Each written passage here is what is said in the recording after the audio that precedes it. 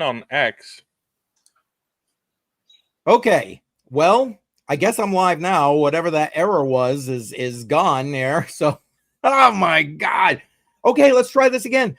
Welcome, everybody. Happy Friday. Welcome to Crypto on the Rocks. We're not starting off great. We're starting off with all kinds of errors.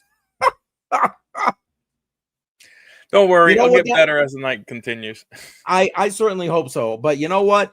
In the meantime, cheers. Let's start it off right, I guess. Cheers. Welcome, everybody. Yeah. Oh, man. I do not know what the hell just happened. Yeah, so you know how we were just talking about how windy it was? Yes. We both just got a National Weather Service alert for a dust storm warning for the next 2 hours. Holy crap, dude.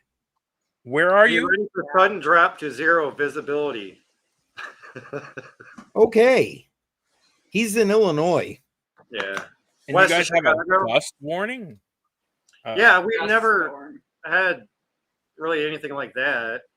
I was going to say, that sounds like something that isn't like a normal thing for your area.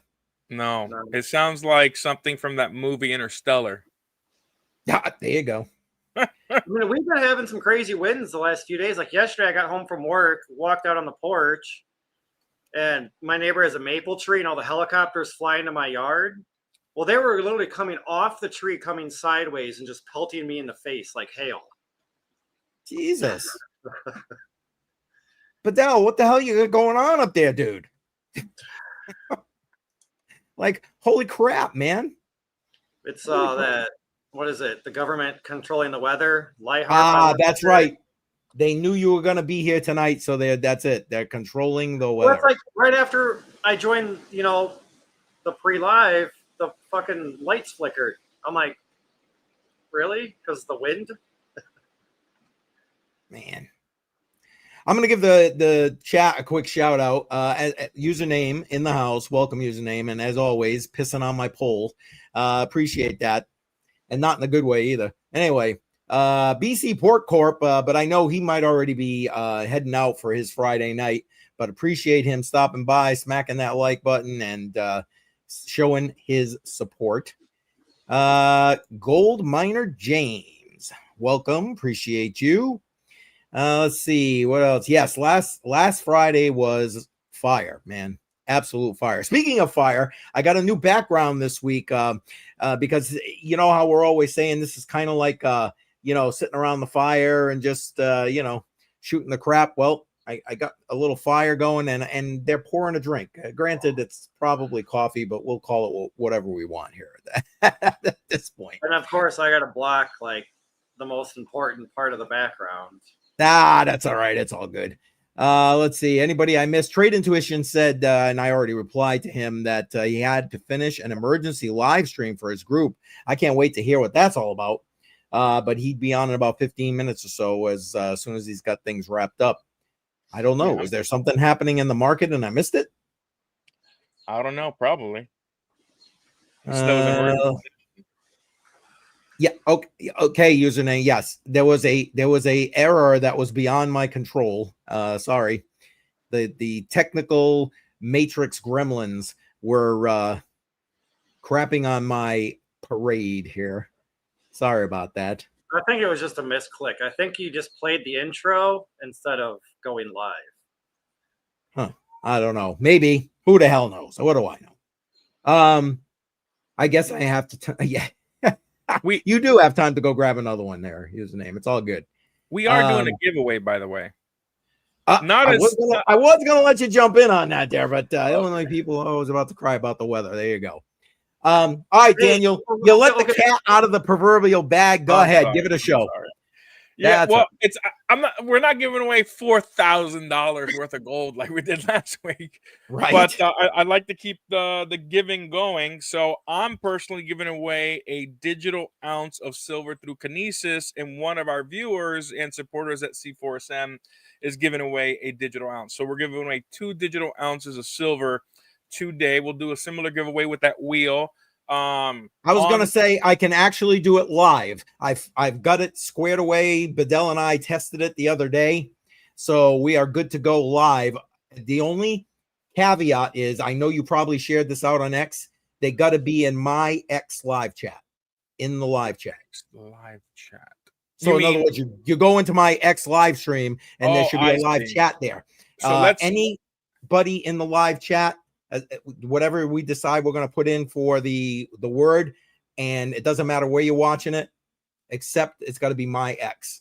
Because if I don't think it'll read. We got another guy. We got 3 ounces of silver. Gold Miner James is giving away a KAG. So KAG stands for Kinesis Silver. AG is the silver. So now we are giving away 3 ounces of silver. Oh, Gold Miner James, thanks, man. Matter of fact, you're welcome to come on if you want there, bud. Let me know. Reach out if you are interested in hashtag Kinesis Silver. I like that. Yes, I see that. Hashtag Kinesis Silver if you want to win. All right. Start putting it in there, everybody. Hashtag Kinesis Silver. Now, again, live chat. You got to put it in the live chat, and we'll literally draw it right out of the live chat. You can be on Bedell's channel, on my channel, but on X, it's got to be my X because it's only going to pull from my stream on X. All right, let me find you. How about we show people how to do that? Sure. All right, I'm gonna go ahead and share my screen. Yeah, Miss Crypto Bedell was saying share a link to your X, but I was literally about to do that, but I will still do that. Hold on one second. Copy. Excuse me. Allergies are still kicking my butt. Pete made a comment about the sound. I'm not sure what sound. What are you referring to? Gold Miner James, but it's one from me, one from you, and one from Mining Stocks. Mining Stocks is giving away an ounce of silver, so we'll be giving away 3 ounces with yours. I appreciate your support. Yes, thank you. And so I just shared in the live chat the link to my X broadcast. So if you're on X, you just go there. So hold on one second. Where's my screen? I lost it. Okay, Dave, I thought maybe the wind in my background was too noisy. Okay, so here's my live stream here. Okay, I can see I've got people in here already doing Kinesis Silver, hashtag Kinesis Silver. And so look, I'll bring X. You know what? Let me bring X up on a separate screen so you can see it right from the get. And change screens here. So Mining Stocks is Gold Miner James. My bad. Oh, I did not realize that. Oh, okay. Well, there you go. So we're back to the original 2. Yes. Back to the original 2. Okay, so from X right here, just go to my profile. And you see it says live right here. A big red circle around my logo. If you hit that, bam. It brings you right there, and you can put it right in the live chat, and you are good to go. You are good to go. So there it is. Hopefully, that's pretty simple. Again, I'm sorry. I know, Daniel, you're great about it, man. Always sharing it out and stuff, but I don't want to risk people not being able to win because I know the picker will hit the 3 places I'm broadcasting to. No worries. And then that Kinesis for Sound Money, I was not logged into mine, so that would be me, but I'm not going to give myself the silver, but just showing people how to do that. Yes. So if it lands on me, I'm not gonna win it. Well, yes, exactly. I understand. And Chuck Danger in the house. Cheers, bud. Cheers. Appreciate you being here. Hey, Chuck, check your Discord messages. I sent you some pictures. Hey, Bedell, show people that you received your winnings. Yeah, I was gonna say that, but did you get yours already? Get it. Oh, nice. I got the one from Daniel yesterday. The other ones are supposed to be here on Monday. Okay. Perfect. All right, excellent. And Chuck, don't forget hashtag Kinesis Silver in the chat so you can be qualified to win the giveaway tonight. Thank you to Daniel and help me Mining Stocks and for putting that up for the giveaway. So Daniel, I have a question about the gold back. Are they all the same size? No, the one you got is the 1 gold back. So the number on the gold back is attributed to what that number is to 1,000th of an ounce. So a two Well, gold I back meant would be, like physical size. no, they're No. all different sizes. The only one what's interesting is the 25 gold back is the same size as a dollar bill. Everything else below 25 is smaller. Everything above a 25 is bigger. Because I guess it must have been the camera. I thought it was a little bit bigger, but you want to pull Well, it me makes up? sense if it's got gold in it. Like they gotta keep, you know what like to a certain size. That makes sense. Go Can you ahead. make this I'm sorry, bigger? Bedell. You put it up there. I didn't bring up the screen. Go ahead. Yeah, I was gonna say you want to make. There we go. Yep, there it is. My And signature. it's signed. That to me was awesome when you asked him to sign it. That was my awesome. first autograph. There it is. There it is. Nice. Nice. Very Yeah, nice. I had a couple of people in my community. Oh, sorry about that. Oh, I just wanted to. Yeah, stay there. All right, there we go. You're showing. I'm That- clicking. And for a that mess. one gold back, numismatic value is about $250 to $300. So congratulations. Yeah, that is awesome. That is awesome. I know I probably missed a bunch of people jumping in, and thank you for being here. Yeah, such as Techman in the house. Appreciate it. YouTube work or just X. Either one. I'm going to use a live comment picker, so it's going to take it from either YouTube channel and X. Oh, got you. You guys, that's what you're Oh. talking about. So there's YouTube and X. Got it. Yeah, we Yes. did a It's test well, stream. it's connected to StreamYard. That's the thing. So no matter, as long as they, and that's why I said your, like, if you shared it to your X account, that's not technically connected to StreamYard. Gotcha. Okay. So, but my YouTube, Bedell's YouTube, and my X is. So that's the deal there, Techman, and welcome. Dave P is in the house. Appreciate you being here. That was a mistake. Sound is good. Yeah. Okay. Good. Glad the sound is good. What else am I missing here? Username giving Bedell crap as usual. With regard to the wind. I love it. Yes, make sure you guys hashtag Kinesis Silver into the live chat. And guys, don't forget to vote. Now, listen, it's funny. Daniel caught it, and we were talking about it behind the scenes before we went live. Normally, for my DCA, I put up DCAs ahead of time. Like as soon as I set the stream, I'll put up, and Joe is on the way. All right, brother. And I'll put up DCA polls on X and YouTube community chat ahead of time, and I've been so flipping busy, I literally forgot all about it. And it's funny because Daniel's like, "Yeah, I was looking, I didn't see it." Well, that's because I'm one of those deals. So listen, I did this time only put a pinned poll on my X page, so you can go hit the poll. Go ahead and hit the poll there, or if you're on YouTube, go ahead and hit it on your way in. Appreciate it. So we did do a test stream. I believe it was last week. Yes. With the 2 channels and X, and it worked. So it should work hypothetically. If there's some technical issues and we don't see, a lot of the names, we'll have to do something else. I'm sure we'll be fine. That was the reason for the test. And it's funny. We, in order to do the test, we had to actually do a live stream, and I literally named it like testing or something like that. And we had how many people? Like 10 people join my live stream. It was crazy. I was like, what the hell? Sorry, guys. We're just testing. Well, we got 60 people now on X, and how many people are on YouTube? We've got I show 65 on X, and 7 on my YouTube, and 1 on Bedell's. Oh, nice. Yeah. All right. So what do you guys want to talk about? Anything interesting happened this week? I mean, other than potentially peace in the Middle East? Well, I mean, did you see the theme for tonight was supposed to be staying safe? Because did you see the attempted abduction of the lady who was the daughter of one of these crypto? Did. Yeah, that happened Paris last week, I think. No, that was early, I think the beginning of this week. Yeah, but I mean, broad daylight, right off Yeah. the street.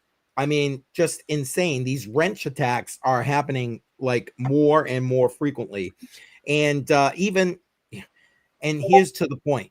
By now, everyone's probably already heard that Coinbase hacked. So, yeah.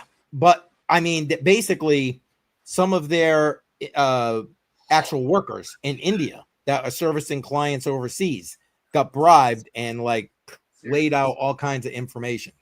Wow. Yeah. So, and I brought it. Matter of fact, let me see if I can find it. I'll bring it up.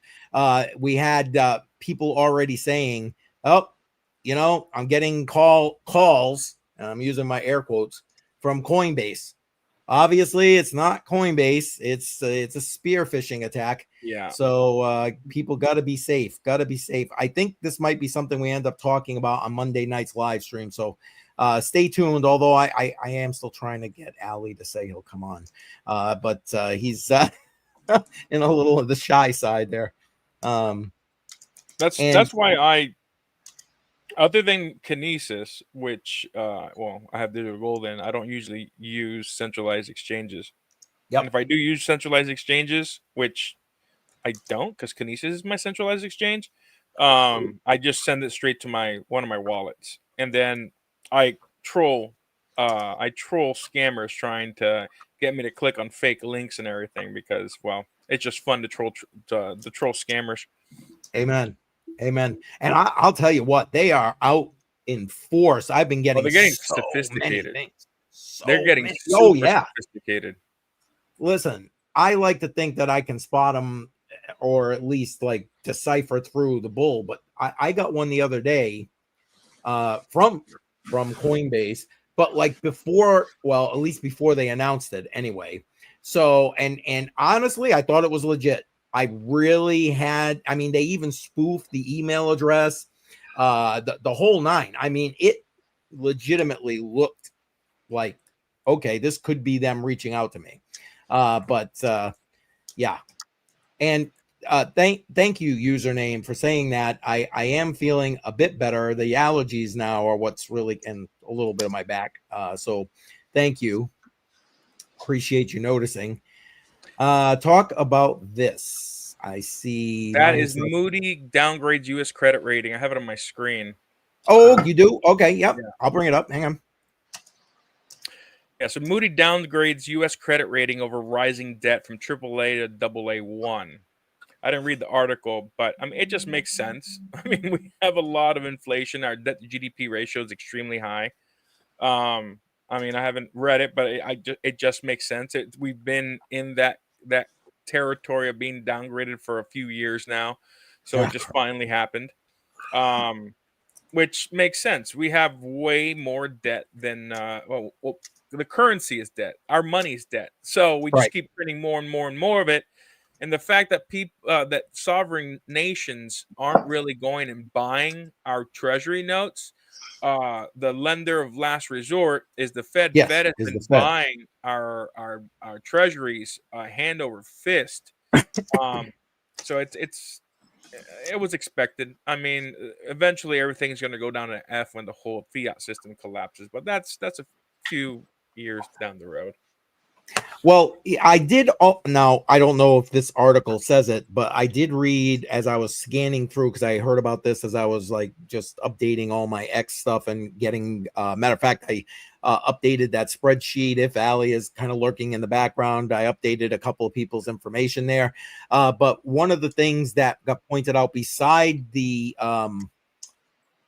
debt as a reason was hi Joe, welcome, was the instability in the political landscape of the US, which, I mean, you know, we've seen that you know, a la Trump doing the playing hardball with tariffs, and here, you have a tariff, you have a tariff. Oh, just kidding, you know. But anyway, yeah, I don't know if it says it there.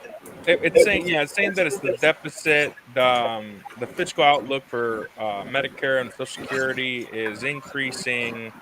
Let's see, interest payments on debt rising due to higher interest rates, widening deficit, the U.S. population, so credit card debt and so forth. Over the next decade, we expect. Yeah, it's just the interest. we need to lower interest rates because the I think we're gonna owe something like not seven, like sorry, $2 trillion in interest payments. Well, yeah, 9.2 trillion needs to be refied. Right. And these current interest rates, matter of fact, that's something for those who don't know. On June 1st, we'll drop in the interview I did with Army Piper. That is literally something we talked about during that interview. So make sure you're watching that. And not this Sunday, but next Sunday, me and Daniel doing that. What is money? So make sure you're there for that premiere as well. And all right, you keep doing that. Buy those Dave and Buster dollars, their username.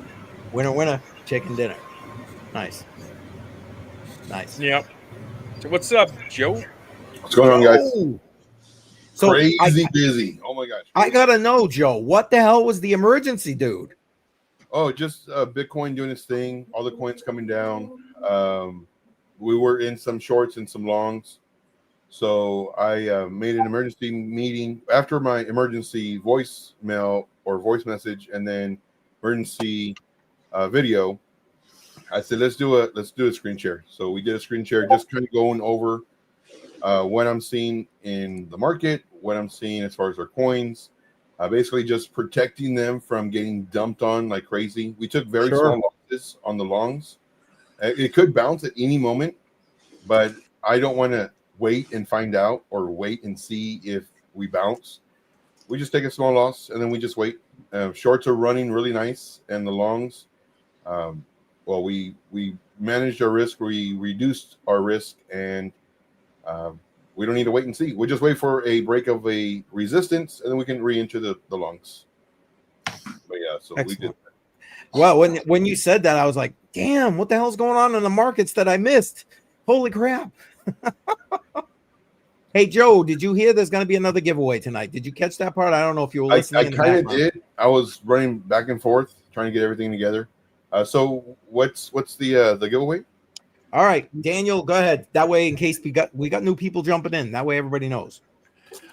Giving away a KAG, which stands for Kinesis Silver. So I'm giving away a free ounce of silver, and then one of our supporters over at C4SM Mining Stocks.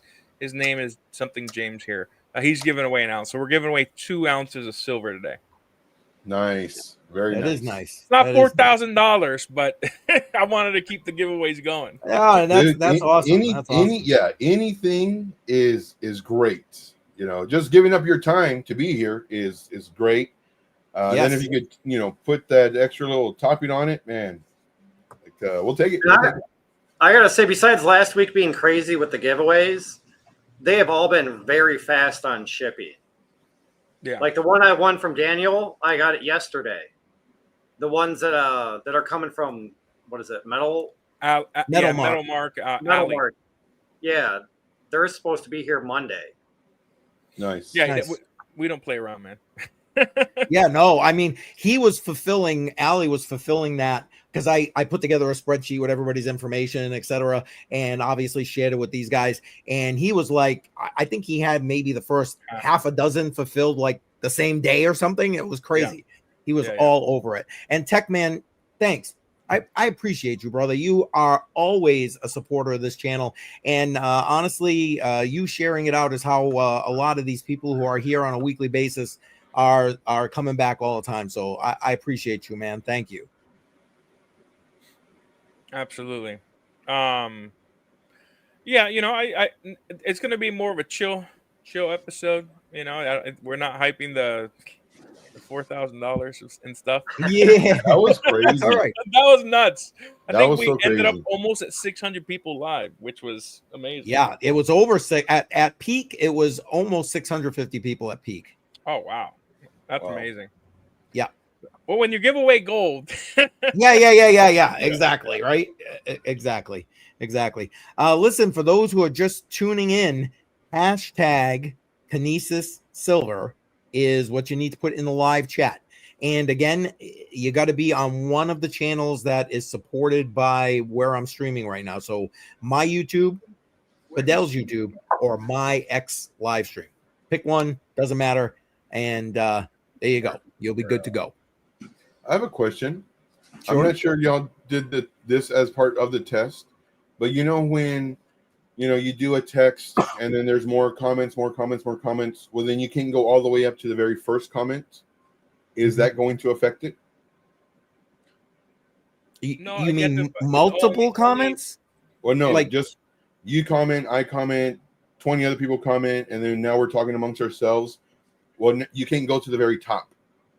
Well, of the comments. it does. This picker does, as far as I'm aware, this picker does that. It's going to pull all the comments of whatever it is that I put in there. So Okay.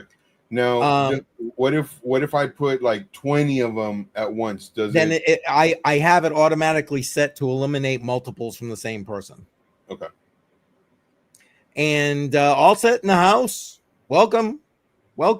So listen, let's get a little bit of help here. Daniel, actually, you might know this one person. He was not mine, so my message to him might have gone to a spam folder. But on X, his handle is Chris45900307. Any idea who that is? Anybody? Because Chris, I've reached out to him. He Chris was one what? of the winners. I ain't gotten in touch with him. What is it, Chris? What? It's a bunch of numbers. Chris 459-00307. He was not following me, which is why I'm thinking he might have been you. Yeah, I've seen him before. He has one follower and is following one person. He's been on since August of 2022. This might be a guy that saw you on YouTube and logged in, so he doesn't go on X. That's the way I reached out to him because I couldn't find anything else. If anybody happens to know who he is or has a contact information for him, by all means, send me an email. Here it is right here, my email address. Well, as soon as I can find it, I'll put it up on the screen. There we go. Pretty simple, CryptoCoinMindSet@gmail.com. I'll check that. And, I just messaged him from the C4SM chat, so we'll see if that gets his attention. Okay, good. He's a follower of yours too, so. Well, did he end up following me? Because he wasn't. Yeah, he's following you now. Oh, okay. So he must have seen my message then, I'm guessing. Okay. Yeah, because he wasn't following me. I wasn't following him, but I followed him, which is I'm probably the one follower. And then that way I could message him. So there we go. And the other person, if you're lurking out there right now, 100 Air, hello, answer me back. I mean, since that night, normally 100 Air is like on almost every one of my live streams, but like since that night, I haven't seen him or heard from him. So one, I hope all is. They kidnapped him for his metal mark. Yeah, that's. So those are the last two people. Those are the last two people. Good. Sorry, my cats are making some strange noises. So what do you guys want to hit on today? Joe, well, I'd like to go around the horn and get everybody's thoughts. One, about the attempted abduction, and two, about the whole Coinbase info leak. I mean, you know what? We'll just start. Yeah, we'll start right here. Joe, what do you think? Any thoughts with regard to that? I mean, I know I'm sure you've seen the attempted abduction thing. I think you and I talked about it on Wednesday briefly, didn't we? If I remember correctly. Yeah. So on that, again, it's really careful. For one, it's dangerous for us to be showing our faces because people who know who we are, and of course, everything is very easy to track. I can easily, if I wanted to, just social engineer, get some of information, and then start looking it up from that way, and then I can just find you. And then if I know you have money, well, then bad people do bad things. So it's kind of scary doing what we do and being in the public eye, but at the same time, you always want to be on alert. You always want to be watching out, watching your back, and just in general, really. Yeah, but, that's good practice. Period. Yeah. Yeah. But don't overdo it. Don't be like looking over your shoulder like all the time. It's like, oh man, this dude's tweaking. He's doing something.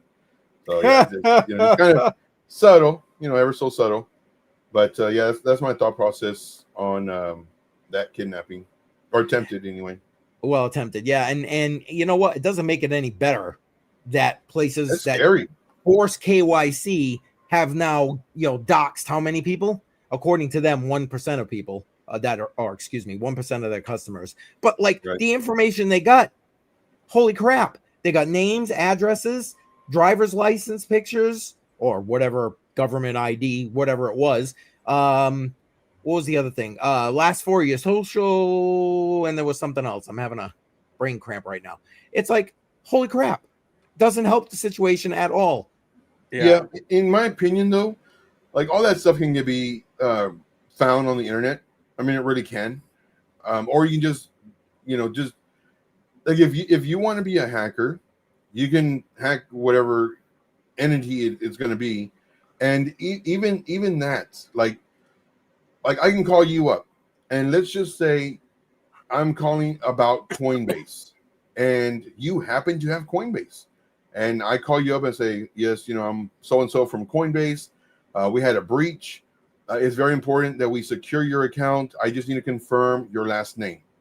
And then, well, you give me your last name because you have Coinbase. And if you don't have Coinbase, you're going to say, I don't have Coinbase. What are you talking about?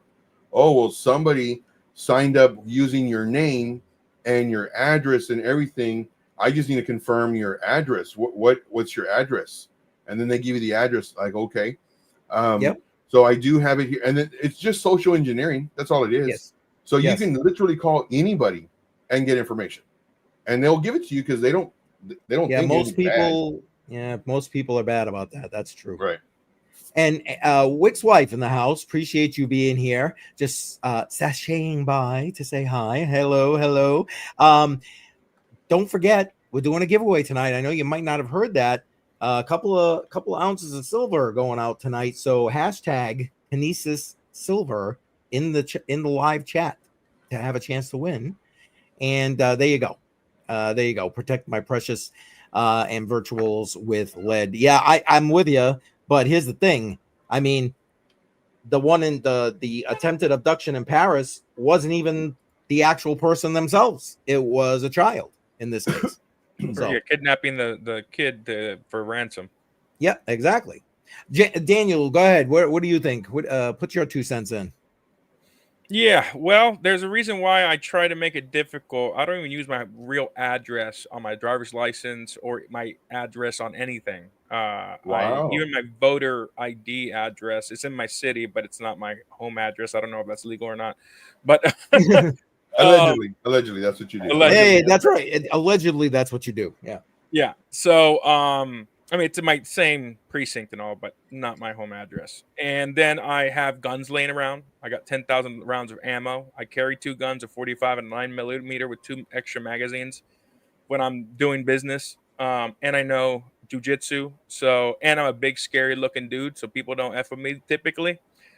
So it's going to take a few guys. No, exactly. But, I'm a big personal property, a big libertarian. Your rights end where my nose begins.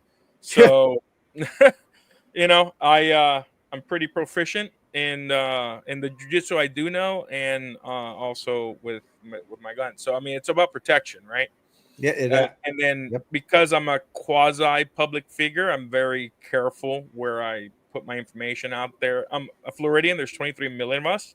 So good luck. But yeah, man. And then you just hide your assets. I love Kinesis.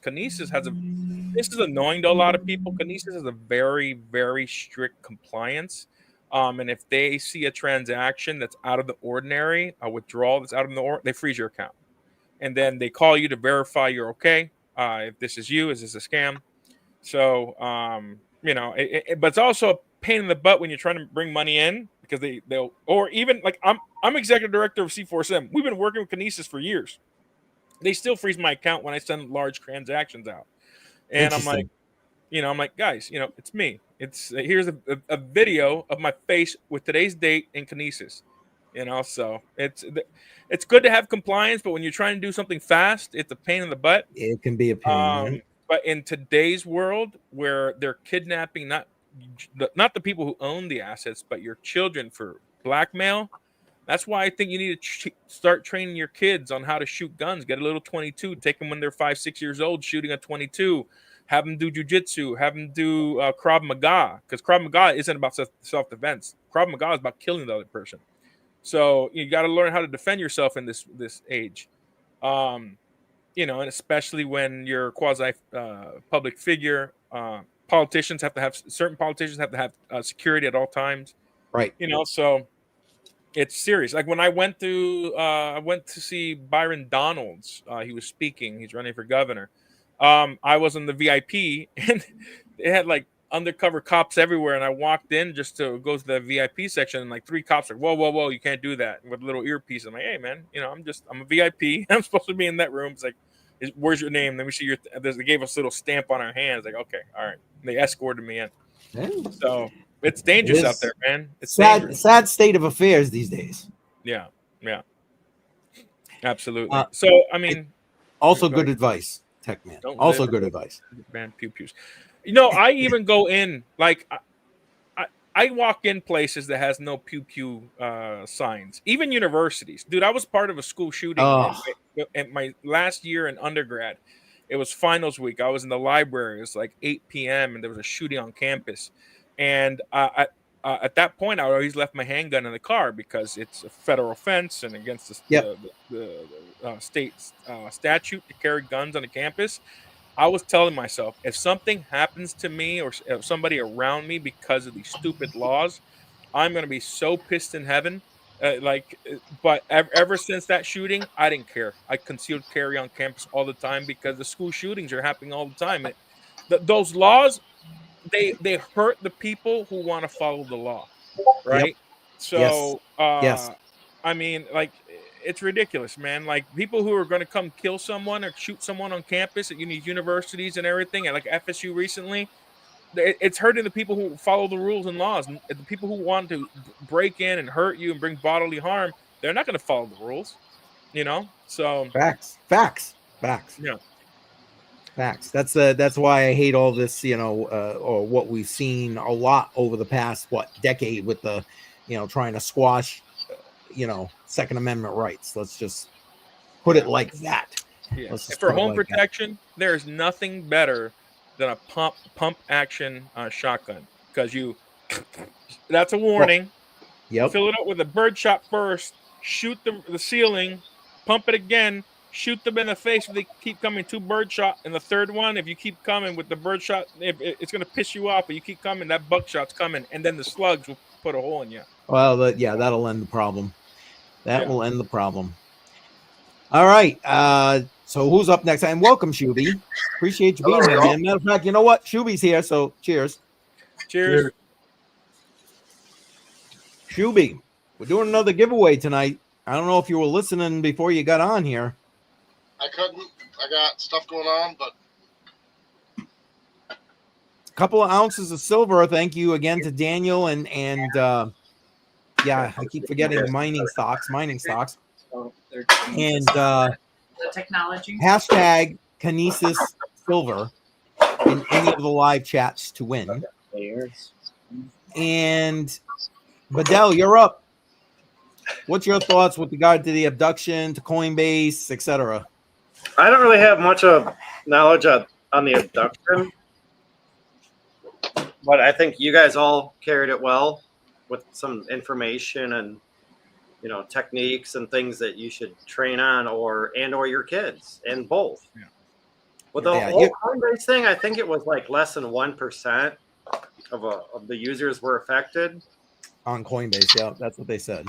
But I mean, when you're in crypto, you just need to be second guessing any email, any text message, anything you get regarding somebody asking for your information. Like, I get text messages and emails all the time with, you know, it's like a link to a picture, but it shows like a thing where it's like, oh, you know, like your account's going to be billed this much for Bitcoin. And it's like, I just click the down arrow and I'm like, yeah, I don't even know that email. I don't know that person. I just delete it. Like, because all you got to do is just click on that link and then it downloads something. And then, you know, really good chance that your crypto that's on your phone is going to be gone. Yeah. It's also good to have really good virus protection that scans like live emails, messages, any links that, and then it cuts off communication if it senses like even my crypto wallets. My I always have to turn my virus off because it tries to connect to the what is this, the browser, and it's a Yep. deet deet deet, warning. They're trying to connect to your browser and phishing or whatever. I'm like, no, this is fine. This is my wallet. Yeah, this is legit. Yeah. Yeah. Yeah, I think most antivirus. I don't know what most, but my Norton is pretty good on that. Yeah. And even, I mean, even Windows Firewall, even though I have it turned off for most things, like it still pulls up some stuff. Yeah. I No, agree. I use Avast. I use a couple other things. And then I use NordVPN. I think NordVPN. And then there's two top tier VPNs: NordVPN and ExpressVPN. They're the only two that get you through the Chinese firewall when you're in China. And they have the largest servers. The amount of servers, they have thousands of servers around the world that you can use to hide your location. And then they have tunneling, and they have double IPs and a few other things so that you're not being tracked. The only pain in the butt is that constantly the CAPTCHA keeps coming up on all the websites because it knows that you're doing something with the Yeah, VPN. it knows it's a VPN. Yeah. Yeah, and then government sites don't work with VPNs, and some other websites don't work with VPNs. So. And yeah, we're seeing a huge increase with that, which is part of what I like about Dynex, but that's a conversation for a future time. And yeah, all set. I agree. KYC doesn't help anybody. All it does is create a honeypot of information, in my humble opinion. And well, of course, gives them plenty of our information for them to just track us or whatever else they want to do. There are legitimate reasons to KYC, right? Like because of money launderers and hackers trying to wash money through the pooled accounts on centralized exchanges. So I mean that's the main reason why people KYC, and the other reason is to pay Uncle Sam. But I think to prevent, because it's once it goes into a pooled account, that's it. Good luck finding the assets if you're not KYC, because if anybody can open up an account like they used to with KuCoin and Bybit and all that before KYC was necessary for those websites. I mean, North Korean hackers and anybody could open up an account, launder money, send it to and then start sending it to different accounts and withdrawing accounts and so forth. So, I mean, I get No, I was just gonna say that'd be great if it worked, but I mean, banks launder money all the time, and they have KYC, and they're highly regulated. I mean, let's be completely honest. So yeah, it's different though because the banks have a paper trail, right? And if you use a what are those called? Not a tumbler. What are those pools? a mixer. Mixer. If you use a mixer, that's it. Good luck. Right. And then if it goes to an exchange with somebody who created an account that wasn't KYC, good luck trying to find that person, I get it. My libertarian buddies are all against KYC. I'm just saying there's I'm a sorry. legitimate... Kind of like you said, my rights end at your nose. I feel the same way with that. It's like, yeah, I don't give a fuck. That's the government's fucking problem. So, my rights come first. That's my opinion. That's why I don't like it. I'll probably get some shit for this, but that's why I like to use some of my Bitcoin to buy things in Bitcoin.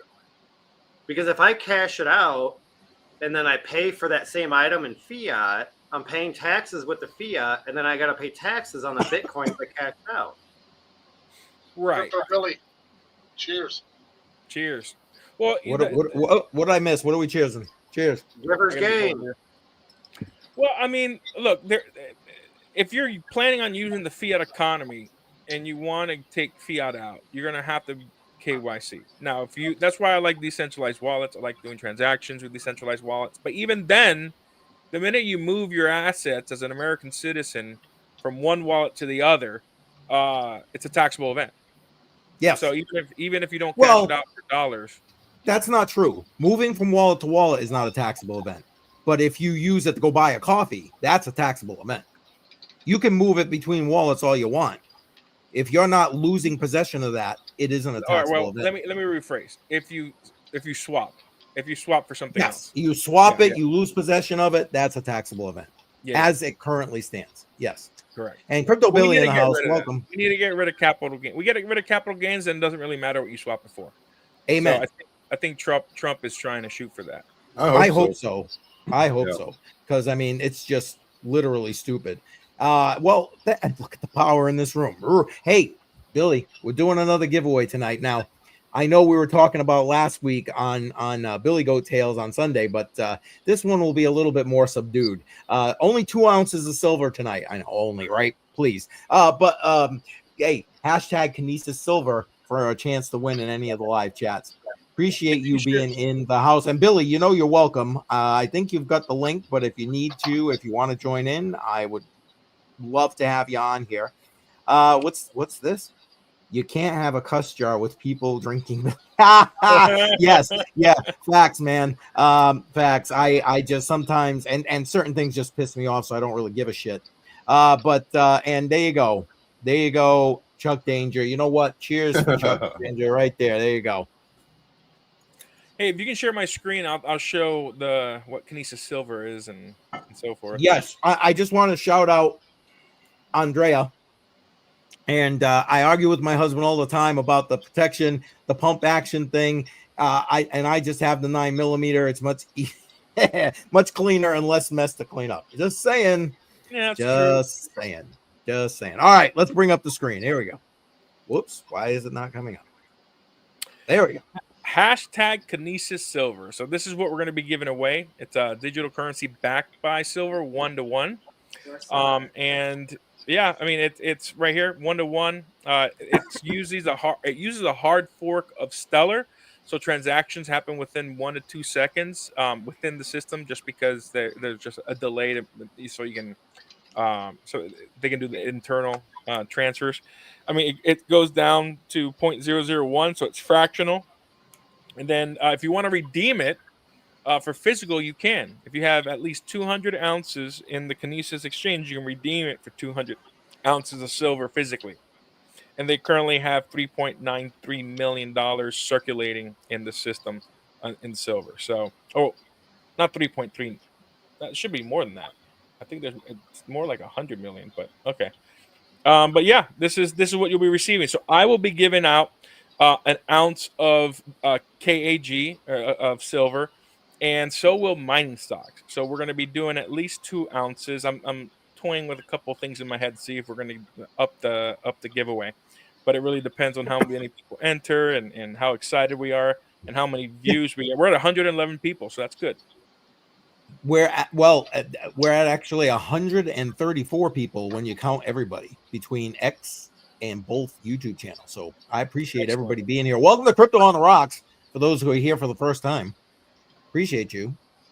And I want to hit a couple of these comments. Hold on, let me pull this off the screen so we can see. A West in the house. Appreciate you being here. Hashtag Kinesis Silver. Make sure you get your name in there so you can win again this week. Yeah, he won the grand prize. Yeah, the grand prize, $610 collectible. So yes, congratulations. Now, listen, Crypto Billy, spot on right here. Did any of you guys listen to the X Space this past Tuesday for Billy Goat Tales? Holy crap, it was amazing. It was great. And as I hear it, Daniel, you're going to be back on Sunday? I will be back on for 1 hour. 1 hour. Nice. I have something at 6 o'clock. Is it 6? Yeah, 6 o'clock I need to do. So I'll be on from 5 to 6. Nice. Well, hey, listen, I'll tell you what, if you missed it, go back and listen to that X Space because awesome. And questions, these guys asked Daniel some amazing questions. I mean, you could tell like Red Man did some homework. I'm just saying when he was asking questions. And let's see. BC Pork Corp saying he's heading out. I understand, brother. Have a good night. Thanks for stopping in. Thanks for smashing that like. And for those who are members of the channel, come on, BC Pork Corp emoji. So I have a quick question for BC.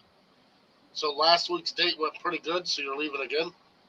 hey, easy on the man. He's got to have a life too, you know. Hey, I woke up at the same time he did this morning, but I mean, at least he has an excuse for leaving early. You know, I'm gonna grab a beer. My cat is meowing for some reason, so I'm gonna go check in and grab a go beer. check it out. And Mining Stock saying he's got to take the dog out. See, it's pets. The pets are on fire right now.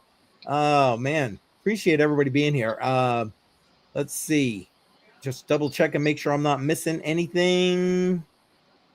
Yes, Sunday. Just to clarify what Billy's saying. Yeah, this Sunday it's for Billy Goat Tales between 5 and 7 p.m. Eastern time. So Daniel is slated to be on from 5 to 6. So watch for that. Make sure you're going and showing your support there. Matter of fact, if you're watching Trade Intuition from 4 to 5, Trade Intuition pushes you guys right on over to Billy Goat Tales. So make sure that you're showing some love and support to all these guys, and links to all of them in the descriptions as always. Appreciate it. Yeah, man. That's what it's all about. Hashtag Givers Game. Hashtag Givers Game. So for those who might be new, just to give you a quick idea. So I'm asking you, make sure you definitely vote. Also, every week on this stream, there's the kitty. Every week on this stream, I show you how you can take $25 every week, DCA into crypto, and help to change your wealth profile. I show you using $25. I take 15 of that 25, put it into Bitcoin, and then you guys vote every Friday night as to what I will DCA into next. Now, it changes every 6 months, and then once the voting is over, I take it all, throw it in a Tantrum Hardware wallet, and it gets put aside for my grandkids. And like that, as they say, is that. So these are your options. There are only 4 in the polls on X and here on YouTube because that's all they give me. But you got 5 choices: Dash, Gala, Link, Litecoin, and of course, XLM. Voting ends at 9, just so everybody knows. Speaking of which, Daniel, what time you want to start doing some drawings, just so we can give everybody kind of a timeline? How many people do we know how many people have entered? Does your little app tell you? I didn't open it yet, but I can, and I will do that. Give me one Let's second. do tentatively like last week, 9:30. Okay, sounds good. Poll ends at 9. We can do that at 9:30. And Daniel, look, he's doing all the hard work for me behind the scenes right here. And he put in the link to Billy Goat Tales this Sunday. And Not this Sunday. That was a talk that I did on. that was the Sunday. X. I Tuesday. Sorry, that was Tuesday's X. Thank you for correcting me. So make sure you go ahead back and check out that X stream. Okay, I gotta get that picker. You guys go ahead and chat amongst yourselves, and I will go and do that. And I got your vote, Billy. Thank you. Vote has been recorded. I was just saying, man, we're gonna do the drawings at 9:30. Not too early, too late. Eastern time. That's kind of late. But We can do 9. Daniel corrected me, Billy. Daniel corrected me. It's all Sorry. good. If you guys want to make me stay up later, that's fine. Just When did you become an old man? On his birthday? 40, about 3 On and a his half weeks birthday. ago. Oh, I was there. I put his ass to bed. Oh, Say shit. what? I said I was there. I put his ass to bed. Nice. Yeah, Nice. we went down to Nashville and met up with Shuby and his wife and Oh, nice. their daughter for my birthday weekend in Nashville. Oh, Yeah, very cool. We went out for Mother's Day, and me and the wife didn't make it to the hotel till 2:30 in the morning. So Oh, wow. You had some fun, huh? yeah. Well, the reason I'm late- Nashville. I'll let you guys know the reason I'm late is I'm packing. I got a email on Monday that I got to be in Dallas tomorrow. So For work? yeah, for work. So I got to be there tomorrow. I'm going to be working in Dallas until Thursday. I'll be back Thursday night. Okay. Sounds good. And I'm not done because people kept showing up while I'm trying to pack and get my shit done. Sorry, Billy. There's another drop in the bucket for the cuss bucket from earlier. So I need to get that bucket, but I got to paint it green. Well, Too bad mine's I bought yellow. John Deere yellow. Mine's I yellow. should have bought John Deere green. John Deere Green. as a swear jar for me. Normally, I'm the most lit person. But no, you don't need a swear jar. You need a swear vault, a big vault, and just leave that door open. Don't even put a combination on it. Just leave that door open, because you're gonna. God darn, I don't. And then boop, there goes money. You'll be rich.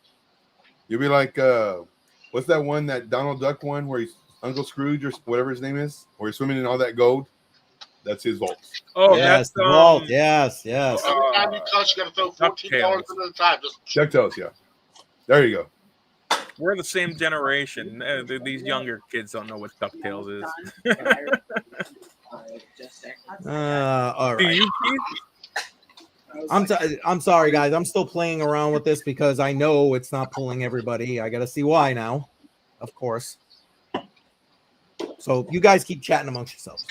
But I can't bring the Shuby bucket to Dallas if anybody decides to come out and visit. You know, I got to fly and I don't want to damage it. Nice. You know, Nashville, man, Nashville is a happening place. They really built up Nashville in the last decade or so, man. It's insane. So I had to go there for work on Tuesday and Wednesday. Yeah. And then I came home, and then my daughter lives in Nashville. So she calls and says, hey, come up for Mother's Day and my birthday. Her birthday was Friday. Mother's Day was Sunday. So we left and went up on Saturday. So we went up, and my daughter left at 10 o'clock at night, and me and the wife decided to stay and party downtown until they kicked us out of the bar at about 2:05. I think you're saying the wrong thing. So, Yeah. needless to say, Shibby, just to let you know, like when I would go out, see that. it wouldn't be, you know, I stayed up super late, 2:30. No, it's like, crap, man. Is there another one? That's me. Like I am. 2 o'clock is nothing for me. 4 o'clock is nothing for me. well, we started at 3 o'clock at the hotel. Yeah, We went out and did axe throwing, which is what the wife wanted to do with Bedell and them. They're like, yeah, we don't want to do that. So we did axe throwing. We went to John Axe throwing Bosco, we fun. played in the bar. You know, so we went to Old Red. We went to, I don't remember where all we went. We got pretty toasty. Nice. Yeah, I think it's funny when you hear, like, you hear younger people talking about their partying, and then you hear about older people talking about their partying. It's like, man, we had a wild night. A bunch of the boys and I, we went out, or the wives, and man, shoot, man, I think we 9:30, like we said, close it down. That's I what mean, we were in bed. sounds like. We were in bed by 10:15 in our pajamas. You know, we already brushed our teeth. It's like 10. That's when we go out at 10. But yeah, that's funny. Yeah, we got to the hotel, I think, at like 2:30. Around 3 o'clock, I had a cold beer after I got a shower, you know.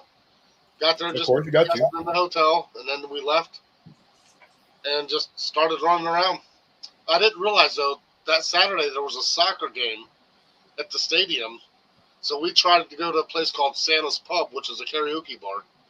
Nice. And it's a double-wide trailer is all it is. Are you serious? Yeah, I'm dead serious. So we walk in, and, I mean, you walk like this. Right. To get to the bar, they only take cash, which I knew that because I was just there about 4 days earlier. But we went there 4 days earlier. There's 5 in our crew. We were the only 5 at the bar. So we go back the next time, me and my wife. I'm like, this place was pretty cool. It was fun. They were like, get a beer. We're like, we got a beer Ubered before we even cracked the beer open outside because we couldn't stay inside. Wow. And we didn't finish it. We were down the road back to downtown Nashville. Because the soccer game was about a half mile from there. Oh, crap. I completely forgot I was supposed to be at a bonfire tonight. Uh-oh. Well, there's a fire right You are there. in a bonfire. Yeah, I got a fire in the background. Is that a baked Sorry, tater man. out there I see? Dude. A baked tater and tinfoil right there in the background? I think that's what that is. Oh, no, that's somebody holding a cup.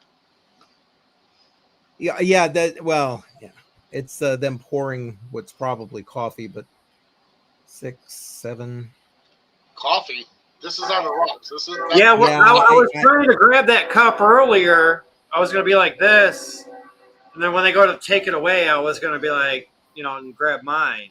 There you go. Kind of like that, but my hand was like all over the place. Okay. Yep. We shit.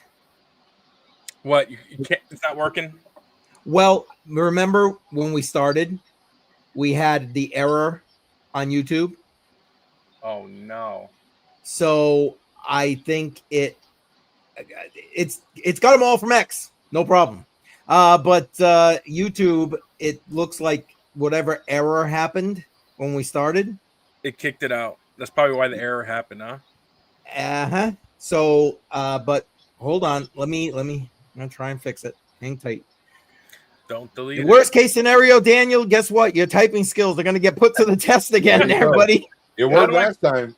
How do I find the live chat from YouTube?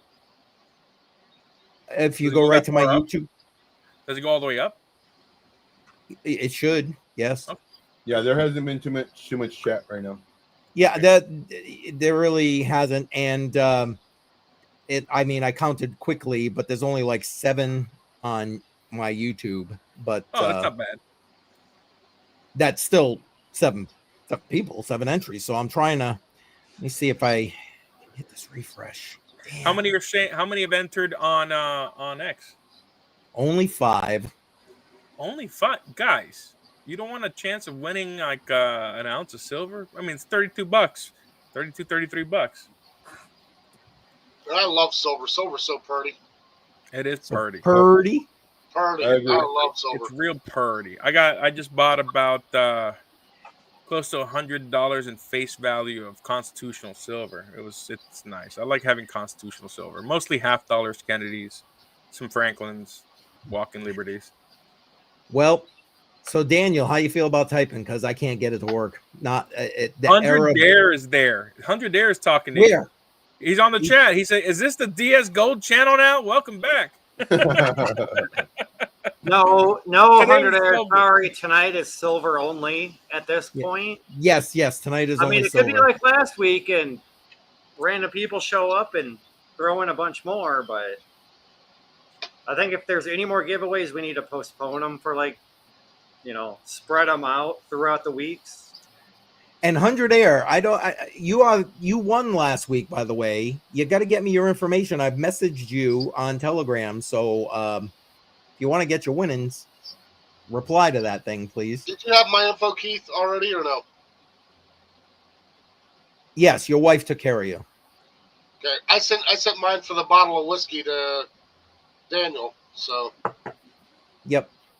Yours should be fulfilled. Everybody's, with the exception of the ones I entered today, should be fulfilled. So like today, speaking of Poyo, here he is. Cluck cluck. Poyo and help me, Melissa. I entered today. So there we go. I'm sure as soon as Allie jumps on in there, we'll go ahead and have it. And the irony to all of this is Bedell and I tested this whole system on Monday to make sure. And then today, when we went live, I don't know what it was. It looks like I probably went live on X, but I got a message saying error with YouTube. So I'm guessing that right now, the software, I use StreamYard, the software believes that I am only live on X. So, hence the problem with picking off of the. And that kind of goes along. Maybe I should have knocked on wood when I said we did test it and it worked. Doesn't mean it's going to necessarily work tonight. I should have knocked on some wood. Yes, you should have. Damn it. You jinxed us. I did. is it the same thing that happened last week because the same thing got put in chat? No, last week we were trying to use a comment picker because we were first commenting on YouTube, like a previous video. Yes. And YouTube suppressed all the comments. And then we tried X, but then I couldn't get the damn X picker to work. And then Daniel had to do his magic fingers and start entering everybody into the picker, into the wheel. So we're gonna have to do that again, right? I think we're gonna have to, Daniel. It's thinking I'm only live on X. Okay, that's fine. I'm so sorry. I literally tried to have it ready, and there you go. Yeah, you suck at social media. Well, there you go, Andrea.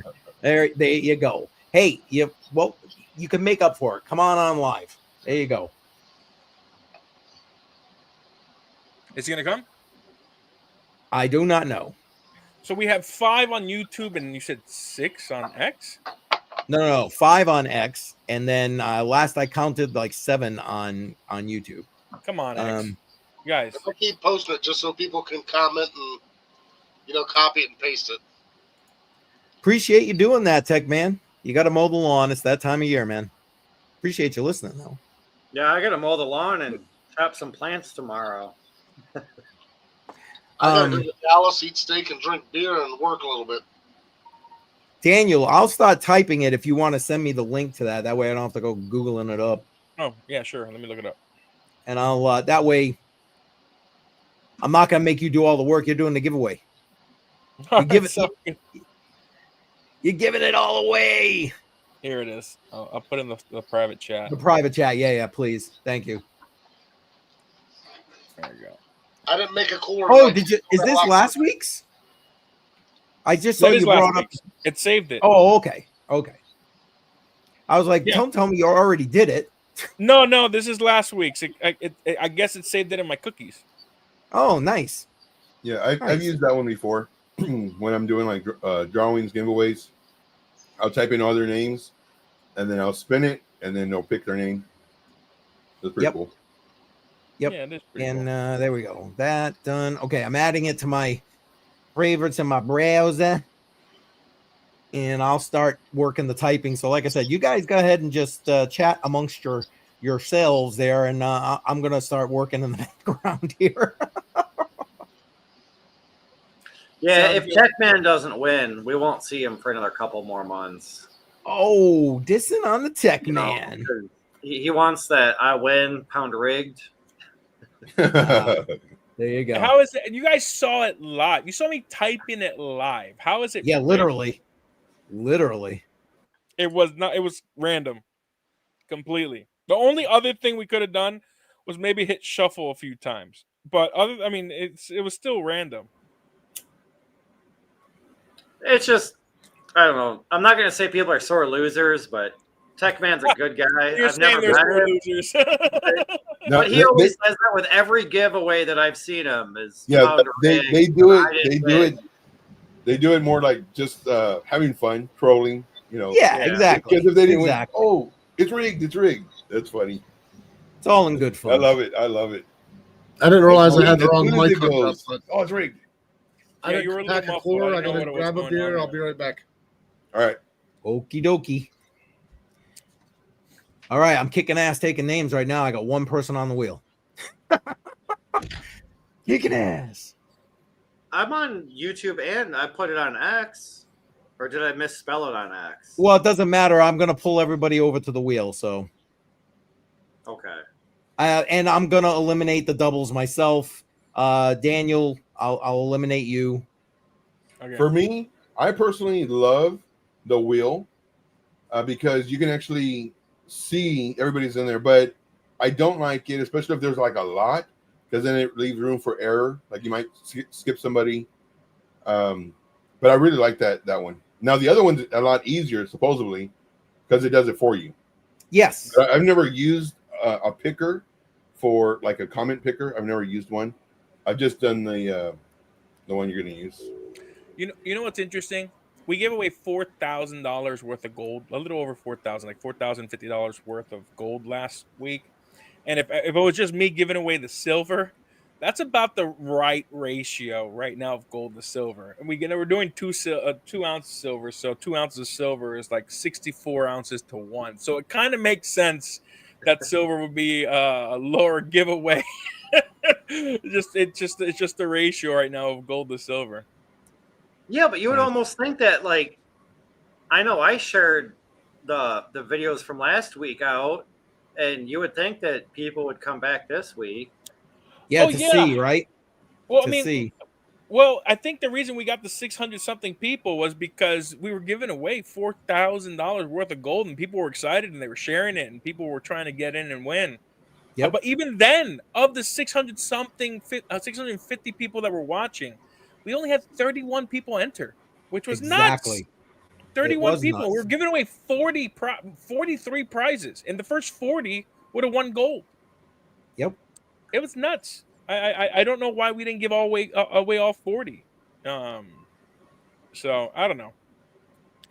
Silver is I like silver. Silver's nice to hold in your hand. What's even nicer is holding gold in your hand. It's Yeah, but there's a pretty big price difference though between silver and gold.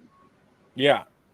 Gold is a lot more dense when it comes to holding your economic energy. And Daniel, I want to say thank you for the gold back, but not even just for the physical gold back, just the knowledge. Because I know people that like gold and silver personally, and I'm like, hey, have you ever heard of a gold back? And they're like, no, what is that? And I'm like, well, I got one coming in the mail in a few days. I'll show you physically, but I was like, pulled up some pictures and I explained it to them, and they're like, oh, that's actually pretty cool. It's very cool. Yep. Very cool. Yeah. And we just C4SM, we just sold all of our gold back, so we got a nice little donation there. So waiting for next month to re-up to keep to help fund the organization. But gold backs are beautiful. I have my own gold backs, as you guys saw. I have a lot of silver and I got some gold, but I don't buy ounces of gold because I think gold's going to keep going up. I like buying gold francs. I like stacking gold francs. It's about 0.1867 ounces. What is that? 0.1867 times. What's a gold franc? Is that little square that you showed? No. Where you can pop them out? What's that? No. Oh, that's a gram. Let me pull up gold francs. Gold francs. So here, remember how I was showing off my coin collection? So these are gold francs. They're oh no. So Napoleon Bonaparte created the Latin Monetary Union. So the gold franc is actually the same size, about the same size as the $2.50 gold coin. So the Latin Monetary Union was it was the first global attempt to create a decentralized equal weights and measures of gold and silver coins. Over 60 countries joined the agreement officially, or they merit it. Like the United States didn't join it, they merit it. So everything from the half dime up to the silver dollar, all the denominations except for the nickel. So the half dime, quarter, half dollar, and dollar coins were all based off the Latin Monetary Union. Same thing with the $1, $2.50, I think the $3, the $5, the $10, the $20, and the gold coins, the eagle, double eagle, quarter eagle, so forth. So South America, same thing. They follow the Latin Monetary Union, Brazilian coins. So what I love about these is there's a very low premium on the gold gold coins. So what is the premium on here? It doesn't show you. I can do the math quick. What is gold at? So gold's at that price. Let's pull this up. So gold is 32.3203.18 times 0.1867. So that is the normal. That's the spot price of a franc, and you're only paying $18 over spot. I mean, you can find better prices, but it's a very low premium old coin. The coins are over 100 years old. They're part of a global monetary system. So I love stacking gold francs, and the reason they're so low in premium is because of how many countries minted these. And then if you want to see how many countries, lmucoins.com, LMU coins.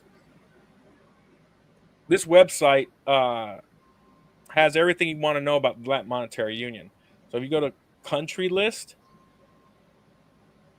gold, these are all the countries that were officially on the Latin Monetary Union. And then I think, and these are the official ones. And then there's you can look at the specific countries. There's some countries that didn't have an official agreement.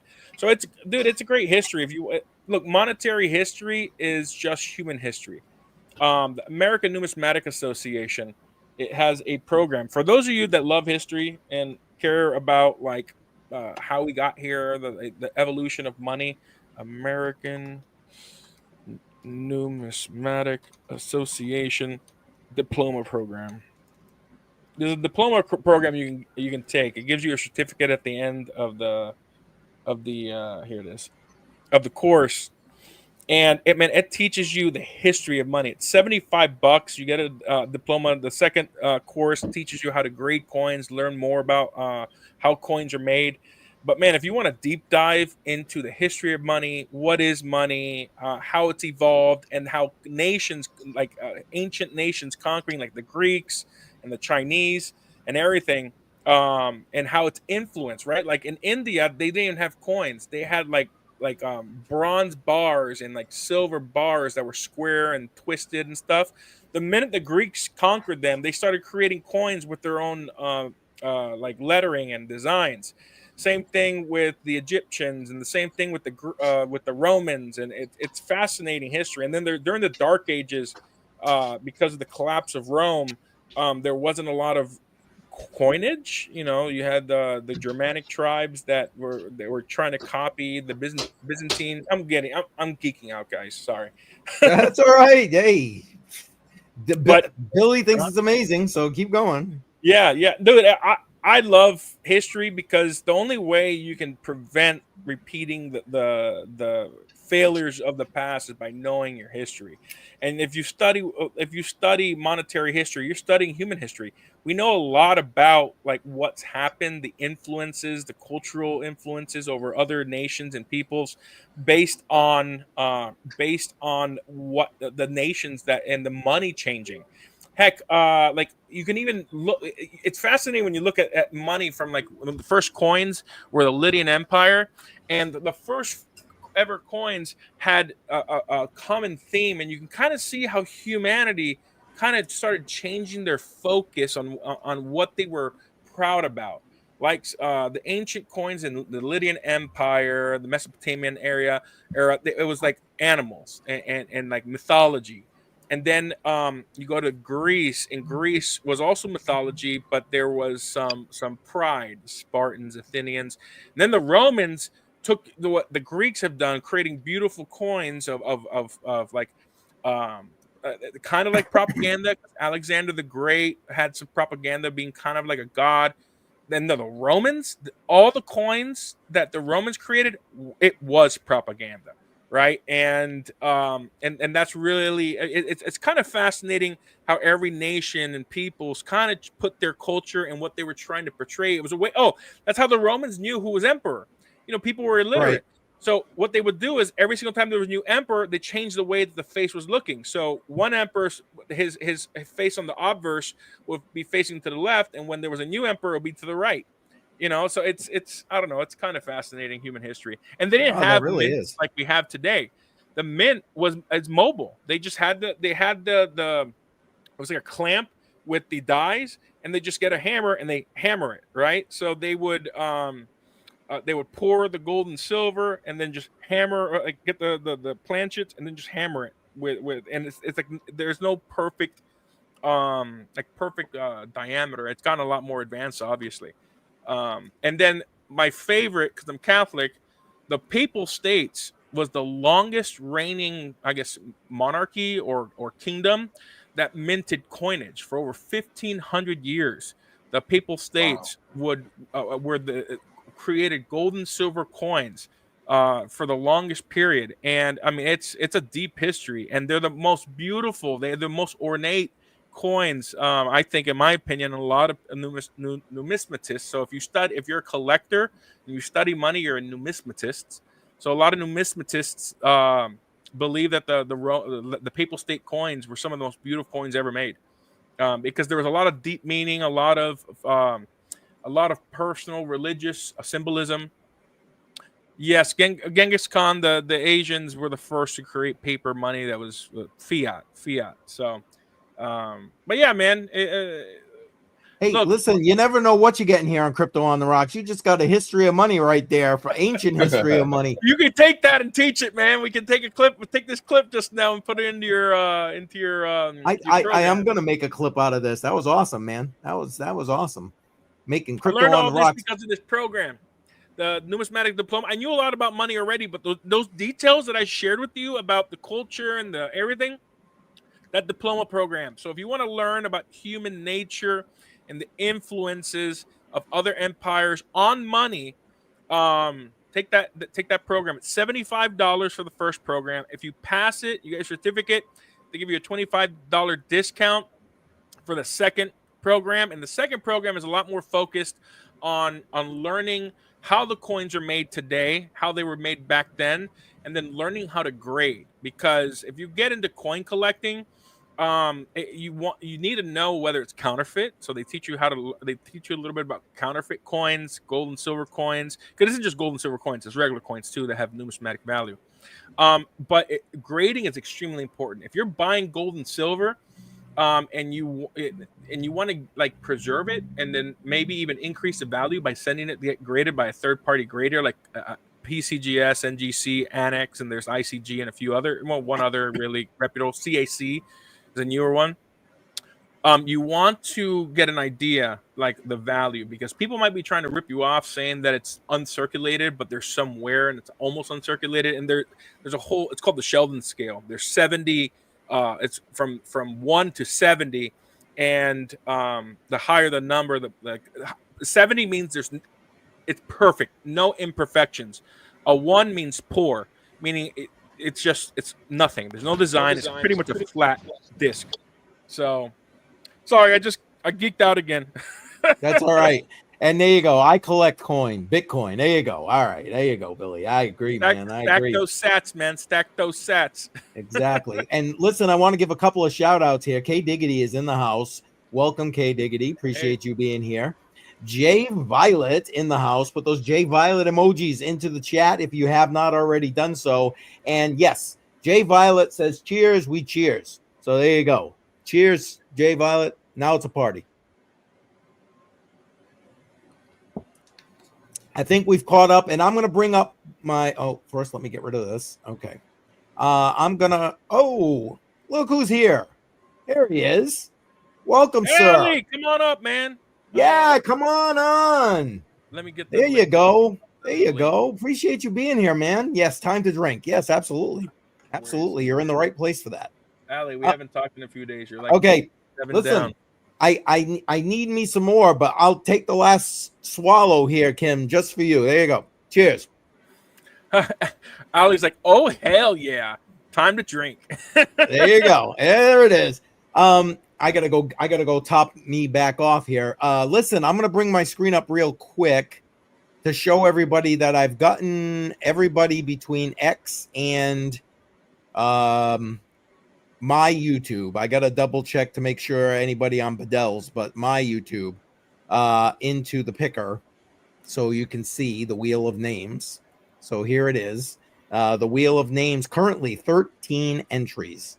Between now, again, I did eliminate all the duplicates, and I eliminated Daniel, his 2 that he put in there because Citizens for Sound Money, and help me, mining stocks. But everybody else is in here. Oh, I spelled Shuby wrong. Let's fix that. Right? No, it's the U, not the B. Yeah. What was I gonna say? Let's say something.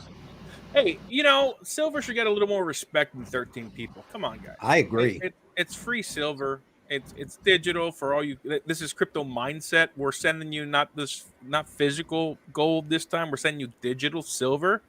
And then by accepting it, okay, so to accept the silver, all I need is your email. That's all I need. You give me your email, I send you the silver, but you will have to KYC with Kinesis. So if you're adverse to KYCing, like my good friend Keith over here, You're gonna have to KYC with Kinesis, and then you'll have the digital silver. But as I learned how to hide my assets, so I can show you. There you go. That's a good thing. That's a good thing. Hey, Billy, thank you. I appreciate that, man. And I'm gonna try and join you guys later on Sunday for Billy Go Tales if I can before I do the premiere. And yeah, I'm looking forward to trying to catch. I'm probably gonna have to catch Daniel on the replay because I've got a recording session with FF talking about blockchain as part of the training series. So stay tuned for that. But Billy, have a good night. Thanks, man. Appreciate everything you do. Thank you. And of course we do. Jay Violet, come on. See you Sunday, Crypto Billy. If you want to share my screen, I learned how to hide everything. I'll bring it up and then I'm gonna step away for a second. Okay, hang on. So you'll get an ounce of Kinesis silver right here, and then just to show you around, I mean you can basically trade all these assets. I mean there's Great British Pound, wherever you are in the world, you'll be able to access Kinesis. USD1 is Kinesis's stable coin. It's backed by $16 billion in cash. They're going to be doing a huge marketing launch. It's called Get this. Before Trump launched his USD1, right? Kinesis had USD1 for like 6 months prior, but then Trump took it, so they changed the name to Currency One. So, but it's backed by $16 billion, and it's the only stable coin that's insured 100%. So, but this is a great platform. You can trade Bitcoin. Let me see. What else? Let's see. Bitcoin. You type in BTC. So BTC trading pairs. They're the BTC trading pairs. USD1, USDC, fiat currency, USDT, Ethereum, gold, the dollar, silver. So you can do some trading, and you just KYC. So if you want a free ounce of silver, you KYC, gets deposited into your account, and the way it works, let me see. Boom. I would go here. I'll send it, right? I'll do 1 KAU. I just put in your email. Let's go, Joe at abc.com. Next. I guess I'm going to need your name. Joe Beers. Next. And then you have 7 days to accept the transaction. So that's how it works. And this is the gas fee. So you'll get 1 ounce of silver. I'll pay the gas fee, no problem. So you're going to receive just under $32.68 worth of silver. So that's how it works, guys. You don't even need a wallet address. So show up in your email, says accept your ounce of silver, then you sign up. So sounds pretty cool. Mm-hmm. I guess my screen's up for a while, so let's see what else there is. I'll just pull that up. I don't know. All right, username's kind of trolling me here with the Kinesis silver, because he's saying, is it with a capital S on silver or not? And I don't think it really matters. No, as long as you get it close, because I've got to pull everybody into the picker anyway. So I'm going back to make sure I've got everybody at this point. Crypto Jar is in the house. Jar, man, I would love if you would come and join us, man. You know the drill. You've got the Daniel. Are you good with the screen before I? Yeah, no, you were gone, so I just pulled something else. Okay, up. no, gotcha. Ali's like, where did the $16 billion come from? Well, Kinesis is a major company, and they have some amazing partners, and they have a $16 billion. Actually, I can, if you wanted to go back to my USD1, let's see, USD1 right here. Do you need me to bring that back up? Sure, why not? Now it's backed by 16 billion, but there's only 12 billion in circulation, so it's over collateralized. So it's over collateralized stablecoin. It's on the Stellar. It's on Stellar and Ethereum right now. So yeah, I mean, guys, I've been saying for 2 years, Kinesis has been a sleeping, a 500-pound sleeping gorilla in the precious metal space and in the crypto space. They're finally doing a huge marketing launch, and pretty soon, by the end of the summer, a lot of people are going to know who Kinesis is. So I've been using them, and I mean, that's where I do most of my trading now, unless there's some decentralized stuff that I want to pick up. But yeah, it's impressive capitalization for sure. I mean, their Kinesis is no joke. I mean, they've been in their parent company's been in business since 2011. Kinesis came into business in 2018. They're doing a huge marketing campaign right now, to spread the wealth essentially. So yeah. So if you guys want a free ounce of silver, hashtag Kinesis Silver, hashtag Kinesis Silver in the live chat. Yep. And we will put it into the spinning wheel and you will be there. And Wes, thank you. Appreciate you. Excuse me, sharing this out.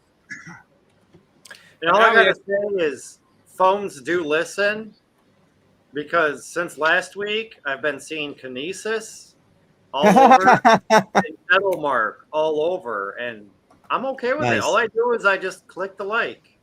Well, technically, that's not true. What's happening is last week you Googled Kinesis and you Googled Metal Mark. And I know this because I'm in politics. There's a company called Cambridge Analytica that went out of business. Cambridge Analytica is what caused Trump to win his first election. They use AI algorithms to search all Americans' search patterns on social media, on Google, and so forth. And then based on your search patterns, targeting. It's retargeting.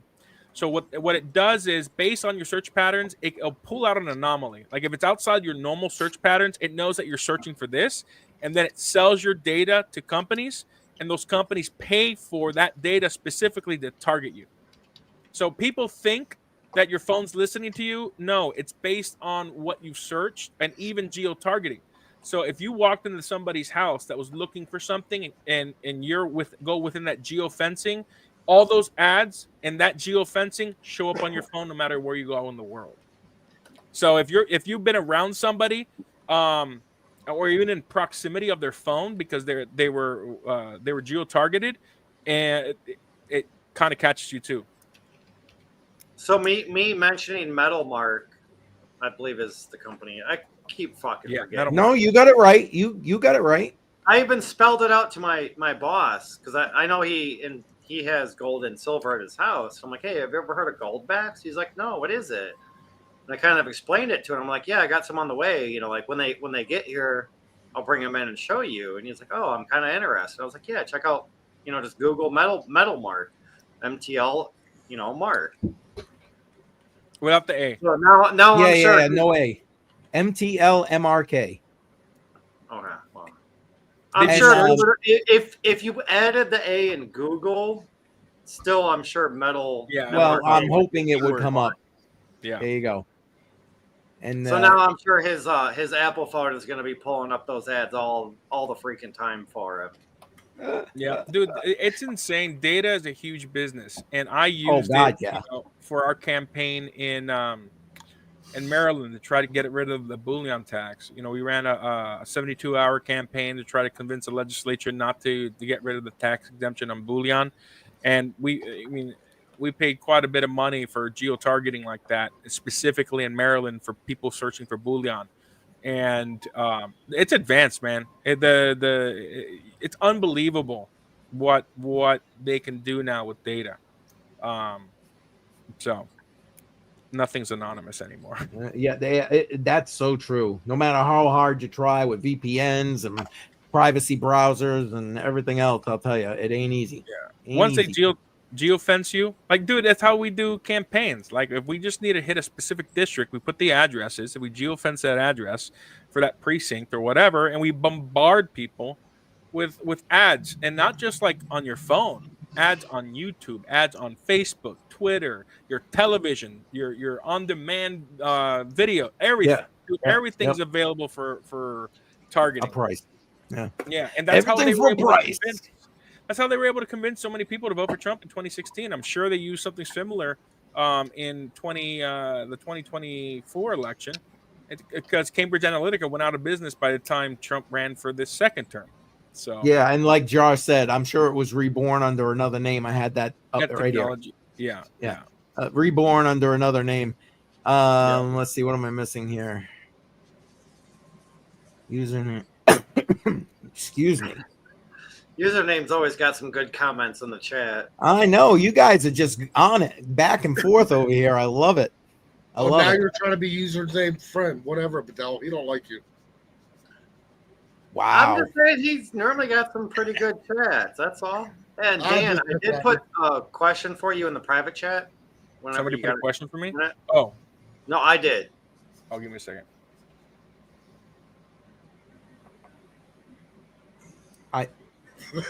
Did you put a question for me? No, he put it in for me. For Dan. Oh. Do you want me to say it out loud or do you want me to respond in the chat? It's up to you. I mean, I don't know. Unless Ali has some type of referral program for C4SM, he wants to set up a link for me. Wink, wink, Ali, for whatchamacallit, referrals. But no, as of right now, you can use that link. But Ali, you want to DM me with a link for C4SM? Let me know. But yeah, right now we have a link for Alpine Gold. We have a link for Kinesis. What else? UPMA. Oh yeah, C4SM has a link for UPMA. I only know that because I just finished our video. But yeah. What about Dan? What about maybe posting the C4 SMA website? Oh, just C4SM? Yeah, sure. Yeah. I don't think there's an A, but I said the A. I don't know. Citizen for Sound Money. Yeah, we can do that. You have that up? I don't, but I can. Citizen. I need a second. You can just copy mine. I'm just trying to spread some knowledge, man. That's all. Yeah, guys, for sure. I really didn't know much about Goldbacks until I met Daniel a couple months ago. And then I got my first one, and I'm like, I'm kind of hooked. Dude, it's beautiful. I love Goldbacks. But guys, here, if you guys want to share this link, this is a talk I gave at the Liberty Forum in New Hampshire that Keith was supposed to come and hang out with me, but he hates me, so he didn't come. Oh my God. Hey, listen, did you see they put the dates out for the Free State Bitcoin Digital Asset Conference? When is it this year? It is the week. It is Columbus Day weekend. I've already put it in my calendar. Notified the family. Don't bother me that weekend because I will be in New Hampshire. The tickets aren't available yet, but and you're listed as a speaker, just so you know. Am I? You are. Huh. They might. Not. Well, I mean, they might be still updating the website a little bit because literally I just found that like 2 days ago. So they might still be updating everything. What is it? Free State? What's the website? I think it's I gotta look it up. Free State. It's Free State Bitcoin Digital Asset Conference, but I think it's like fsb-dac.com or something stupid like that. Got it. Let me see. Free State Bitcoin Digital Asset Conference. Oh yeah, October 12th. Yeah, that's after my birthday. Yeah, that's what I said. It's Columbus Day weekend. Why is this not letting me share my screen? What the? Here we go. So if memory serves me correct, that's 2 days after your birthday. The what? If memory serves me correct, that's 2 days after your birthday. Close. I was trying to social engineer. Yeah, I know. Exactly. And here's the C4SM website right here. I mean, again, in fact, you know what? Let me put the link in the chat. It says previous speakers, not current speakers. Oh, really? It said previous? Oh, I missed that part. No worries. I mean, I'll probably be coming and speaking again. But I will be lobbying in Florida. So legislative session in Florida it's called committee weeks will be going on at that time. So I can come. It's a weekend and then fly back like I did for the Liberty Forum.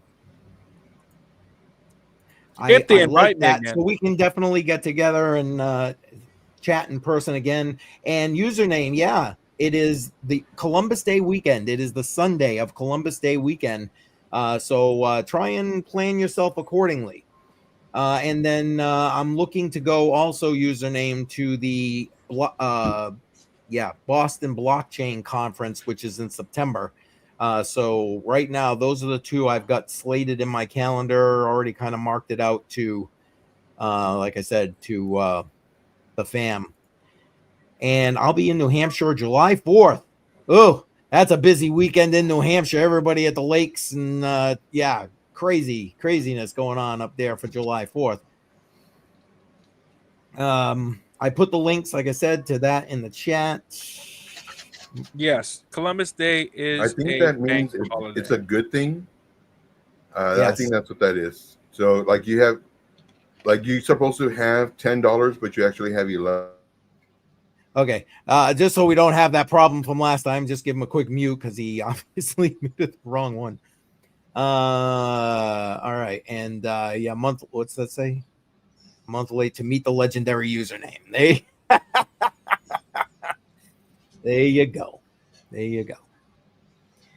Excellent. And guys, for voting, I guess I should bring that back up.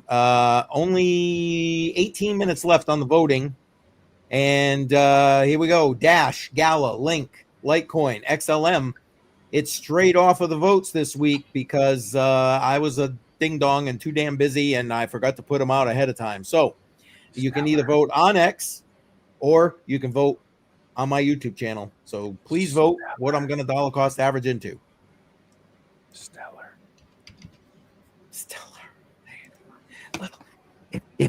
Where's help me? RMT. He be going.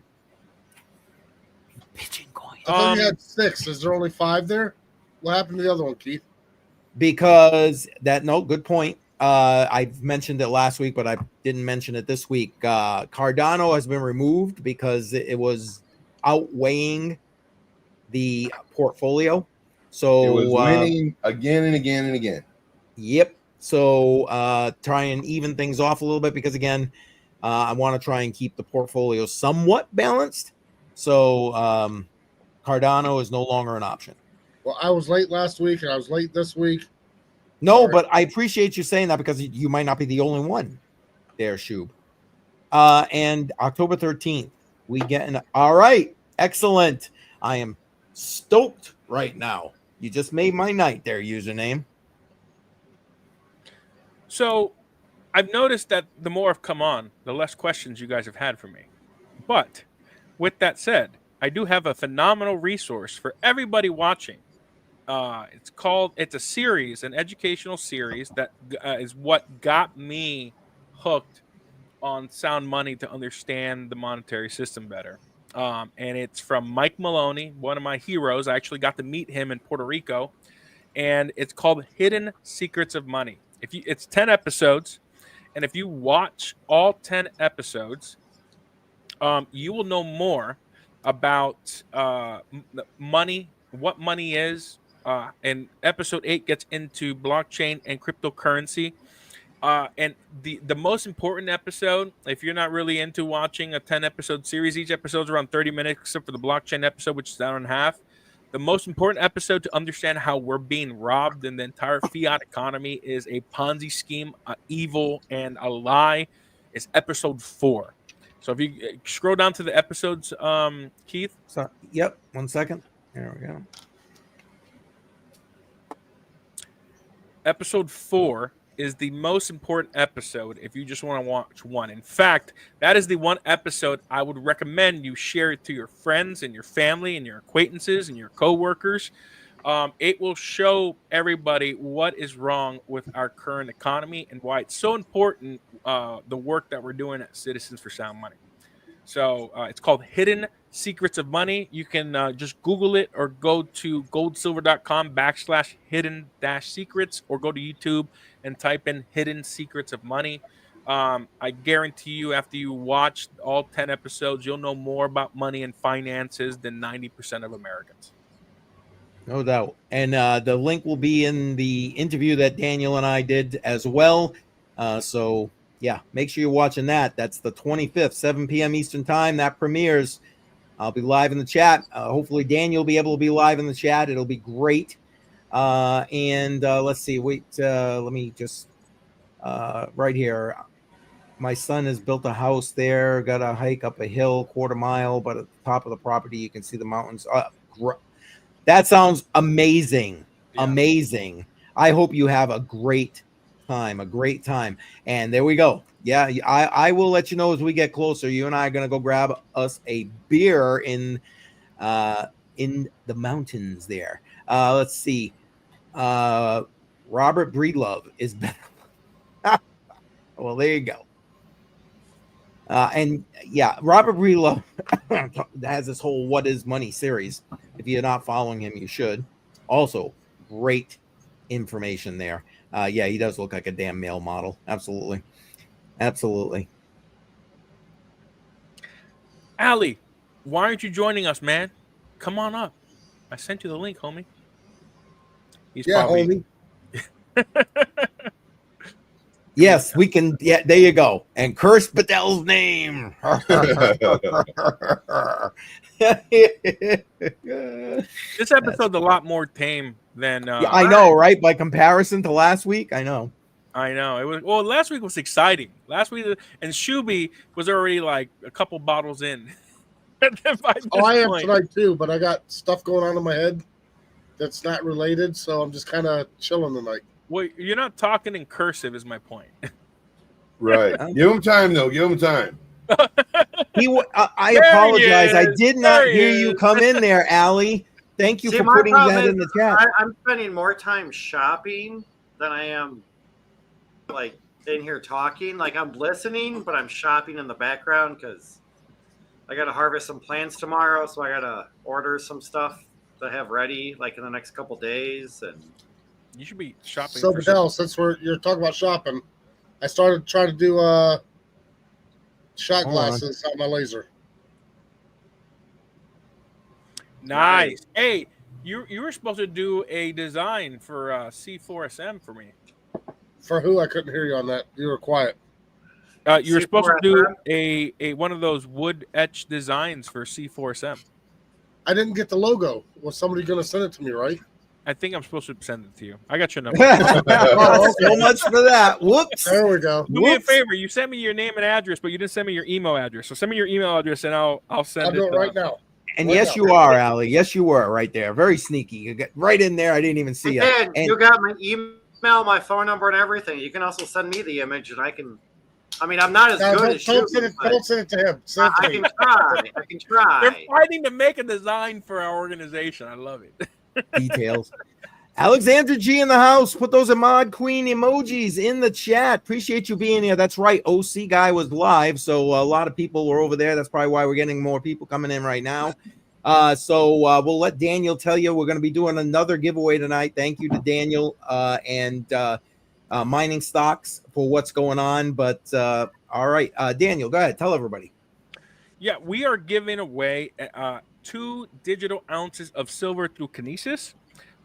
It is essentially all I need is your email address and your name, because I realized when I send it, I have to put somebody's name in there. So your email address and your name, you'll receive an email saying claim your 1 ounce of silver. You sign up for Kinesis, KYC, it's deposited into your account. And then you have access to a crypto exchange where the primary currencies are gold and silver. And then you have dollars, fiat currency. You have USDT, USDC, USD1, which I think by market cap, USD1 is at 12 billion is what they have in circulation. It's backed by $16 billion. Well, let me look at stable coins. What is that in the world? I think they're like number 3 or 4 in the world. Yeah. I thought they were number 2, to be honest, but you could be right with number 3. How do I look at stable coins? Hold on, categories. Yep. Categories, and there should be a stable coin category. And there you go. Mr. Alley getting the love. There you go in the chat. I like it. Also, hi. Hello, hi. Hello. I knew you could be able to do that on CoinGecko. You should be up here. Where do I find stable coins? I thought there was a link toward the top. I thought so too. And no, some of us more than others, Alexandra G. You know what I mean? But the night's potentially still young. So I love that. I love the fact that you asked, though. Huh. About last week, I got most of those orders out the door. Yes. Yeah. Anybody get them? I think Monday for most. Yeah, the couple that people that were in my communities, I did reach out to them today because I wanted to give an update, and they have not received it yet. But they also, So, and Bedell said his is slated to come in on Monday. I don't know. He gets like advance notice from USPS or whatever. Cool. Right on. Just curious. I'm excited. Yeah, I am too. It's number 3. So, I mean, I don't know why it's not listed, but right now, USD1 through Kinesis is the 3rd largest stable coin behind USDC in the world. And it's insured. It's the only stable coin insured. So, yes, those are some strong stats, Ali. Wow. Okay, then. That's like no joke, and it's so weird that they were not on my radar whatsoever until I started working with Valerium and like entering the ARM space and all that, and then they sort of popped up. And I was like, oh, these guys seem cool. Like, oh, that's a really neat thing that they're doing. I had the same sort of idea when I heard about Valerium, and to hear they're like that big, like, oh, holy shit! All right, that's dope. That's awesome. That's just a sleeping like juggernaut just waiting to explode. It's great. Yeah. What's where in Texas are you? What town? Dallas? I am in Austin, Texas, but like very South Austin, so almost not Austin. Yeah. I think they have their Boolean operations out of Dallas. Right on. Is that where? No, I was going to say that there's a Texas bullion depository that got set up a couple of years ago, and I think that's in like Leander. So it's a little bit like it's Leander. Dallas. They discourage people from coming. Yeah. Oh, that's right. I was watching that stream that you linked all that testimony and stuff, and they don't want people driving by and dropping off gold. Yep. I thought that I thought you could testify. Like a lot of states allow you to testify remotely. Not Texas. They want you to be in the state of Texas to testify. So, but Goldback's lobbyist was there, and they had a hearing on the gold silver bill in the Senate. So we'll see. They're working to get rid of the vendor-specific language. That is the only issue we at C4SM have with it, and because of that one issue, we are against the bill because the way it's written, it's vendor specific. It's written kind of for one company. It also creates a state monopoly to control the digital currency and also them issuing their own currency, which has its issues. But all we really care about is that it's a free market solution so that the whole industry can be a part of the system. Yeah. Alex. Yeah, and like even if it fails, the fact that legislation exists and it's getting the attention that it's getting, and it's getting the dollars behind it and the players behind it and all that, like that just shows like directional positive momentum. So Absolutely. Even if it is an imperfect bill, even if it fails, like there's going to be another one because there's obvious interest behind it, both on like the business side and the consumer side. So it's sort of, I don't know. It's sort of like an inevitability, I think. Well, the good news is that all the sponsors in the House and the Senate are in favor of getting rid of the vendor-specific language. So it's a matter of amending the bill, whether it's amended in the Finance Committee in the Senate or it's done in the House. But we're working with Economic War Room and Goldback. Goldback has their new lobbyist to get that language changed. And they're also trying to get rid of an amendment that they added that before it goes live, before it becomes law, it has to go through a federal court of competent jurisdiction to make sure it's constitutional. So, we'd rather it just become law, states' rights.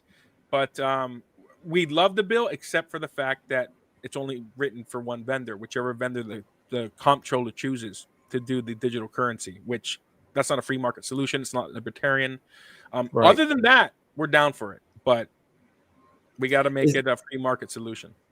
Is there a big marketing push behind it to try and get this bill passed? No, because it's mostly grassroots. I mean, yeah, you got Economic War Room. They are on Blaze, and they talk about it all the time. So we haven't been pushing it because we don't want to highlight. Like, this is the first time we're really talking about it out loud. We don't want to highlight the vendor specific stuff because that could go Right. south. So we're working behind the scenes to try to get that fixed, which it's working. We've the stakeholders that are running the bill have indicated, even in the House. The problem with the House, the reason they didn't change it in the House was because there was just some personality differences between the chairman of the committee and the sponsor. And it had to get through the way it was, otherwise it was going to die. And Texas meets every other year, so it's important to get it through. Oh, I remember you saying that. Yeah, every other year, right? They only meet every other year. So if it doesn't pass this year, they're going to have to wait another 2 years before it comes through. So it's important that we fix the vendor-specific language. Everything else is fine. And we can fix anything we need to fix in 2 years. But to make a 2-year monopoly with the state controlling the issuance of digital coinage based on the one vendor that they pick, that's not. Well, I mean, we represent the people and we represent the industry, and we want free market. We're libertarian. We want free market solutions for the entire gold and silver industry and for the people. When you have the state in control, the state has never been good for business. There isn't an industry that the state has taken over that has been good for that product or service. The private sector is a lot better at doing that. So. Sure. That's my 2 cents. And those are good 2 cents. Just saying. Good 2 cents. Si, senor. Si, senor. But we still have other states. I testified in Alaska yesterday. Alaska, it looks like it's going to get out. There's another hearing on Saturday. Tomorrow at 1 p.m. Alaska time, which is 5 p.m. Eastern. So I'll be testifying again tomorrow in Alaska. It's too late to get it through the House. Alaska has a 2-year session, meaning that whatever is introduced this year, if it doesn't pass, it's stuck where it's at, and then it starts over next year. So we're trying to get it out of the state affairs. Then it's going to go to the finance, but it doesn't seem like there's enough time to get it through the finance committee. So next year it'll pick up in the finance committee. Then it needs to go through the Senate. Damn, it's a slow process. Yeah. Well, I'd rather have legislation go slow because when government is efficient, they don't normally do good things for the people. Amen. Amen.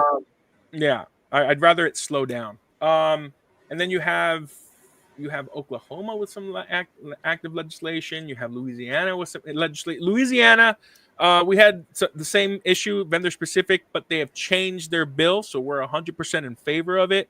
They're just modifying their legal tender legislation that they passed last year to make it electronic currency legal tender, which is fantastic. And they kind of took a little bit from Florida for money services businesses, so you got to be licensed in the state of Louisiana to operate digital currency in the state. So let's see if that gets through. I mean, there's not a lot of time in Louisiana either, so we'll see. There's Ohio legislation that they have all year, so they're taking their sweet time in Ohio. Same thing with Michigan. Michigan has all year. They have till December. Pennsylvania, they haven't filed anything, but they have a whole a year-long session. North Carolina has legislation, and maybe I'm missing one or two. But, yeah, there's still some things live this session, so we'll see. Yeah. Nice. Hey, it's 9:00. Let's do I know. the wheel. I'm gonna close the poll. I was just seeing the time. Let's start with that. Damn, Dan's right on the time tonight. Yeah, he is. Yeah, you said 9:30. You said 9:30 is too late, old man. So we're like, let's get this done. Hey, it's only 8:00 where me and Bedell are. So I got one more beer in the cooler, and then I gotta go restock. He's old. Oh my gosh, Bedell, you're 40 also? Yeah, Bedell's old. Turned 40 almost a month ago. Happy belated birthday, and I'm the same age, and I don't go to bed at 8:00 or 9:00. I can't wait until I hit 40. What? When I hit 40, I'll go to bed at 8:00 too. Well, see, some people are here, like, BC Port Corp was here earlier, but he had a date with his girlfriend tonight. We normally get up around like 3 a.m. So when it's 3 a.m. and it's when you're up, and then now it's 8 o'clock at night. Yeah, Got you. That makes sense. You didn't give context. You didn't give context. Yes, that's true. Context matters. I'm not saying like I'm leaving, but I'm just saying I'm getting tired. That's all. Got you. Oh, and sorry. Why do you get up at? Why do you get up at 3 a.m.? But because he needs another beer. Well, he asked, why do you get up at 3 a.m., Bedell?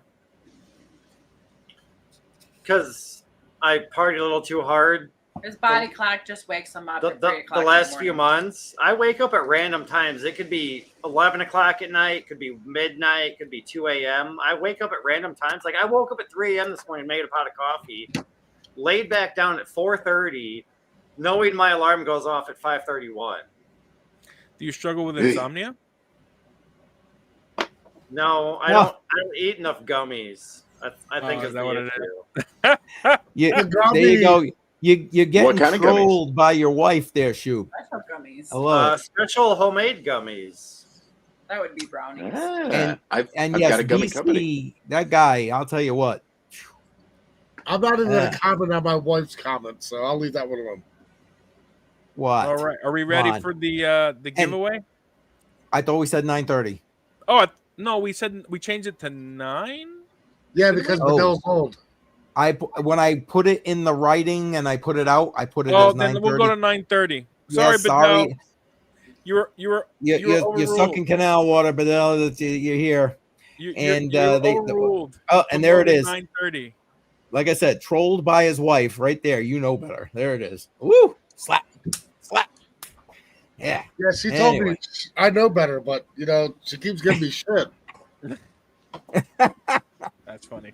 If it was legal to mail these brownies, I would, but I've done it enough on live stream where it's like the size of my pinky nail, and like an hour later, I'm like, "Woo-wee, what's going on?" I'll be back. Go refill. We're talking about THC gummies. Those are federally legal. The Farm Bill, made them legal. And as far as I know, I have a gummy company, full disclosure, with THC gummies. It's all from Delta 9. It's not the synthetic Delta 8 crap. But we can ship interstate, and it's all good. Of course, Texas is trying to change that right now, which we'll see how that goes. Delta? Is that what you said? It was all Delta? Yeah, it was all Delta. Yeah, that's Delta 9, just the classic. Well, Delta 9 THC is just like the THC that you knew of that your parents smoked in the 60s and all that. It's just the normal THC. Delta 8 is the synthetic stuff that you find in all the smoke shops. Yeah, that stuff's bad. But what about when I extract from my homegrown plants and put it right into a brownie? Delta 9, baby. Oh, okay. So there you go. You just learned something important here tonight, Bedell. I think me and Allie need to have a little private conversation. Side conversation. Yeah. Anybody check out, should have a side conversation with Italy about that. Yeah. I got a lot of irons and a lot of really weird fires. Keeps it interesting. Yeah, no doubt. All right, so if you want to win a free ounce of silver, you got to do #KinesisSilver. I'm going to post it in the live chat right now. In the live chat right now, you got 26 minutes to enter the giveaway. That's what you got to right copy. Now, right? we only have 14 people entered. That's insane. That's a 1 in 7 chance of winning, guys. That's a 1 because we're giving away 2 ounces. So you got a 1 in 7 chance of winning. We got 149 people on X. I don't know how many people on YouTube. We should at least have double the amount of people that are in this. Come on. I agree. Right now, total live across the board on this entire stream is 179 people. You got K Diggity on there? Yep, K Diggity, I see you. Guys, we should have at least 20%. And I'm leaving that up on purpose. So if I missed you, putting you in here, that's all right, Mark. I see you. Mark, I got you. Yep, I got it. Hey guys, there you go. Let's just leave that up. If you're watching this and you're wondering why we have a spin wheel up, we're doing a giveaway of 2 ounces of silver. So we're gonna do 2 spins. You have right now a 1 in still about a 1 in 7.5 chance. Is that Kinesis Silver Yes. or hashtag Kinesis Silver? It doesn't matter how you spell it. It's fine. We understand what you're typing.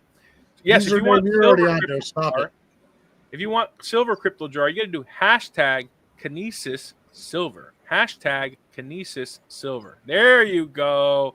And Jar, I'm gonna keep twisting your arm. You need to come on the stream. No, you really don't. But I'm just gonna keep twisting your arm. Yes, you can have some silver. You want some understand. silver? How about I show you some physical silver while we're hashtagging for digital silver? Let me go get some silver out and show you. I just want to say this. Yes, my name is on the wheel, but only for one reason. If I win, I will be giving it away at a later date. All right, I just added Craig. Your name is on there. If everybody disagrees with that, we can just re-roll if I win. I love it. My piece of the pie should be 50% bigger. Yes. So username. And there we go. You're so old that's the pound sign. Isn't the pound sign? It's official. Crypto Jar is on the wheel. Nice. And just let everybody know that if I win, I'm keeping it. Give you a heads up. Yeah, because Joe I'm sorry, Daniel. $14. Hold on, go ahead. You can bring that back up. Yeah, I'm taking off my virtual background. Give me sorry. There you go.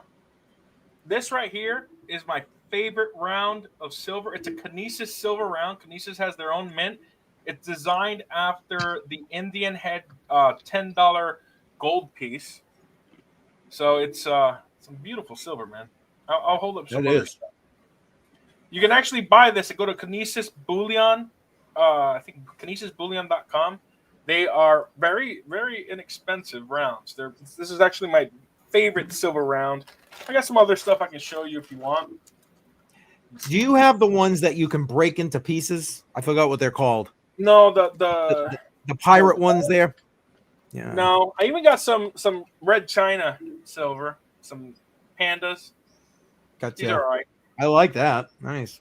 Yeah. You know what's another good one? Silver Libertads, the Mexican silver rounds. Yep. I don't know why they have such a high premium, but Silver Libertads they have a very high premium. I think they retail for about $42 to $46 online. But I'm not giving away these. I'm giving out a digital version of this. There you go. Yeah, look at that. That's I forget what angel. I think it's not Gabriel, but and then on the back it has all the Mexican states. Silver's beautiful, man. I love silver. Silver is the money of the common person. Gold is the money of kings. Thank you, Satellite Lily. Yes, pieces silver, of 8. That's what I was asking. Yes. Silver is the money of the normal common man. Let's see if there's anything. Now I got some copper. Some pretty cool copper.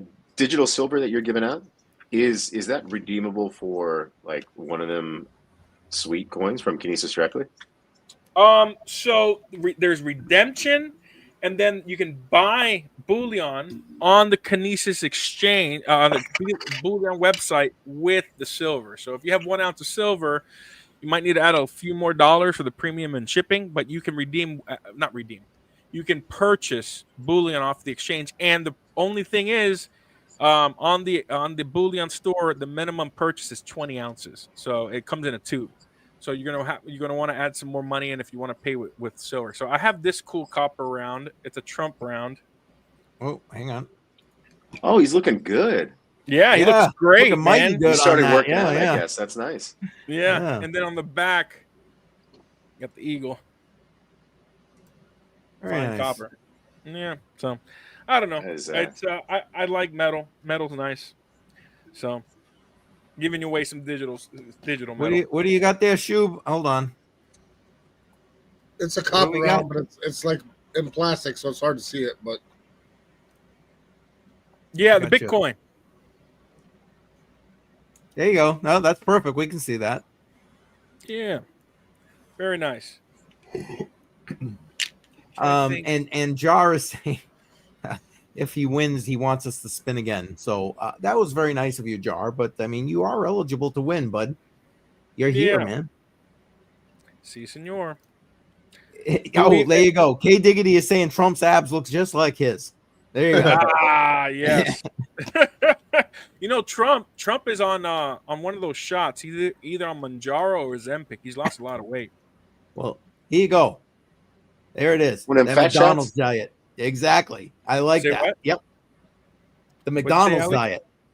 The McDonald's. He's on the McDonald's diet on Manjaro or Ozempic, one of those two. But he lost a lot of weight. And he's kept it off. So I'm gonna guess he's taking that shot every week. It's probably not discipline or exercise. Yeah. No. Probably not. Yeah. Probably not. But yeah, man, I like silver. Silver's nice. You know, silver is actually a antiviral, it's not an antibiotic. It's is it antibiotic? I think it is. The colloquial silver, when you spray it on and everything, it's really good. The only problem with consuming a lot of silver is you start turning purple. Nice. If you take a lot of colloquial silver, you turn purple. Yeah. Dude, that news story that broke up, what was it? Man, it was a couple of years ago now. Yeah. Maybe even longer than that, like a decade. But yeah, that dude looked like a Smurf. Antimicrobial. There it is. Antimicrobial. Yeah. Craig Davis for the win. Great. I love silver.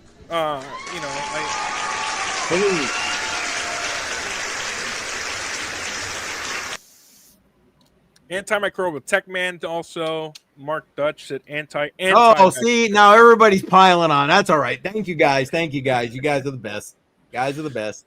Oh, and anti-commie. There you go. Yeah, you know, you spray it on cuts, you spray it on wounds. You know, you can spray it in your mouth for like if you have like mouth like issues. It's great. You know, silver has a lot of great properties, and that is another reason why I think silver is never going to catch up to this old traditional 15 ounces of silver to 1 ounce of gold, because there's some economic theories, actually laws. I forget what they're called, diminishing utility. The law of diminishing utility, that the more utility something has, the less value that people perceive it to have. And then there's another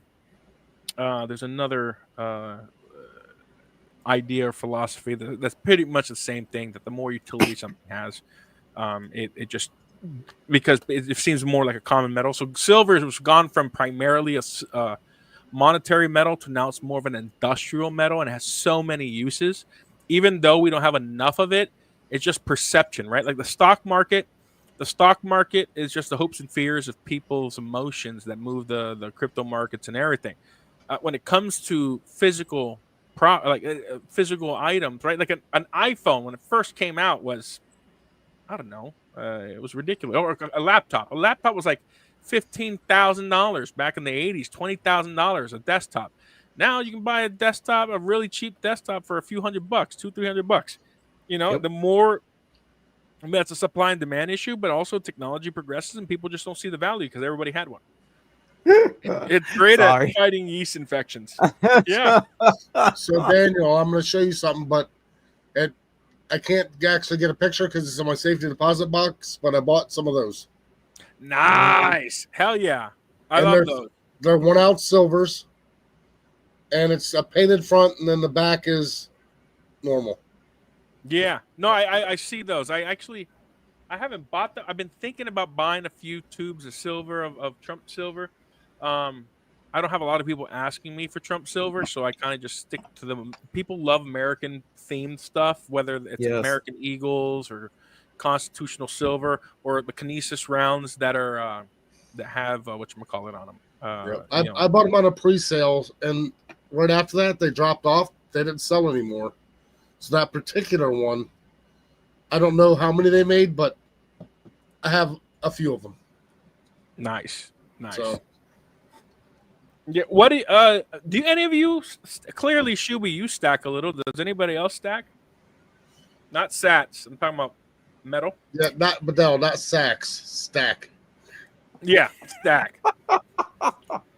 Hey, I'm accumulating, all right, as You're we speak. accumulating. You're starting your stack. You're starting your gold back stack and your metal mark. And not only am I accumulating, I'm also spreading the word.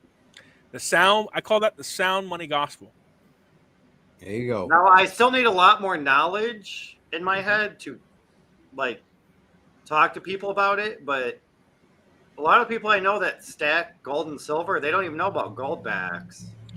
Yeah, so I'm informing them on it, and then when I get the other ones or the other one from Allie, it should be here I think on Monday. I'm gonna take them to these people and show them and be like, look, it's physical. It's a physical asset. It's physical gold. It's just not like pure gold. I mean, like there's gold in it, but it actually looks beautiful too. No, it's pure gold. It's 24 karat pure gold. Yeah, but it's not like the whole thing. Like you can melt it down and you get X amount of gold, but it's not like a gold bar. Yeah, you said something. I was going to say, Allie and I know a lot about whatever you said, and I was going to. I forget what did you say in the beginning there? Oh, yeah, people, the gold and silver stackers that don't know about gold backs or orums. There, Allie and I are in a chat, and everybody, we're in a chat like an orum, like the gold back metal mark. That's called an orum, a trademark by Valorum. And like we keep racking our head, like how do we get people who just hate gold backs because of the premium to understand the value of gold backs and orums? Like a grain of gold has a higher premium than orums, right? A grain of gold has about 110 to 130% more premium. Gold backs and metal market, the premium is between 90 to 100%. And it's a very small fraction. In fact, I mean, I think Allie's is half a gram, which is a pretty large amount of gold. I think gold back is the smallest, down to 1/2000th of an ounce. I mean, and it's only at 100% premium, the 1/2000th of an ounce. It's like it's $3.20 right now, 21 cents for a half gold back. Allie, what are your thoughts? I mean, you said that you posted something that said this is the best argument for orums out there. Oh yeah, it's tough, man. It's all the bullion people, all the precious metal people that are unfamiliar with goldbacks and orums in general. Yeah, the premiums I feel like are a very valid argument, because yeah, you're used to paying just a couple of points above spot, and then with these things, like you enter the market paying twice spot, which is that's an astronomical difference between what you're used to over here versus like what the prices are over here. And it's a totally different product. It's not bare metal. It does way more than bare metal does.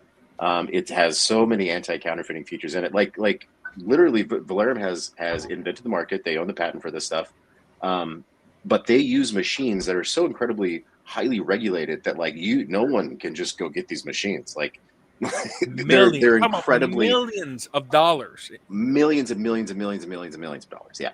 And the currency printing machines that they have are legit. They are currency printing machines that make things like the United States dollar. So, of course, they're highly regulated. They're very expensive. They're very highly regulated. They're really complex because they have an immense amount of anti-counterfeiting capabilities built into them. So, like these orums that are coming out, goldbacks included in that, they have like the most legit anti-counterfeiting measures that you would find in any modern currency in major circulation across the entire globe. It's that secure, but that's not like no one cares, I guess, about that part of the messaging. They care about the gold in the bill and not necessarily its utility as a currency. So they're evaluating it based on its perceived value as like just bullion.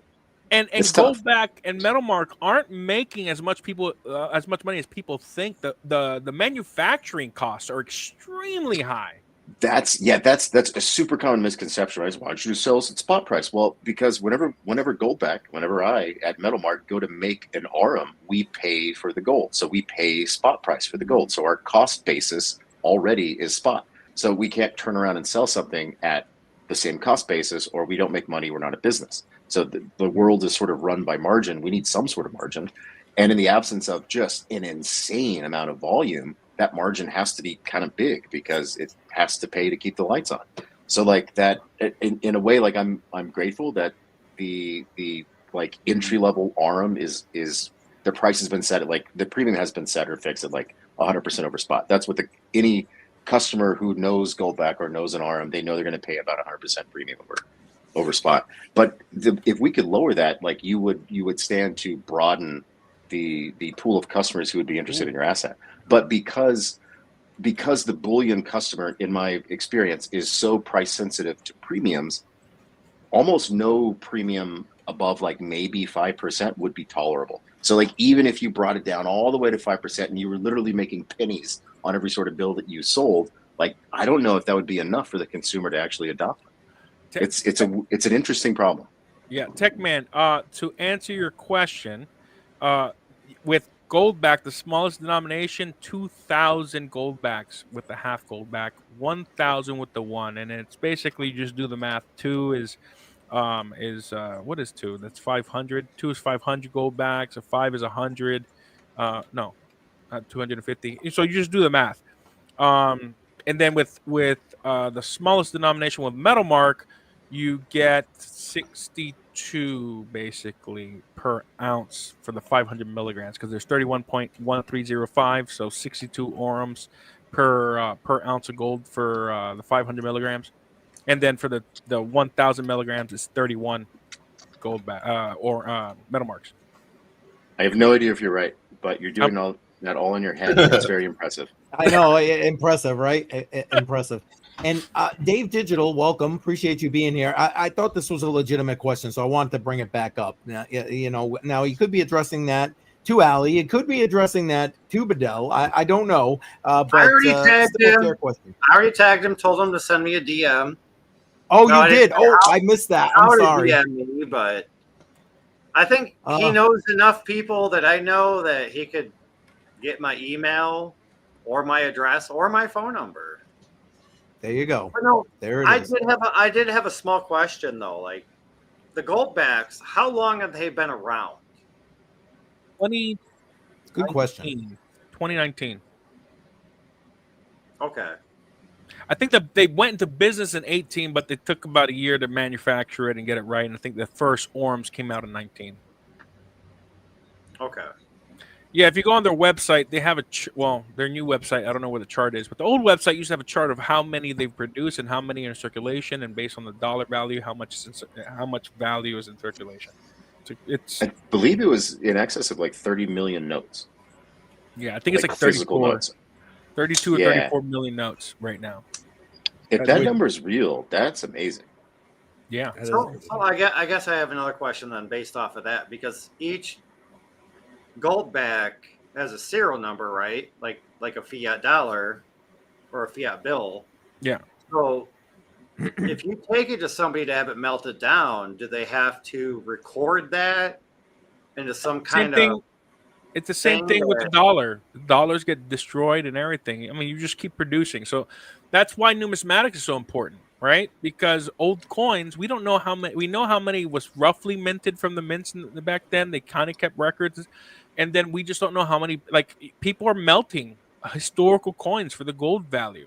So that's why the longer time passes, the more expensive older coins go, because you can't find them in the market. People are assuming that they've been melted down. People are melted down maple leaves, silver eagles, old coins. So same thing with Goldbacks. I mean, there's look on YouTube and look at how many videos of people melting Goldbacks. So that circulation number is lower. So, I mean, Goldback has a precise circulation number of how many they put out there. But there have been, like, I have a 50 Goldback that I got to send in for replacement. The Goldback or Alpine Gold has a guarantee that if it gets delaminated, and I'll show you, the 50s have always been a problem because they're so thick. But see how this delaminating? I just got to put in the mail right there. The gold's still there. I can flatten out the gold and it's there. But the 50s, because they're so thick, they're 1/20th of an ounce. I'm guessing the hundreds. The new Florida bills have better technology, so it's not as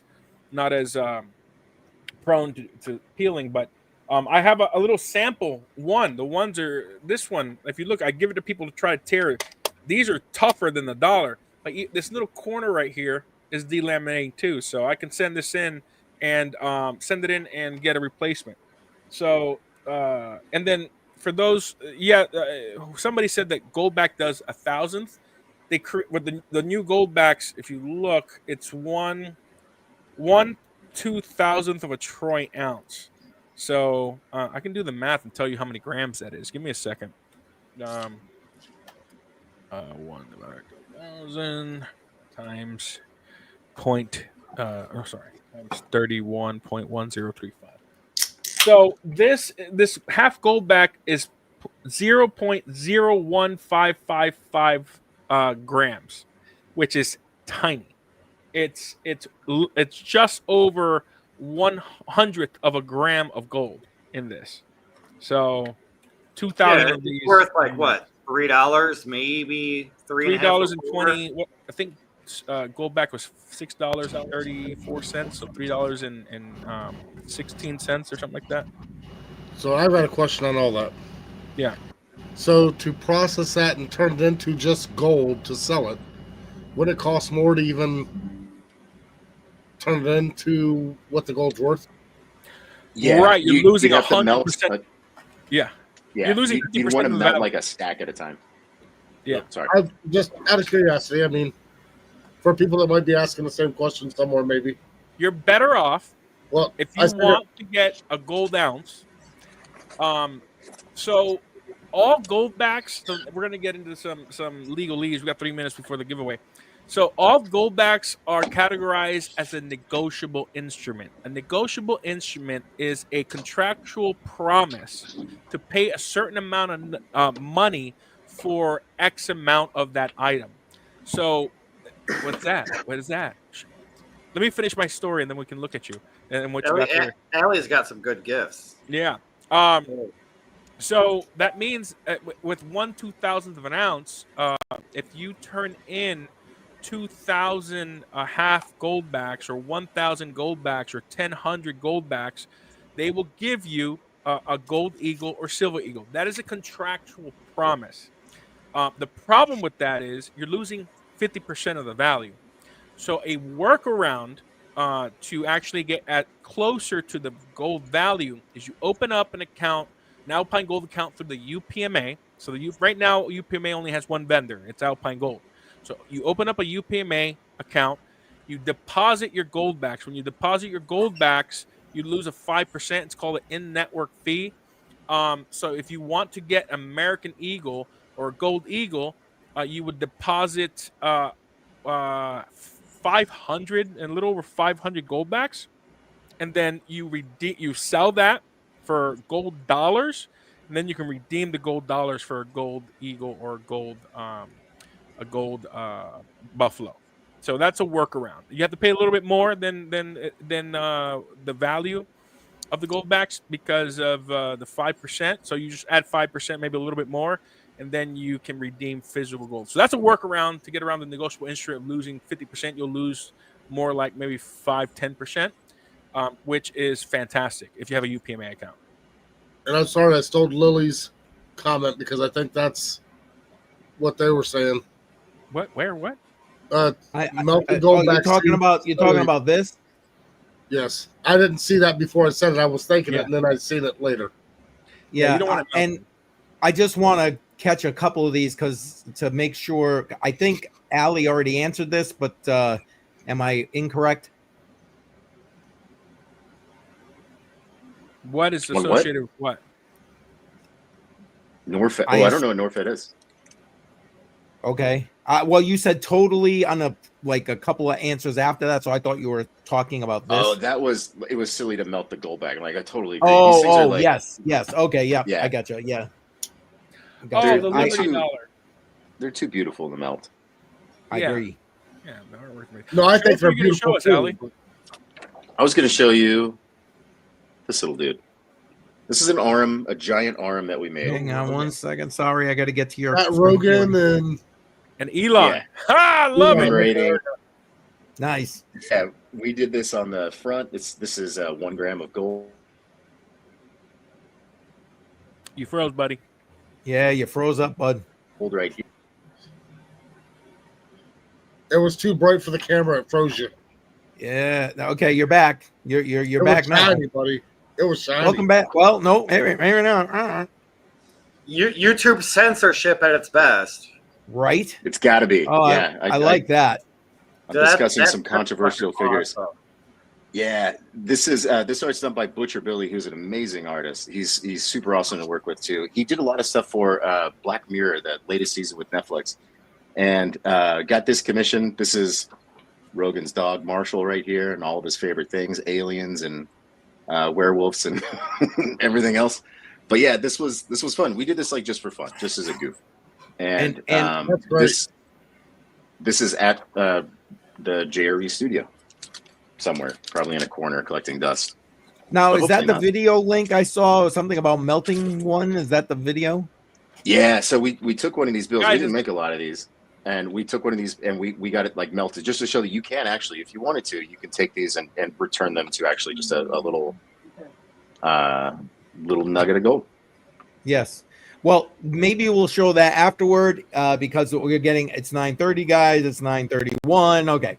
We got you. We understand. That's it. We'll do the spin wheel. First, I got to bring the spin wheel up on the screen. And here we are. Like, out of all of this, we have 17 entries. 17. Let's shuffle it 3 times and then spin it. How do you? Well, first off, right I think we should wait 1 minute to make sure that everybody that entered sees their name on there, because we don't want no people going, oh, well, I entered, but I didn't see my name. So I'm saying like 1 minute. Go ahead. I just Everybody, posted, I just it's up posted on the it for screen. anybody who wants it. Now, oh, it's already late, right? Or we yeah. I'm not going to take any more, Adam. Your name should already be there. Yep, sorry. Yeah, give us a +1 if you see your name on there and you have entered. If you have entered earlier and don't see, make sure I got your name in there. Make sure I didn't mess it up. Put a 9. If you don't see your name, put a 9. If you see your name, put a +1. That's a great idea. We'll give a minute for everybody to do that. All right. Yeah, we got 3 confirmations. Yep. +1s are starting to come in. Good. Yep. +1. +1 if you see your name, and 9 if you entered. Ali put a +9. Jokester in the house. That's funny. I like it. Instructions unclear. All right, we got confirmation. Any others? Hey, Mining Stock, are you still in here? Are you live? Write something in the chat if you are. I think there's like a 5 to 10 second delay in the video. Well, assuming he's on like he isn't behind for whatever reason. Oh, gotcha. Like, you know what I mean? Sometimes you can fall behind on these things and then just keep playing. So, yes, there we go. All right, perfect. 1 minute's up. All right, let's spin the wheel. You wanted to do a shuffle, you said, right? Yeah, do 3 shuffles. Shuffle 1, shuffle 2, and shuffle 3. All right. First winner. Here we go. Winner. Chicken dinner.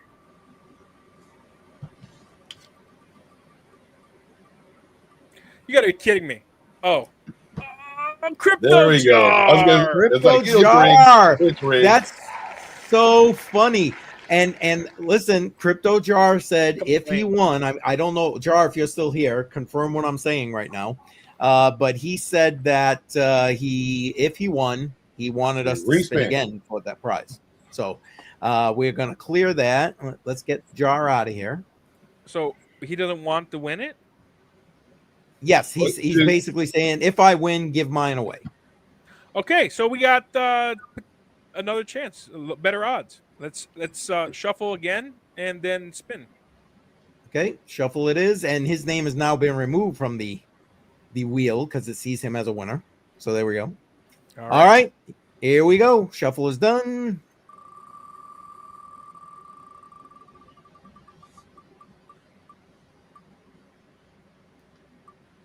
Techman. No, it's rigged. Techman said if he won or didn't win, it's rigged. It's rigged because he did win.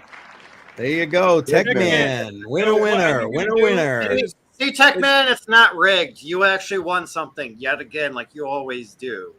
Good job. All right. And we shuffled. It's fourth time shuffle. Sorry. So Tech Man, send me or Crypto Coin Mindset your email and your first and last name, and I will get that to you within a few minutes. If you do it if you're here and you send it now, I'll send it to you right away. If he's not here, I'm pretty sure I have his information. He's already put. He said it's rigged. He said it's rigged. There you go. There it is. Wheel is a scam. All right, Tech Man. Scam. Send your email. I'll send it to you in a few minutes. And then the next one is coming from Mining Stocks. So remove Tech Man. So Tech Man's out. So now we're down to 15 people, and let's give a shuffle. There we go. And all right, so this again from Mining Stock giving away. Congrats, Tech Man. Congrats. Sarah is Sarah won. There it is. Nice. Congrats. Nice. It's definitely rigged now. Yeah. Definitely Why, rigged. win all time? What do you think? Well, congratulations to the two winners. If you send your email address, I'm going to message Mining Stock. Let's see, Mining Stock. Hey, we did the winners. And if you could send me, if Crypto Coin, Keith, if he sent you the name and an email address, I'll just post it in the private chat and I'll send it right now. Yeah, I got to go look it up. I have it because I've sent him some stuff before. Yeah, exactly. Congratulations. I just got to go grab it. Give me a second, Daniel. All right. Well, congratulations. 2 ounces of silver and $4,000 worth of orums last week. Yep. I think it was $4,052. I think it was $52 or $56 plus another $64. So almost $4,100 given out so far in the last 2 weeks. Not bad. What's my bottle of whiskey worth? You sure it's not a little more? I think that's the difference. I think that's $40-something was the whiskey. Plus shipping and handling, though, right? So if you add the shipping and handling times 31, so we're looking at another maybe $50. So I can take this out of the shed and give it back to my wife, the Gold Sloggers? Yeah, go ahead. Okay. Well, hey, Shuby, I know you're going to open that bottle of whiskey when you get it, but you need to save a little bit for when you and Kim come up here next summer so we can all enjoy it together on Crypto on the Rocks. I don't think I'm going to open it. I think I'm going to save it for quite a while. Oh, okay. It'll be like a collector's item. It's one of the first bottles. You said it was a new company, There you go. Right, Daniel? You said it was a new company, right? yeah, Ali knows more about it. Ali? Oh, still awesome whiskey. Yeah, actually, it's not a collector's item. You should drink it immediately whenever you get it. Hopefully in one sitting. Just kidding. Don't do that. That'd be terrible. It's a $50 bottle of whiskey. It's really good stuff. It's good stuff, and it's the fastest growing whiskey brand in Texas. And the CMO is just he's a bud of mine. Nice. All right. I thought maybe it was something collectible. Could you number it, sign it? We could do that. I'll tell him to sign it. Actually, no, that might make it be worth less. Actually. Is there a chance that we can put that link in chat in case if anybody wants to order that whiskey? Yeah. Because if my buddy want a bottle, I might have to buy a bottle just to sip some whiskey. I was actually thinking I want to try some too. On screen with him live, I mean. I saw a whiskey bottle on Discord. It was shotgun whiskey. The bottle is in the shape of a shotgun, and it comes with 2 shot glasses that look like shells. Actually, Bird Dog, which is a cheap-ass whiskey, had shotgun shells attached to their bottle. And I've got some here.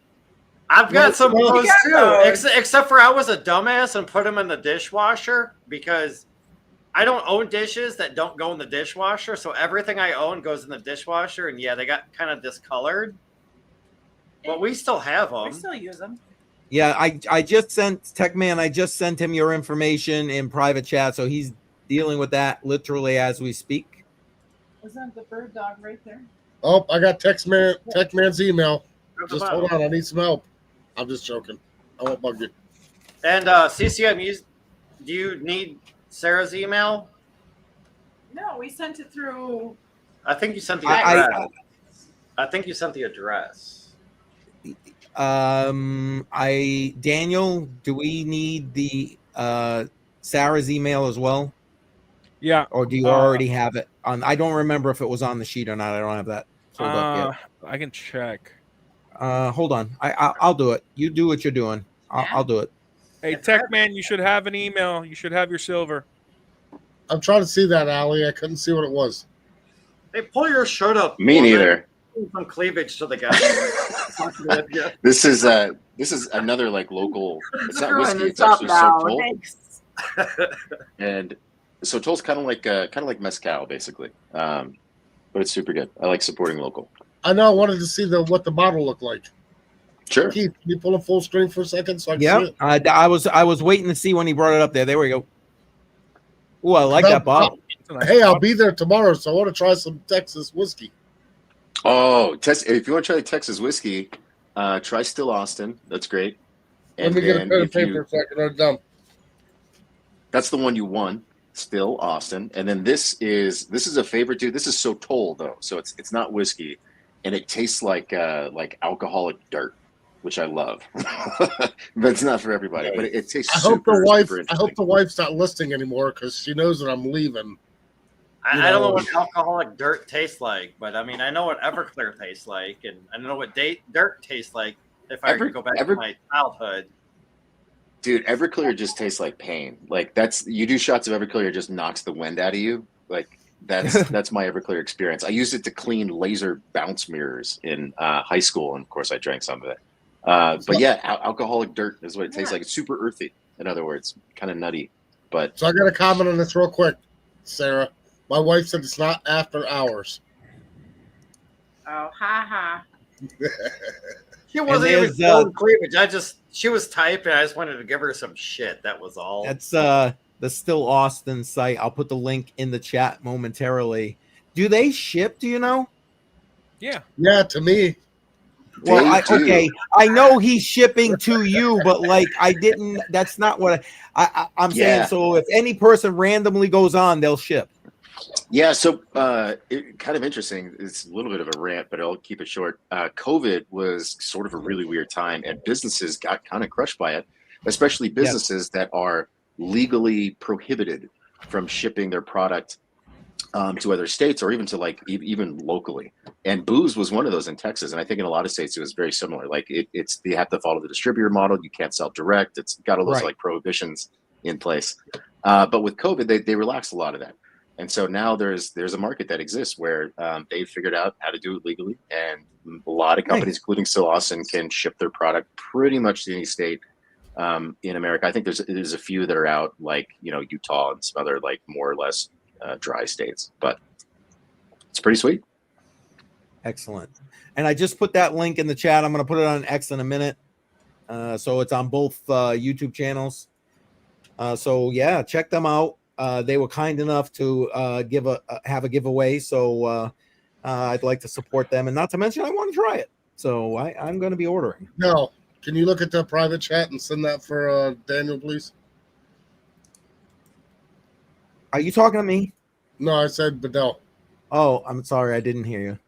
Well, I'm drunk. I couldn't hear you either. Keith, can you? So I got a bottle of Blanton's. Anybody ever drink Blanton's bourbon? Yes, but no, I don't like it either. But one of the guys I worked with hooked my wife up with like almost $400 worth of monitors because she's now remote working from home. So we got him a bottle of Blanton's, and I'm taking it to Texas tomorrow for him. Oh, there you go. So I was just curious. Nice. Where are we? Oh my goodness, why is this like glitching out on me right now? Whoops.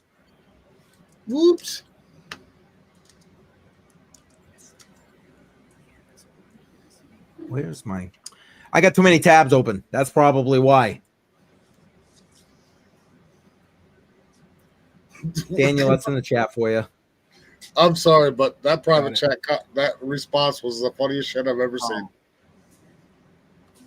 It is actually pretty funny. Oh, man. I drank too much beer. I'm really full. Not too much beer where it's not like you can never have too much beer, but when you have dinner and then you're drinking beer, I don't know. I am really stuffed. Weighing it down. That's why you guys switch to hard liquor. That's I bang for the posted buck. it on this. I posted when I don't post on the C4SM chat. I do harder stuff, but since I represent my organization, I can't be too crazy. Yes, can't be completely off the rails. Yeah. Damn it! I missed the memo. You're fine. You're fine. I work with politicians, so who knows who's watching? Dude, I saw the suit you were wearing and that like amazing hat, and you're up there like just holding court or preaching or something. I was like, damn, that's an adult right there. See, I don't even own a suit, and I hope to die without ever owning a suit. And of course, I wouldn't be buried in one. Dude, before I got hired with C4SM, it had been years since I wore a suit. All my suits were too big. And I had to go out and buy a couple suits, a couple sports jackets, a couple pants, shoes, and lobbying. I have to wear a suit every time. It's just decorum. So, right. I'm like, do I gotta wear a suit? And then the lobbyist we hired looked at me. He's like, "Are you kidding me?" Well, you pull it off great. Yeah, thank you. Hey, Ellie, just so you know, you don't have to be buried in a suit. I mean, I'm never gonna be buried. I just want someone to put me in a fire and just light it ablaze. Whatever. And then put you in Viking funeral, baby. Spliff and smoke you. That'd be good. Yeah. Or there it is. Or shoot me out of a cannon. I don't know. So Ellie, quick story time, real quick. Okay. We lost a good member of the Dynex team 2 weeks ago, and his last will was to be shot out of a firework or out of a rocket over a lake in a certain area. And I think in a month or month and a half, they're actually going to do that. Dude, yes. I mean, because there was their like yearly campground area over a certain lake, and that was like his last will and testament, and they're actually going to do it. And I'm like, I'm just curious if his ashes are going to be shot out of like a model rocket or like a bottle rocket. But I'm like, either way, it's still cool because, everybody always says that that's how they want to go out, or, that's how they want their ashes to be spread. And these people are fucking making it happen. And I'm like, it's badass, dude. That's very like Hunter S. Thompson. Like that's the way he went out. I mean, he was like done with life, shot himself in the head, and then he was like, yeah, I want to get blown out of a cannon during a huge party. And that's exactly what went down. It's like, and there you go. Yeah, dude, so yeah. I found out recently that I know exactly where I'm going to be buried. Before my grandmother passed away, she bought plots for the whole family in North Carolina in a Catholic cemetery on holy ground. So I'm going to be buried with my family. I didn't know that. That was a surprise. She just recently passed away, and we were told by the family that she bought plots for the whole family. So that's pretty cool. That's dope. Wow. Yeah. Wow. That's awesome. That's where I'm going to be for the rest of my physical body is going to be there for the rest of eternity until, shit hits the fan, they dig us up, and whatever reasons they, but cemetery should be sacred. Then you can haunt the fuck out of whoever does that. I know. Don't worry. I'm a little different. I'm a little different than that. So most of my family has been cremated and thrown in a body of water. So, Yep. So my family, like my daughter, every time we drove by a lake, daughters drove by a body of lake, or a body of water, a lake, river, whatever, they're always saying hello because water gets lifted and raised, and you don't have to go to a certain spot to go see any of them. Yeah, you can be anywhere, and you can say hello to them. So, my paternal grandfather, there you go, spread his ashes in his favorite fishing spot in Miami. There's a bridge on the way to Miami Beach that was demolished. And it was half a bridge, and we scattered his ashes and is it the Bay of Miami or Biscayne Bay or whatever? I forget what it's called. But yeah, no, it's for sure. I get it. I didn't say the spot because actually it's illegal to do what we did. But you know, you got to have permits to do that stuff. But you know what? They got to catch you. I didn't take up land before I got here. I'm not going to take up land before I leave here, or after I leave here. Is what I meant.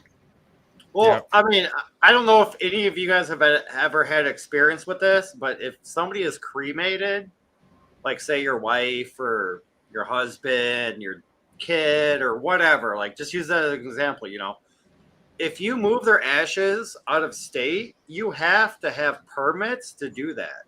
What? And it requires fees. Yep. What? Yeah, but prove it if it's in a little thing this big, like the size of my head. Yeah, but if you get pulled over and you get searched and they know what it is and you don't have a permit, oh yeah. Bro, you got to put it in a dust devil for and then like thousands, for There you thousands of years, like you just family would determine what to do with the body. That's ridiculous. No, What interest is it of the state what you do with your loved ones? Because exactly because of the money. Exactly. That's ridiculous. Well, guys, I got an early trip in the morning. I got to get off to Dallas. All right, buddy. Too far away, Allie. But you know what? You never know where I'll be. I might be somewhere next week because I get noticed so short. Yeah, you've been traveling a lot lately, Ben. I know. I've been in St. Louis. I've been in Nashville twice in the last couple of weeks. Are you hitting it? So Dallas, there's somewhere else. I mean, Louisiana. I head wherever.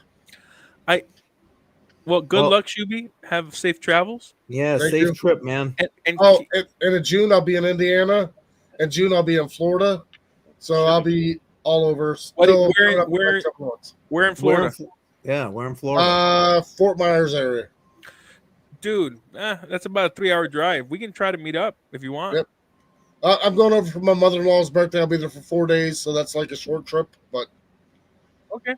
But I am down there. I'll be down there for Christmas this year also for that. So Christmas will be a longer trip. All right. Yeah, let's try to get meet up. some opportunity. Yeah. Nice. Yep. Hey, We'll Keith, meet up. I want to put Allie on the spot. Can you bring up Allie's video? Yeah. I was holding off, but yes, 1 second. Hey, Allie, when he does that, I got a question for you. No, not that video. His face, like his broadcast video. Oh, Jesus. Okay, sorry. Hang on. Is that a tattoo in the middle of your throat, or is that a hickey? That's chest hair, dude. That was awesome. That was awesome. Cheers right there. But there's one down below, but yeah, that's a tough. That's my. Yeah, At least he's got the voice and on that note, Shuby is off to Texas. See y'all later. Hey, Shub, take care, man. Bye, I'm Joe. observing, man. I'm observing. Oh, I've been working, man. I'm working hard right now. I have You no don't ever doubt. stop. Joe always does. Fashion. Is that what the Texas whiskey does for you? Makes you grow chest hair? Yeah, dude. That's why this is a problem. That's funny. There you go. It's Velcro, probably Velcro. There it is. There it is. It will work as Velcro. Velcro does attach to it. It's quite painful. I thought it was a hickey. I'm like, man, your wife got you there right in the throat. I'm in my 40s, dude. I don't get hickeys anymore. Hey, you're gonna be at the Bitcoin conference? Where is it? It's in Las Vegas. It's like the 27th. Oh, yeah, it's next week. Oh, next week? Week No. after. It starts the day after Memorial Memorial Day, yeah. So it's like the last week of May. 26th through the 29th or 27th through the 29th. Yeah. So probably not, but I remember you mentioned that. I looked it up and then I got really interested in, hey, maybe like Metalmark needs to go to more of these like conventions, either collectible conventions, money conventions, gold, precious metal conventions. So I think that's probably going to be the case. And I think, starting maybe about 2 months from now, 3 months from now, I'm going to start finding the ones that I can attend easily, like maybe the ones in Texas, and just The line up as largest a vendor. one in the world is in Oklahoma, and it's the ANA Money Show. It is the largest coin show, numismatic show in the world. And then the second largest is the Fun Show in Florida. It's in the first quarter. Then there's another one. I'm Googling all these as you say them. Yeah, there's another one the ANA puts out in Chicago. I forget what that one is called, but it's. Well, there you go. You'll be in Bedell's neck of the woods at that point. Mm-hmm. Hell yeah! You come to Chicago, just make sure you bring some body armor because you need it. You come out by me? No. You're fine out by me, but you go to like Chicago area, yeah. Bring some body armor. I mean, I live in Texas. I may have some body armor and a whole closet full of guns. I was gonna say I may or may not have any body armor. Yeah. Plus, all this chest hair is quite dense. But another thing is look up PCGS. What about PCGS? Because they hold conferences too, don't they? They go to conferences. PCGS, they're grading service, so you can submit your coins, and typically like Annex, NGC, and PCGS, CAC, they go to shows, and when you can submit your coins, and they give you a discount on submitting your coins. So people, Miss Crypto Bedell is a coin collector. Yeah, but aren't you registered to like value or something like that? Yeah. Yeah. Oh, there's your little one. That's one of them. Hi. She ran away. What do you collect, Mrs. Bedell? Lots of things. I got a whole bunch of $2 bills, wheat pennies. Bunch of the smaller You put her on the spot. I got a lot. I just. Oh, you start drinking my beer? No. Is that how nervous you are now that you're on the spot? You're gonna start grabbing my beer? I don't have anything. And I think it's Chicago. There. Yeah, sounds about right. Well, I call it Chirac because it's like freedom. Yeah. That's man. We don't go there. Well, it's not freedom. It's just if you don't have a gun, you don't go there. Because if you want something, you just take that shit, and that's how everybody is. And it's like, no, I haven't been in Chicago in a couple years. I'm thankful now. All right, what do we got here? Hang on. Well, I'm showing you what I collect. My remember that I geeked out last week, and hold on, let me get rid of my background. Remember how I geeked out about the coins that I'm collecting, the people coins? Yes. Yeah, so I collect, and then I send to get graded people state coin. So I don't know. If you're nice. I think you'd appreciate it. There's a couple more. Oh, sorry. I have about 8 being graded right now at NGC. My goal, if you're collecting, NGC has the registry.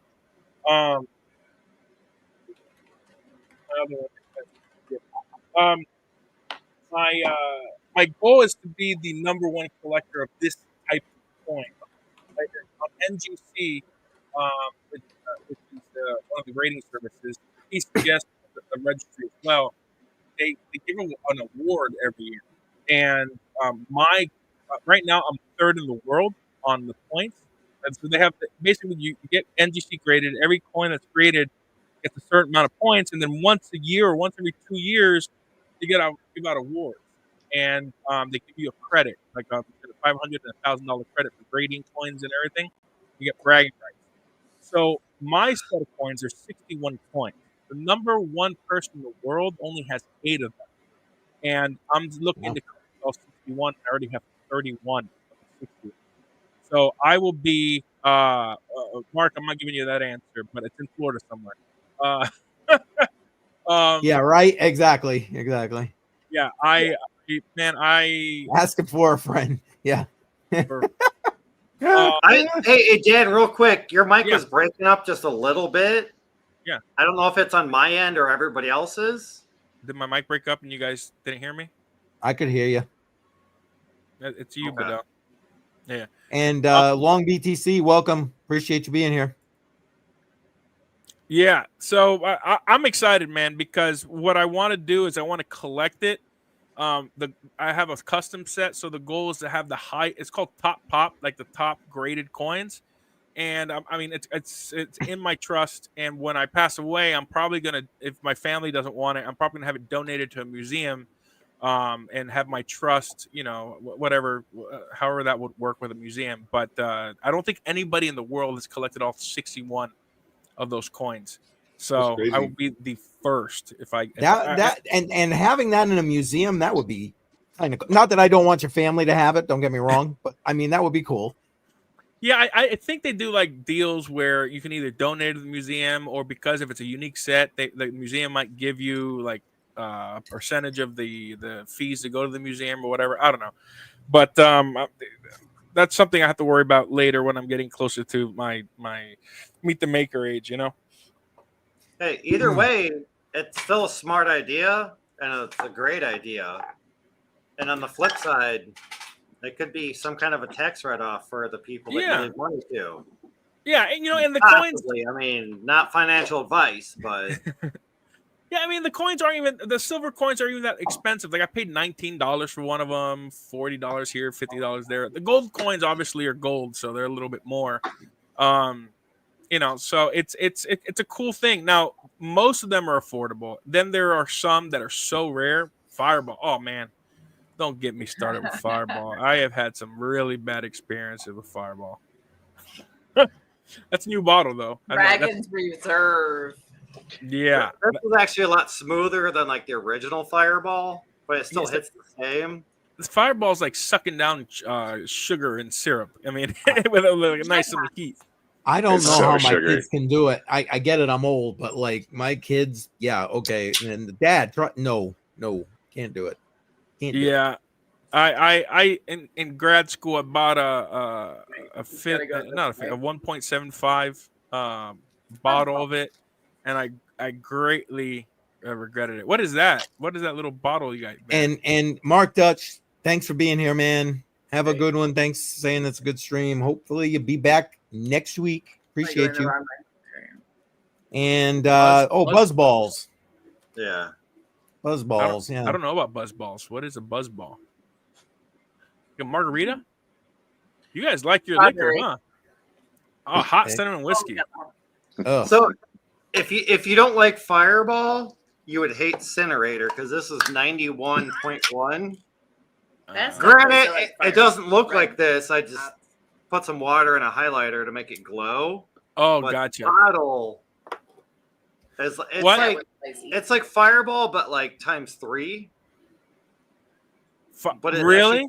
No, I'm talking about the flavor. Is it as syrupy as Fireball? Well, it depends. Do you like it warm, cold, or frozen? Frozen. I like my shots frozen, so it goes down more like syrup. But if you do it warm, it's almost like water.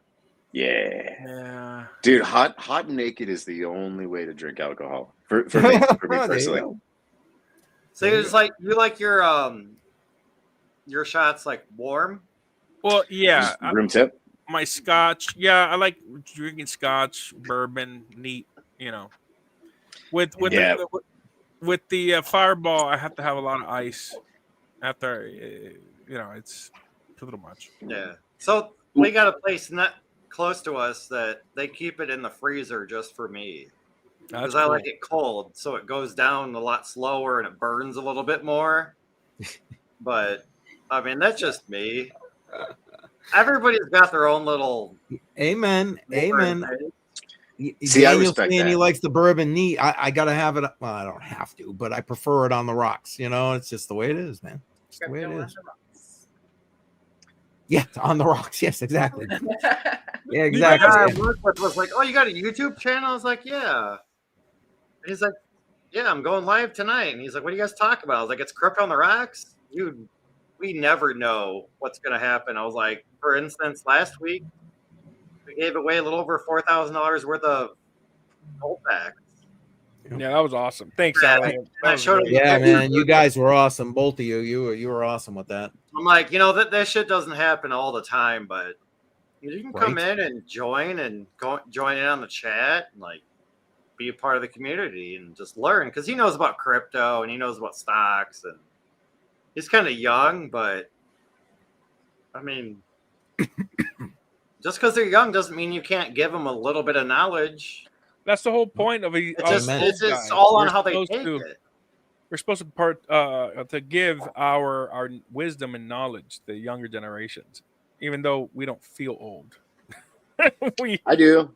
I was gonna say, I don't know about that. I'm kind of feeling it these days.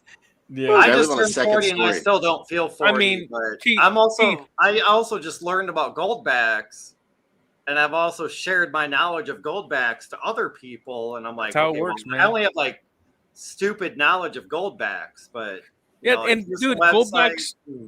gold backs are great. With $4, you can buy a half gold back, or $4, $3.20 Yeah, it's so fractional, and I know the thing is, gold back is losing money with the half gold backs.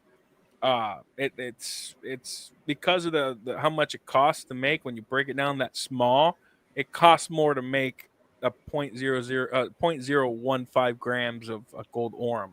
So they're doing it because the CEO Jeremy Cordone said there had to be a small denomination because the idea was the one was $2 and $3 and $4. The minute the one got over $5 and like 25 cents, they had already started talking about a half gold back because it needs to be spendable. And then they're already talking about once gold gets high enough to potentially doing a quarter gold back. You know? Yeah, he's shaking his head. He's like, the complete loss, man. That's like he's like a complete loss. I mean, if so, that would be amazing if Valerium can like scale the tech up to the point to where the manufacturing costs actually come down, and then it becomes like maybe you're still losing on that really really low denomination, but you're not losing your ass on it. Like that would be amazing. And then that would actually make the RM technology much more available to I think much more people. Those premiums come down, man, and it becomes like a lot easier to scale this up. Yeah, and I think you need to have a ton of gold too, like well over 1,000 ounces of gold. I'm not exactly sure like what it has to be an exorbitant amount of gold to bring down the costs. I mean, I think that's the only way because I think you have to buy the gold directly from Valorum, and I think they make a spread on that. You can buy that. So, like, yeah, if you don't bring your own gold, you're buying it spot from Valerium. You're paying a little bit of a spread, a couple of points on that. But then you can bring your own gold, which is something that like fascinates me. Like, imagine you, I don't know, find a gold that has a really interesting story or something. Like, you can take that gold to Valerium, and they can turn it into gold bills for you, ARMs, and then like those ARMs now have the story of whatever that gold was that you brought to get like melted and turned into bills. Interesting, yeah, super yeah. interesting. That is fascinating. You're turning. Well, I mean, it depends, right? Like if you find some gold bars from a sunken treasure, I mean, that has a lot of numismatic value. So then you turn it into Orums. But if you turn it into Orums, it has to have much higher value than the numismatic value, right? So that's an interesting idea. Sure. Yeah, you can make literal pirate gold. Yeah, pirate gold, even Egyptian gold, like the gold that we have today. Who knows where it came from? If it wasn't mined recently, like if it's just melted down gold and bars that have been around for centuries, maybe it's been around for thousands of years. You know, Egypt's been sacked. The Byzantium or Constantinople has been sacked. You know, like the gold that you're wearing today or using could have been used thousands of years ago. It's incorruptible metal, and sunken treasure, like swords and knives, could be completely rusted, but the gold and silver looks beautiful. Like it's still in pristine condition. It's super fascinating. And even if the gold doesn't have a story, gold's like all of gold's origin story is the most fascinating thing in the world to me, which I didn't know until I started this Metal Mart project. Gold comes from supernovas. Yeah. Like what? So a supernova goes off and gold is created in that process, and then it of course goes all over the universe. And gravity slowly over millions and millions of years pulls something in this direction, something in that direction, and it gets caught up in other matter that then forms the planets. And those are your like gold deposits. in that celestial body. Like, what? That's crazy. There's actually a lot of gold. There is enough gold in the mantle of the Earth to have 15 feet high covering the whole surface. What's happened was during the supernova there were multiple ejections, and during the early stages of the formation of the Earth, when the Earth was still liquefied or molten, the first deposits of gold hit the Earth and got gold is very dense, so it went closer to the center of the Earth. And then as the Earth cooled, the deposits that we're mining now was a second or third hit from that supernova that hit the surface, and that's why it looks like veins. It was liquefied gold that just came in through the atmosphere, melted and smashed into the surface, and then the millions of years, billions of years, we get gold now. So there's actually a ton of gold in the center of the Earth. There just isn't as much on the surface because most of the ejections came when the Earth was forming. If you're an evolutionist, if you're a Christian, God put it there. Yeah. Yes. Yeah. That was very interesting. See, you learn everything here on Crypto on the Rocks. You guys are awesome. Yeah, dude, the amount of energy it takes to make gold, they just did it in the colloidal whatever. With lead or whatever. Yeah. They didn't even smack it together. They had it just brush by, and they wanted to see what would happen. But the amount of energy it took to do that is just it's cost prohibitive. You can make gold. The only way it's probable is when we finally get stable fusion power. Fusion power is the only way to really. I mean, even then, it needs to be a huge reaction. Yeah, it's not like diamonds. Diamonds can be made in a lab, and actually, lab-grown diamonds are I think like the diamond that is used if you have a diamond cutting wheel and stuff like that. Like it's the diamond that gets used in most industrial applications.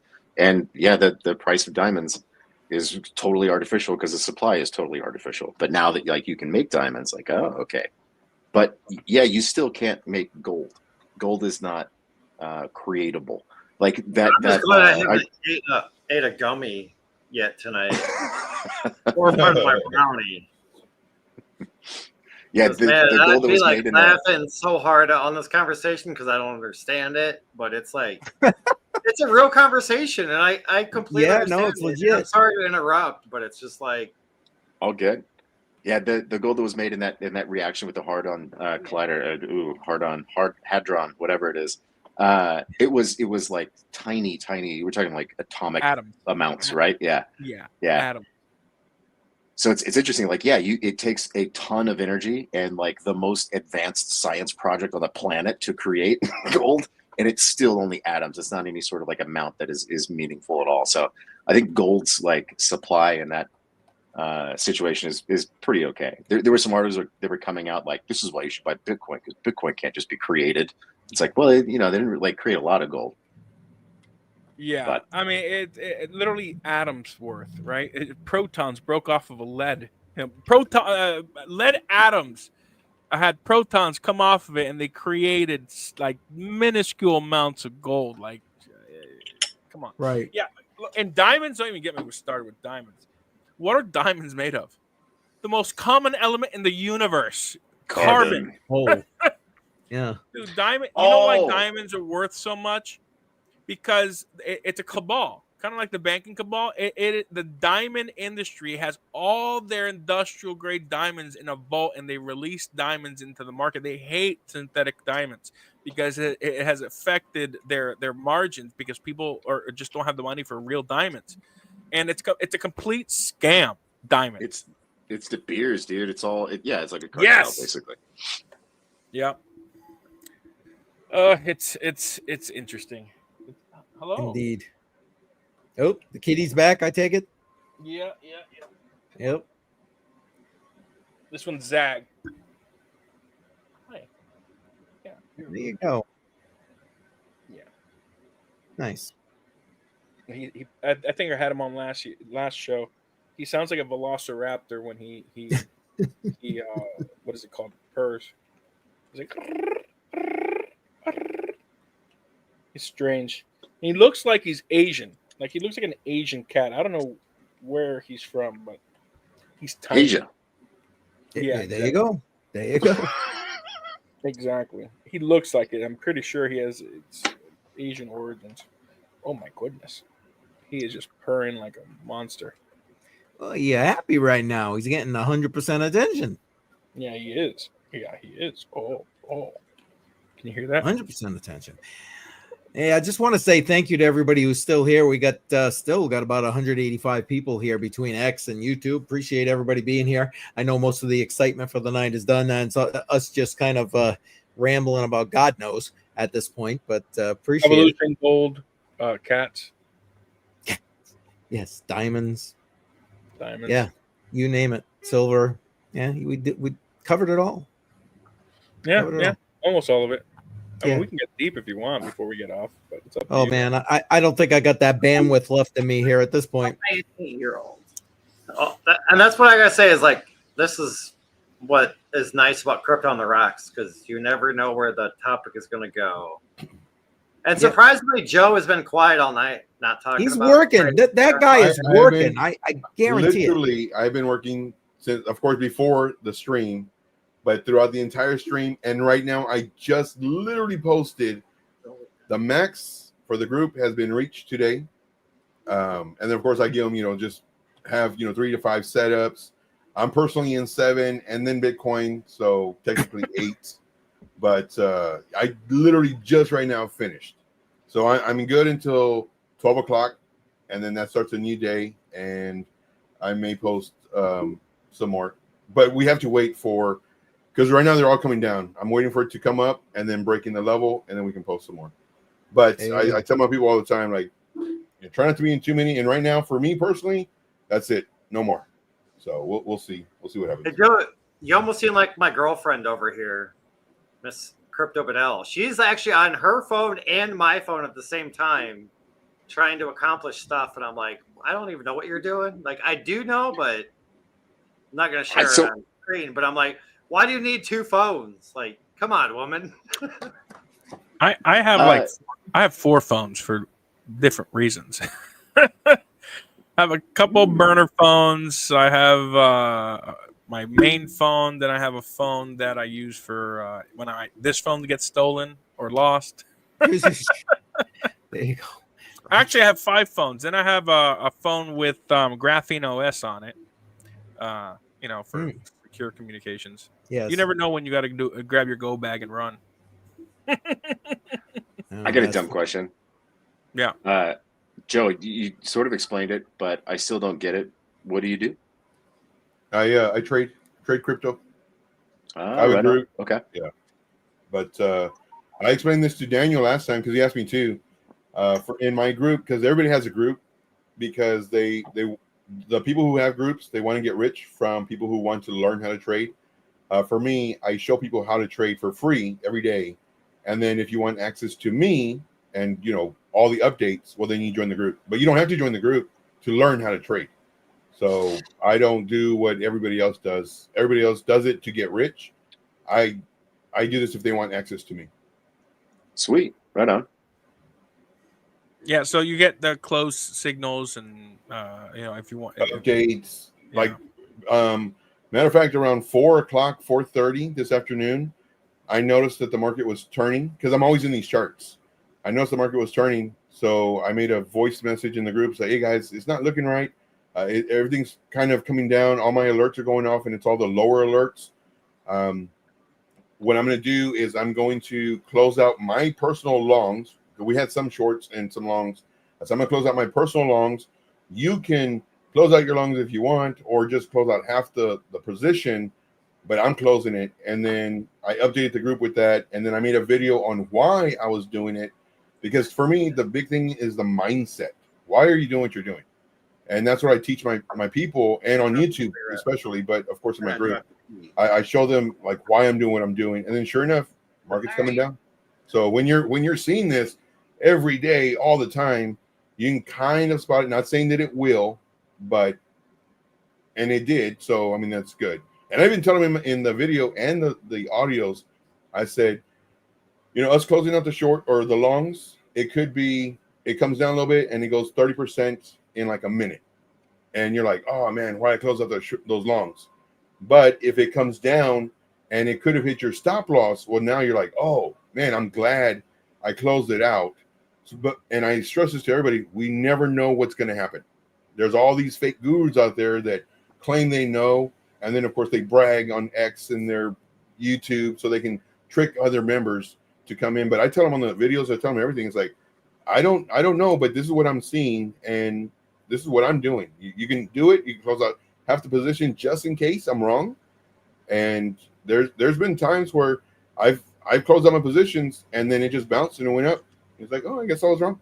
And I let YouTube know that I told my group close out positions or close out half at least, and I was wrong. And to me, the transparency isn't there in the market, because everybody wants to sell their group. I don't. Yeah, and they want to sell the allure of them being some all-knowing guru as well. Right. That's great, man. That's respectable. I've never gotten into options because I actually hate gambling, but I think I might be ready for that. I might start lurking around on your group. Yeah, just YouTube, man. That's all you need. Like, you don't even need to join the group. Just YouTube. See if you like it. If you like it, then you can join. But see if you like it. And then, of course, we do crypto, but I can also. There's times where people are asking for stocks. I'll do stocks. Like, yeah, this is what you want to do. This is what you want to look for. And I give setups. So, yeah. Sweet. But yeah, literally the whole night I'm doing this number. I was like, man, he's on drugs or something. No, man, I'm literally working. And right now, like I said, I literally just finished. Oh my gosh, it was intense because the market is coming down, and we don't want to get into the coins that have already come down quite a bit. So I filter out all that noise, and I get the best ones that I think might do something. And again, nobody knows. And I tell that I'm very transparent with my people. Nobody knows.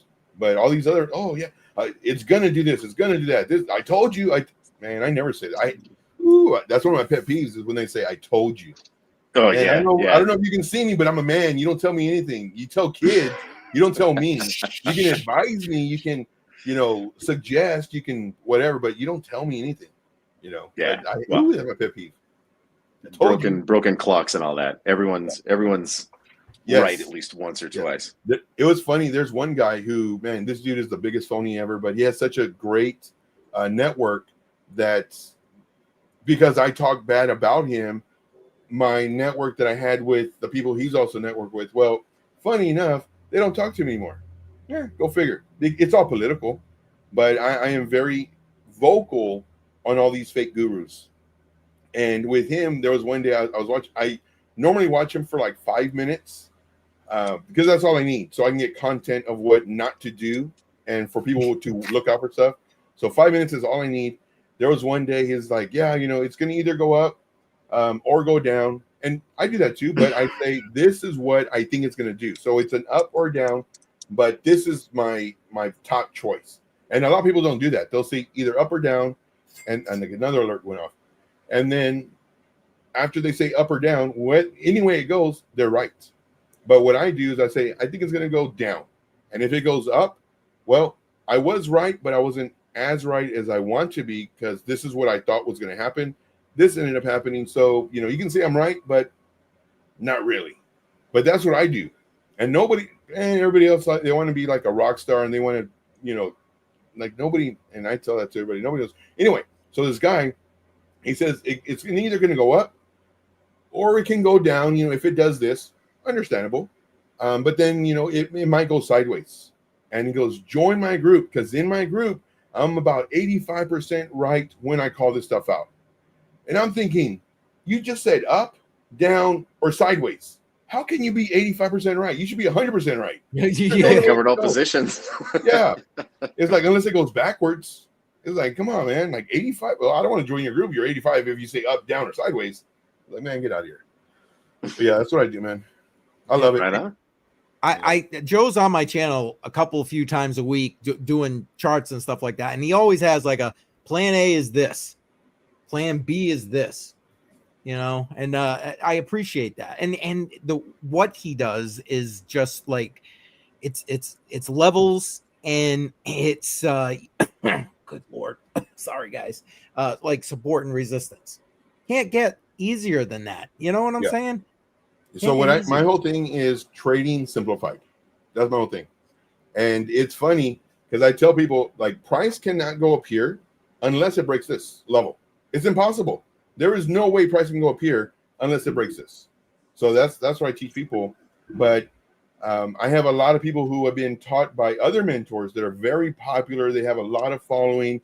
They have a lot of viewers, and they say certain things that I don't agree with. So when I bring that up, of course, my viewers, they're like, well, I don't know. And I say, guys, listen, I understand. I can guarantee it. If I had more followers, if I had more viewers, what I say you would accept a little bit more because, well, I have people following me.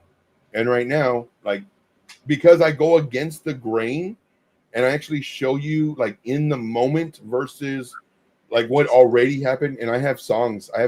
One of them. Oh, I forgot about that. Yeah, I forgot. One of them's called Retro Mentorship and Retro Millionaire or Replay Millionaire. Because anytime you see what already happened and you teach based off of that, well, you can't go wrong because you know what happened.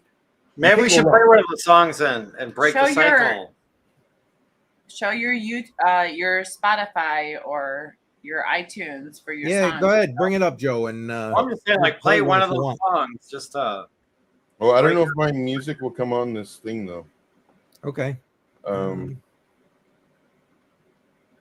let me come up over hey here. Daniel, my woman likes your cat. What's the cat's name?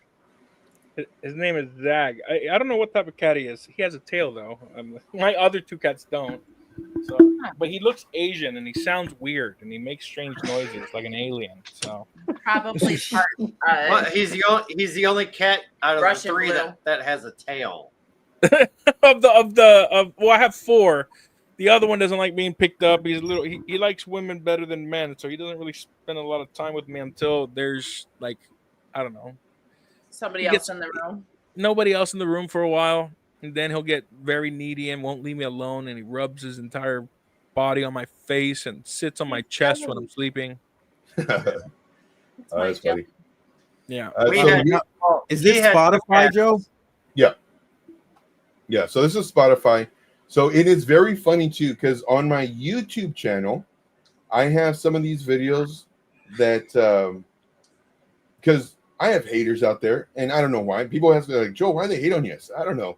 But this one right here actually made a statement as far as if I was winning or if I was still posting my fake profits or something like that. So this song talks about that dude, and I put him down. It's a very funny song.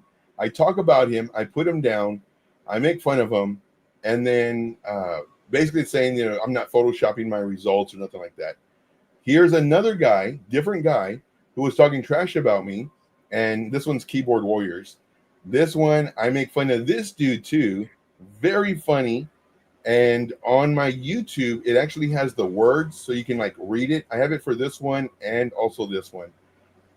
See here, Bitcoiners get all the girls. This was a comment that was made, so I made a song about this. But you can find me anywhere you have music, like Amazon Music, Spotify, everywhere, everywhere. But you just search Trade Intuition.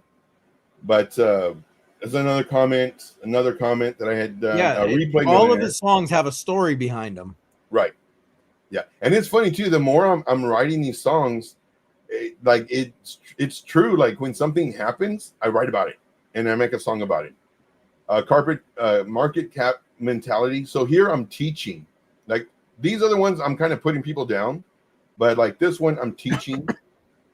This one, of course, CCM, Mr. Pete. He did this one right here. He made a comment. I said, "Oh, that's a Lamina song." So I made a song about that. This one is basically just having the mentality when you trade. This one, same thing, mentality when you trade. This one was a comment. This is what I tell everybody. Like we are literally at the mercy of price action. That's how I trade, because you can have indicators, you can have divergence, you can have whatever, point of control. Price can do whatever it wants. And there's some mentors out there that say when it breaks this level, point of control, it's going to the value area low. They say that.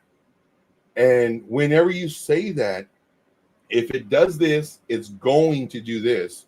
It creates a bias in your mind to where, well, it's going to come down to here. That's what he said. He has a lot of followers. He's very popular. He makes a lot of money. He's very successful as a trader, but price does not have to go anywhere. It can kind of come down and then come right back up. And that's what I teach people. But a lot of people are kind of resistant on it because, once again, they've been in the space longer. They have a greater following, so they will listen to them versus. But they'll learn though. They'll see. Now they can be successful because if I flip a quarter enough times, I'm gonna land on heads. I'm just saying. But what I'm showing you is like how to trade in the moment. And once you understand that price can do anything, we literally have to react to what it's doing versus saying it's going to do this because it did this. So that's what I do. Sweet, man. I love that. I love that you have diss tracks for this. This is amazing, dude. Dude, on my YouTube channel, man, this guy right here, this was a funny one, and then this one I believe is an even funnier one. It's because I diss them pretty hard. It's funny too. When I was in middle school, so long time ago, early Wild West days of the internet. Keyboard warriors wasn't like a thing yet as a term, but the term that did exist was a very early term. It's called modem thug, and I always thought that was a great term. So much so that I own modemthug.com. So if you want to adopt a moniker for your rap career, I don't even know if it's rap. I'm just guessing. Modem thug is available, and I'll give you the domain for free. Sweet. Oh, there you go. There you go. I think when we end the stream, Joe, if you don't mind, I'm going to end with my song. Sorry, I got a bias. You know, it was funny. I told the story a couple of times. It's like, you know, he's like, oh, I'm going to make a song out of that because I put a comment in there, and he sent me a message. I didn't see it. I was having dinner with my daughter. You know, blah blah blah. And then on the way home with my wife, I'm like, oh, he sent me a message. He's like, oh, the song's done. So my wife and I are listening to it on the way home, and it was like, at the end, he gives me a shout out. And my wife's just like, did he just shout you out? I'm like, hell yeah, he did. That was awesome. That was freaking awesome. So, yeah, we'll go out with that. I don't know about you guys, but I'm thinking I might wrap pretty soon because some of us have early mornings tomorrow. I know Bedell's are normally during the week there, but tomorrow I got an early day. So he's got to get up bright and early at 2:00 in the morning. Oh, good Lord. I'm sure he'll be awake. I was up at 3 a.m. this morning. What time tomorrow I'll wake up? It could be like 10, maybe noon. Past 6. I'm hoping noon so I can actually get some good sleep, but we'll see. But at the same time, I also didn't even eat a gummy like I normally do on the live streams. I was going to say. You don't fall asleep anymore. That's good. That's entertaining when you eat a gummy. Yeah, but them. But the talks in the last few weeks and last few months have been a little bit more serious and not more jokingly. I've been online. That's true. So that's true. Mining Stocks just said he's going to send Sarah her silver now. FYI. Yay! Thank you. Yeah, we know you. Well, listen, Shuby, you left, but you're still hanging out. Not that I mind you. Wait, you're always welcome. Sarah? But he was an early day. Oh, you won it! That's awesome. I didn't realize. Oh, is that why Bedell was like, Bedell, what's your last day? He was joking. Now the joke is funny. Yeah. The joke is funnier now. That makes sense. All right, cool. I just said if I won, I would give it away. Just not right away. Maybe like in a later live stream. I'm good. I mean, she can do what she wants with it. She entered. I entered on X, so it's all good. Yep. There you go. Sounds but good. I feel like our winning streak has to stop. Hey, like, I wrecked my windshield on my way home, so I need this. I needed something good. Need a little bit of a win, yeah. Then Tech Man, yes. Rigged. You know, now I know why people were saying it's rigged because you won. You won last week and you won this week. That's funny. I won last week. She won this week. But Right. Well, two become one. You know, same thing. she's gonna pay a $5 deposit. You know that gold back isn't yours. The gold back is hers. There it is. There it is. He's like, no. It's all good. Hey Dan, just so you know, if I for some reason have to sell that gold back, I will offer it to you first off. Okay. Those are pretty. But I'm just saying, I've only seen one so far. I can't wait to see. if the it rest. comes to that, I will offer it to you back.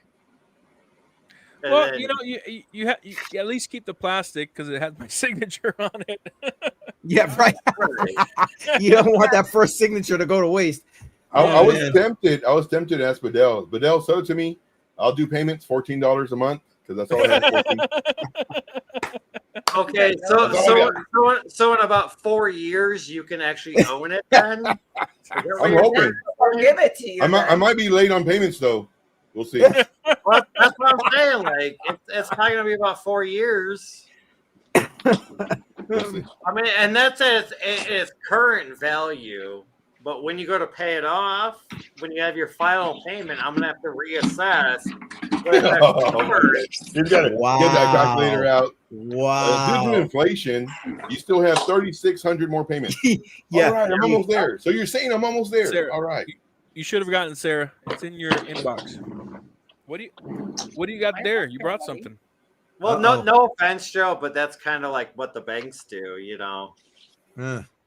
Oh yeah, you're gonna find this for like 36 months. I just got it. Oh, but you're gonna pay like 48 months worth of payments, and you're like, what the fuck? Yep. And the beginning payments, all that goes is the interest. Oh yeah, for sure.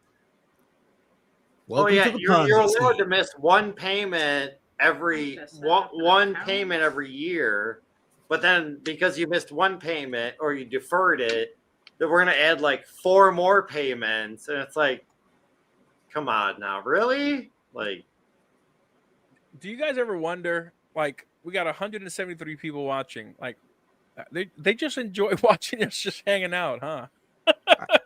That's cool. I was going to make a gummy. Yeah, go ahead and make a little Oh, gummy. hey, Do a go ahead. gummy. Hey, I think one of the first shows I did, I think I smoked. Gummy? Out of Yeah. my mouth. I should go get ours. look at a brownie. A brownie. Go get an 1/8 of a brownie for us. There you go. There we Now it's a go. party. Now it's a party. Yeah, an 1/8 each. All right, hang on. Let me finish. So, Allie, I got a small story real quick. So, a buddy that I work with, so I made homemade brownies, like I said earlier, and I gave him like one whole brownie, and I was like, dude, cut it up into quarters, cut those quarters in half, and take an 1/8 at a time, and wait like, you know, a couple hours, like 2-3 hours, till you eat another 1/8, because she gets paranoid when she gets way too high. Yeah. And But it also depends. I on don't know how it strain. is to get way that high, but I was like, dude, I ate like a quarter of a brownie that we made, and every time I have a cigarette, it like reignites the high a little bit. You know what, Yeah. Allie? I'm gonna join you. I got my medical card, so I'm gonna get my bong. I'll be I right also totally have a medical card. Absolutely. back. All right, so long story short, the last 2 nights he's like, dude, I just take a bite of the brownie. And I'm like, well, how much did you eat? And he's like, I don't know, I just took a little nibble. And the last 2 days, he's came into work and his eyes are like he's Chinese, and he's like, dude, that motherfucker is way too strong. And I'm like, dude, I told you gotta cut it up and you gotta take it accordingly. Like, I'm not a doctor, but we have enjoyed these things enough to understand that, like, you need to cut it into quarters, and you cut those quarters into halves, and you take a half of a quarter, which is like an 1/8, and that's what you take for the night. And if you want to eat like a whole quarter, that needs to be like a weekend when you don't have to go to work the next day. And he's like, dude, I don't even know what I ate. All I know is I'm still fucked up. And I'm like, dude, it's been what? 18, 20 hours since you ate it? And he's like, yeah, I'm still fucked up. And I'm like, yep. What's great about that though is like you're not gonna die. Like that's amazing. Like you have a night where like you go absolutely insane. You drink an entire bottle of Still Austin whiskey. Like I'm, Yeah. and you might die. Like that might kill you, which is insane. Like because you're drinking poison. The alternative is like you have a little bit of a brownie that has some plants in it. Some plants that just grow out of the ground, and like you might have a bad time, but like you're not gonna die. That's nice. I don't know. Yeah. And I this is like a completely once in a while understand that, thing. but there are people that they can actually be so high that they start having panic attacks. That's me, by the way. Which could, I'm not saying will, but I'm just saying it could lead to more other things than that. But it's like, Yeah.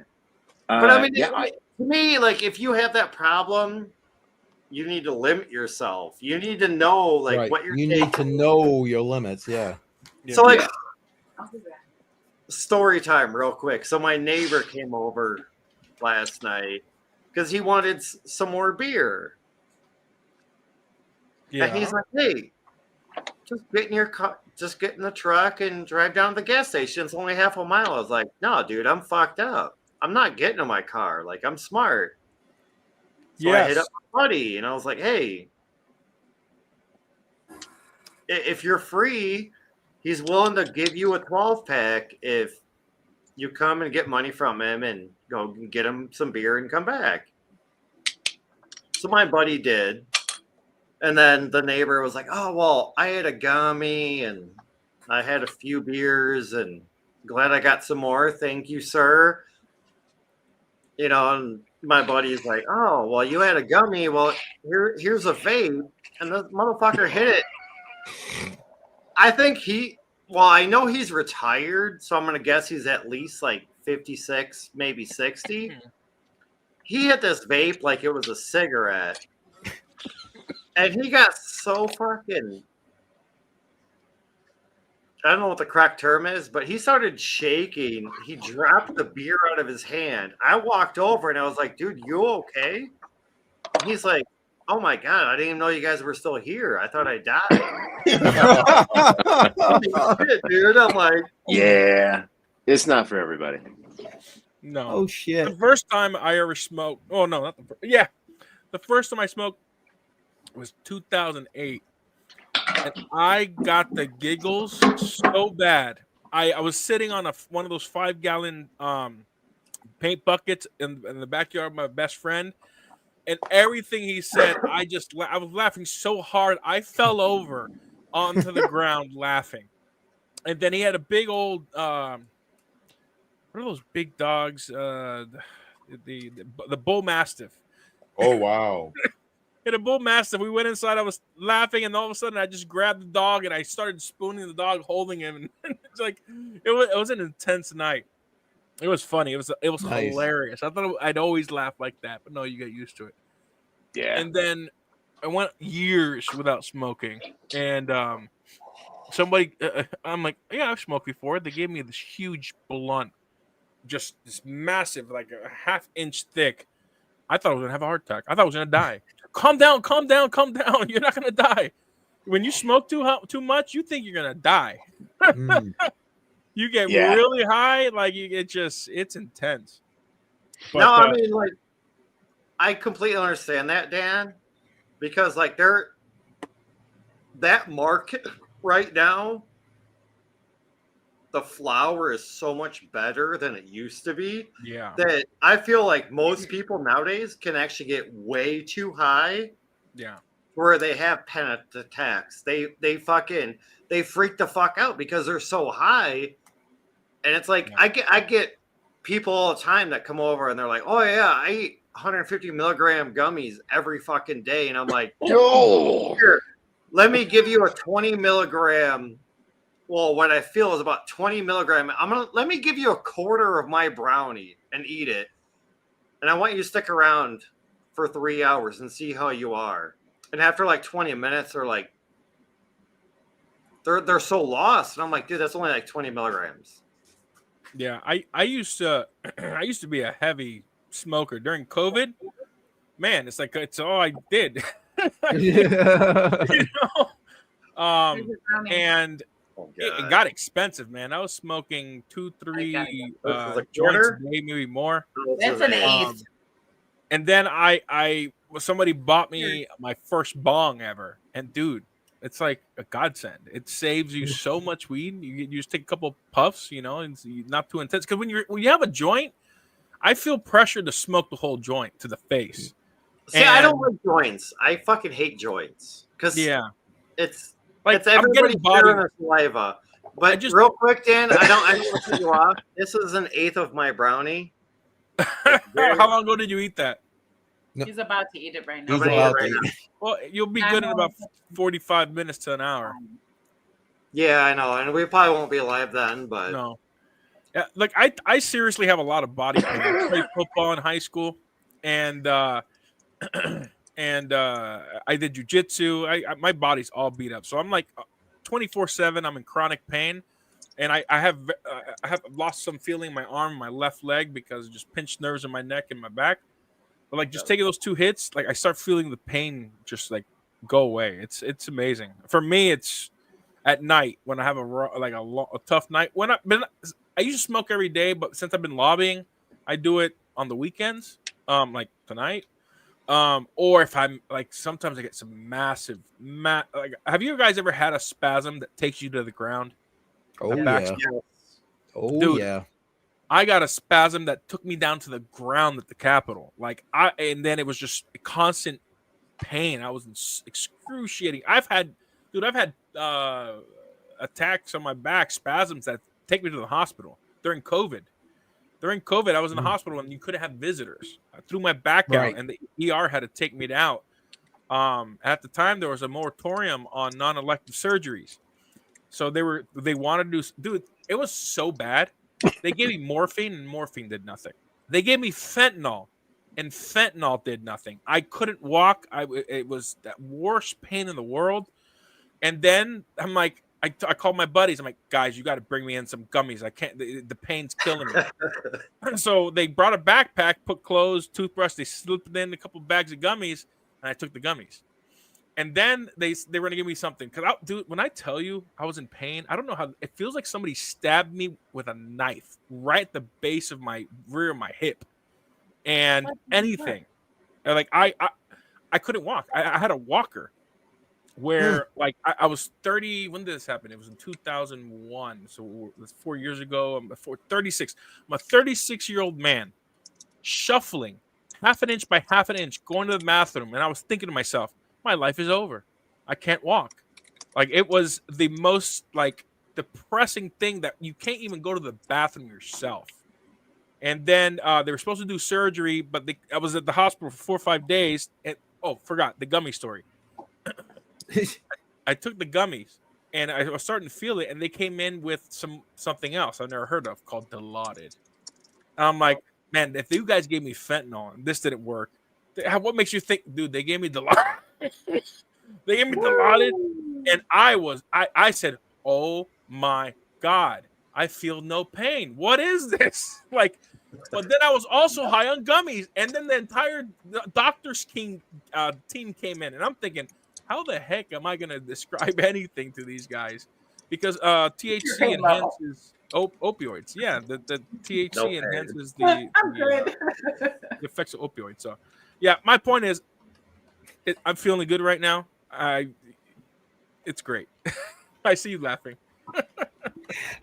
It's the private chat. You'll understand when you read it. I just thought that was hilarious. That's funny. I just gotta say, Dan, that's like a heartbreaking story, and I'm sorry I you walked with a cane for 2 years after that. I was doing jujitsu. Pimp cane? Huh? Like a pimp Was it a cane. pimp For real. cane? I have like 6-7 canes, dude. I have that hat, the fucking pimp cane. That's the look you need to get. And a pimp cane. There it is. There it is. That's why he wears that hat, so it goes with the cane. Yeah. I'm gonna say maybe you could also pull off a fashionable cape, but that might be a stretch. Dude, honestly, like a gray cape with like nice, with a little gold. Why not, dude? Dude, I'm bringing the hat back, dude. Men used to wear hats through the 30s, no, through the 50s, man. Like that was fashion. That was fashion. Hats are awesome. It keeps the sun out of your face to prevent the skin cancer, protects your eyes. You know, and the straw hat is breezy. I don't get hot. So, yeah, man, it's so my back for 2 years. So I was doing what caused my back to get that bad. I was doing jujitsu, and as the more I did jujitsu, the more I'd get spasms while I was rolling. It got to the point where it was just excruciating pain. I did physical therapy. Then my back went out, and after that, I walked with a cane until 2023. The beginning of 2023 in the summer. My business partner told me about this bed called Saragem bed. She started telling me about it in 22, and I bought it in 23. Because in 23, man, like it was just getting worse. It's the Saragem. It's a therapeutic bed that scans your spine, and when you lay on it, it's not a real bed. It's like a massage chair laid down, but like plastic. You guys can Google it, Saragem. It scans your spine, the length and the width, and then it has jade rollers and it shoots infrared on it. And then it has programs, and the main program, it actually snaps and uses your body weight, rolling on your spine, relieving all the pressure. The first time I used it, I was at the store, and you can test it out. I went from walking in with a cane to not needing a cane again. He said, really? And now I've thrown my back out maybe 3 or 4 times since then. And I've been walking without a cane, but sometimes I always travel my cane because I went to Colorado once and I threw my back out, so I never travel without my cane now. These dudes? Oh yes, I've heard about those. Chirp wheel? Yeah. No, and there's something else because the front of my hip, has a lot of pain. So there's this thing I've seen on Facebook. You know, with those Facebook ads, you got to be careful. But apparently this doctor created this, like, it's like a plastic tool that has this curve that you lay on it right where your hip is, and it digs right into. He has it. He's gonna show me. I bet he has it. I don't think this is it, but it's similar. No, that's not it, but it's similar. It's a smaller version of that. Yeah. This is like one of those Klingon swords, man, from Star Trek. There you go. There it is. And everything in your shoulder. Yep. Yeah. It's great, man. It's like it's super good. I have a horrible back. It's shaped like a question mark. It sucks. So yeah, I have many of the back devices to help try to fix my broken ass body. Yeah, dude, well, Allie, if you don't mind me asking, about how old are you? I mean, you don't have to give your exact age, but I will give you my exact age. I was born on a Tuesday in 1984 on February the 14th, Valentine's Day. So I am 41 years old and a couple of months. Yeah. You're young. Yeah. Thanks. You're less than a year older than me, and you're having all these problems. I'm like, man, I just turned 40. Dude. Like, okay, my biological age is 41 or whatever, but like my internal age of my organs and everything else in my body is like 86. Like I'm pretty sure I've got one foot in the grave. Next 40 years, and the other one on a banana peel. See, I feel the complete opposite. Like, yeah, my physical age is 40, but I feel like I'm like 25, maybe 27. Yeah. Damn, what do you on that Joe Rogan testosterone or what? I couldn't tell you the last time I had less than like 12 beers in a night. That's how bad it is. Oh man, damn, not that bad. Dude, that's good genes, dude. To be young again. I feel like a 75-year-old. I keep telling myself every day, like, I need to stop drinking or at least slow down because, you know, like 3 to 4 cases a week. When I move in, is a lot. It's expensive. And that's just at laying home. down the rules. And then we go out 3 or 4 nights a week, and there's 5 or 6 beers every time we go out. And I'm like, man, that's not out that much. Yeah. I used to live on 6th Street in Austin, Texas. So I Oh, lived crazy. in walking distance, in falling distance to many bars. So I feel you. Yeah, the music district, right down in that area. I was on the east Music side, so it was like bar. the scarier part of 6th Street, Oh, gotcha. but it was still disgusting and wonderfully so. I loved it. Yeah. Oh man, we're getting old, guys. We're getting old. I live in a small town, and I grew up in. These young people are listening to us like, man, we don't want to get old if that's what it's Yeah. You guys aren't that young. You give me Old. one? Hey, I'm only 40, and I'm Hey, still in he's only pretty good Think- damn health. Put in these terms. Think of our timeline as a parking spot.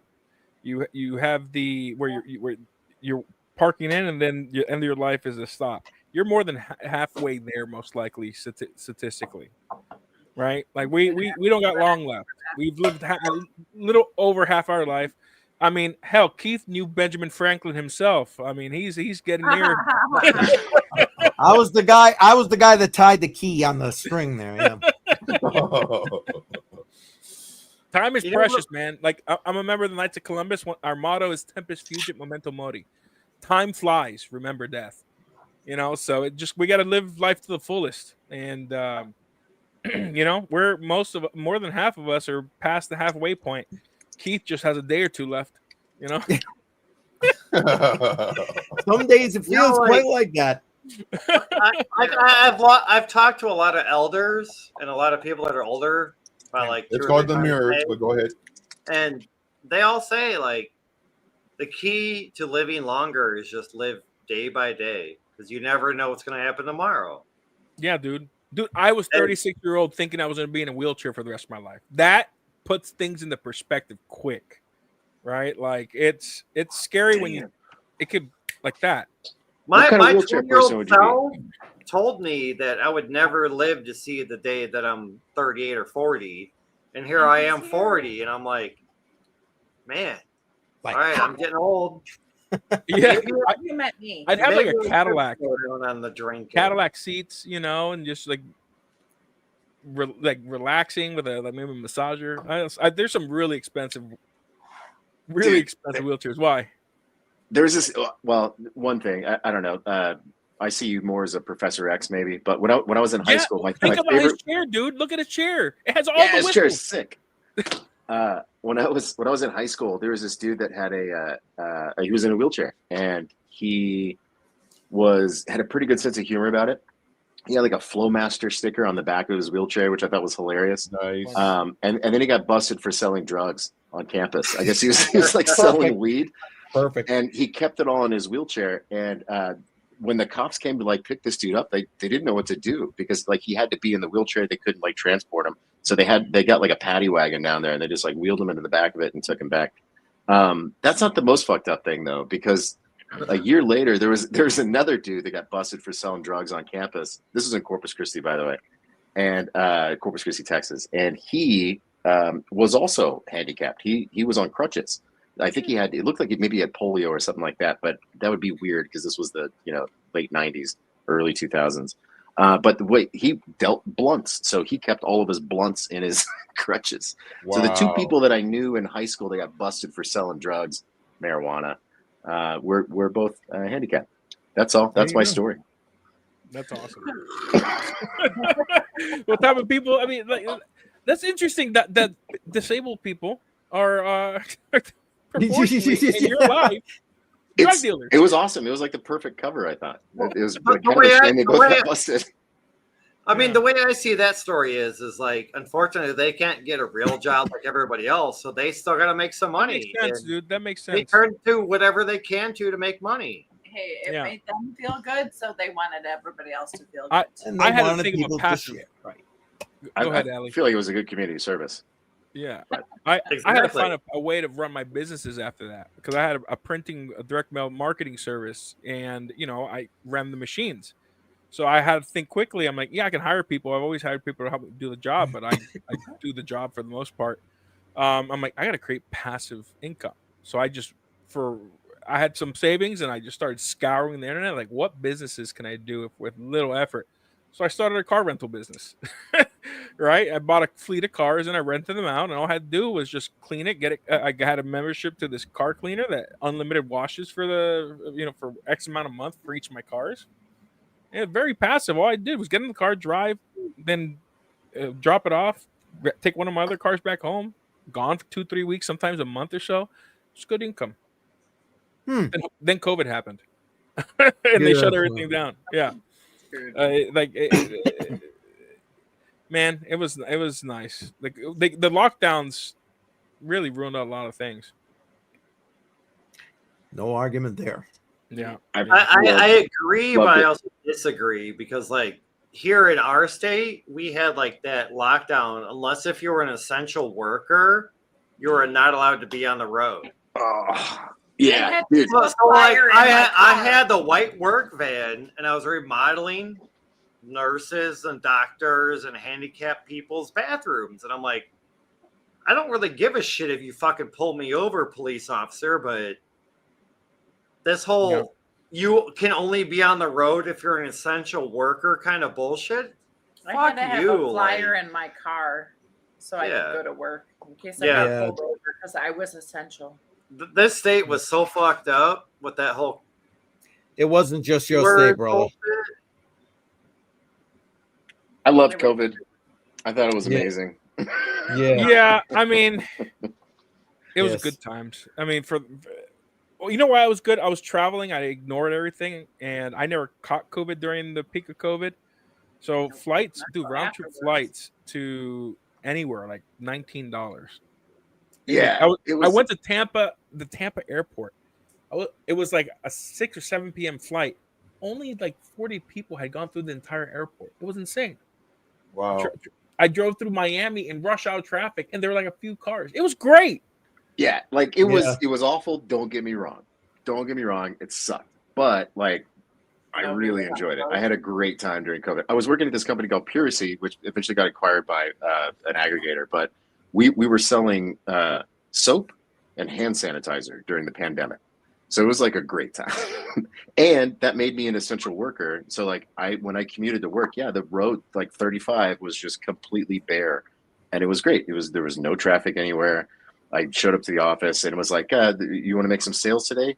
Okay, let's just send one email, and the sales were pouring in. And of course, like we also had a really good charity arm to all this. We didn't just like crank up the prices like what people are doing. We didn't crank up our prices at all. We kept them exactly the same as they were, even though our costs were going up because the manufacturers got the pressure and like they were jacking up their prices. We kept them the same, but we also donated a shit ton of hand sanitizer. But it was just a simple time, as chaotic and as insane as it was. Like me being sort of a little bit asocial and a shut in, like it was sort of a dream.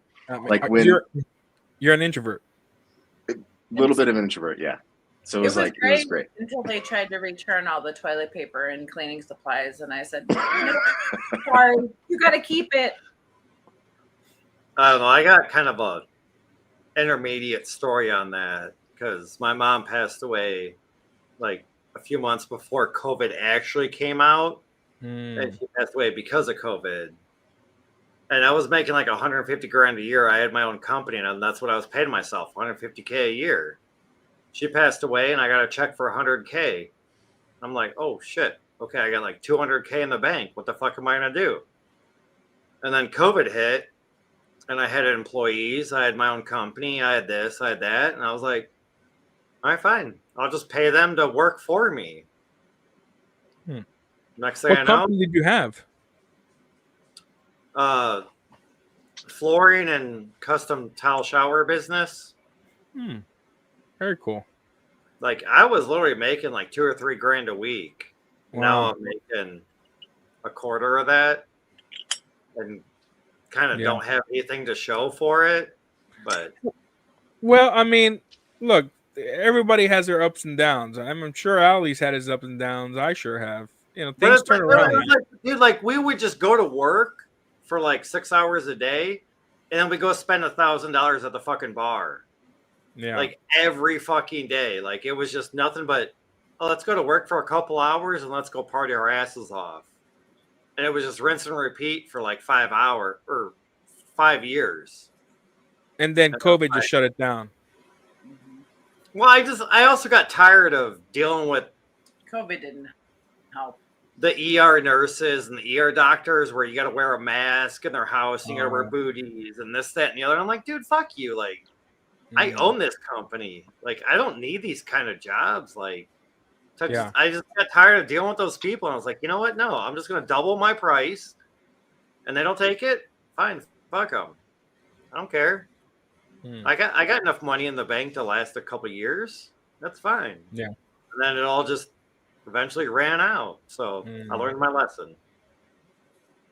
Do you want to start up another business? Physical labor? No, just anything else. Physical labor? No. Not Anything. Another business? Yeah. Need some work? Possibly. Well, what would you do? What would you like? What are your interests?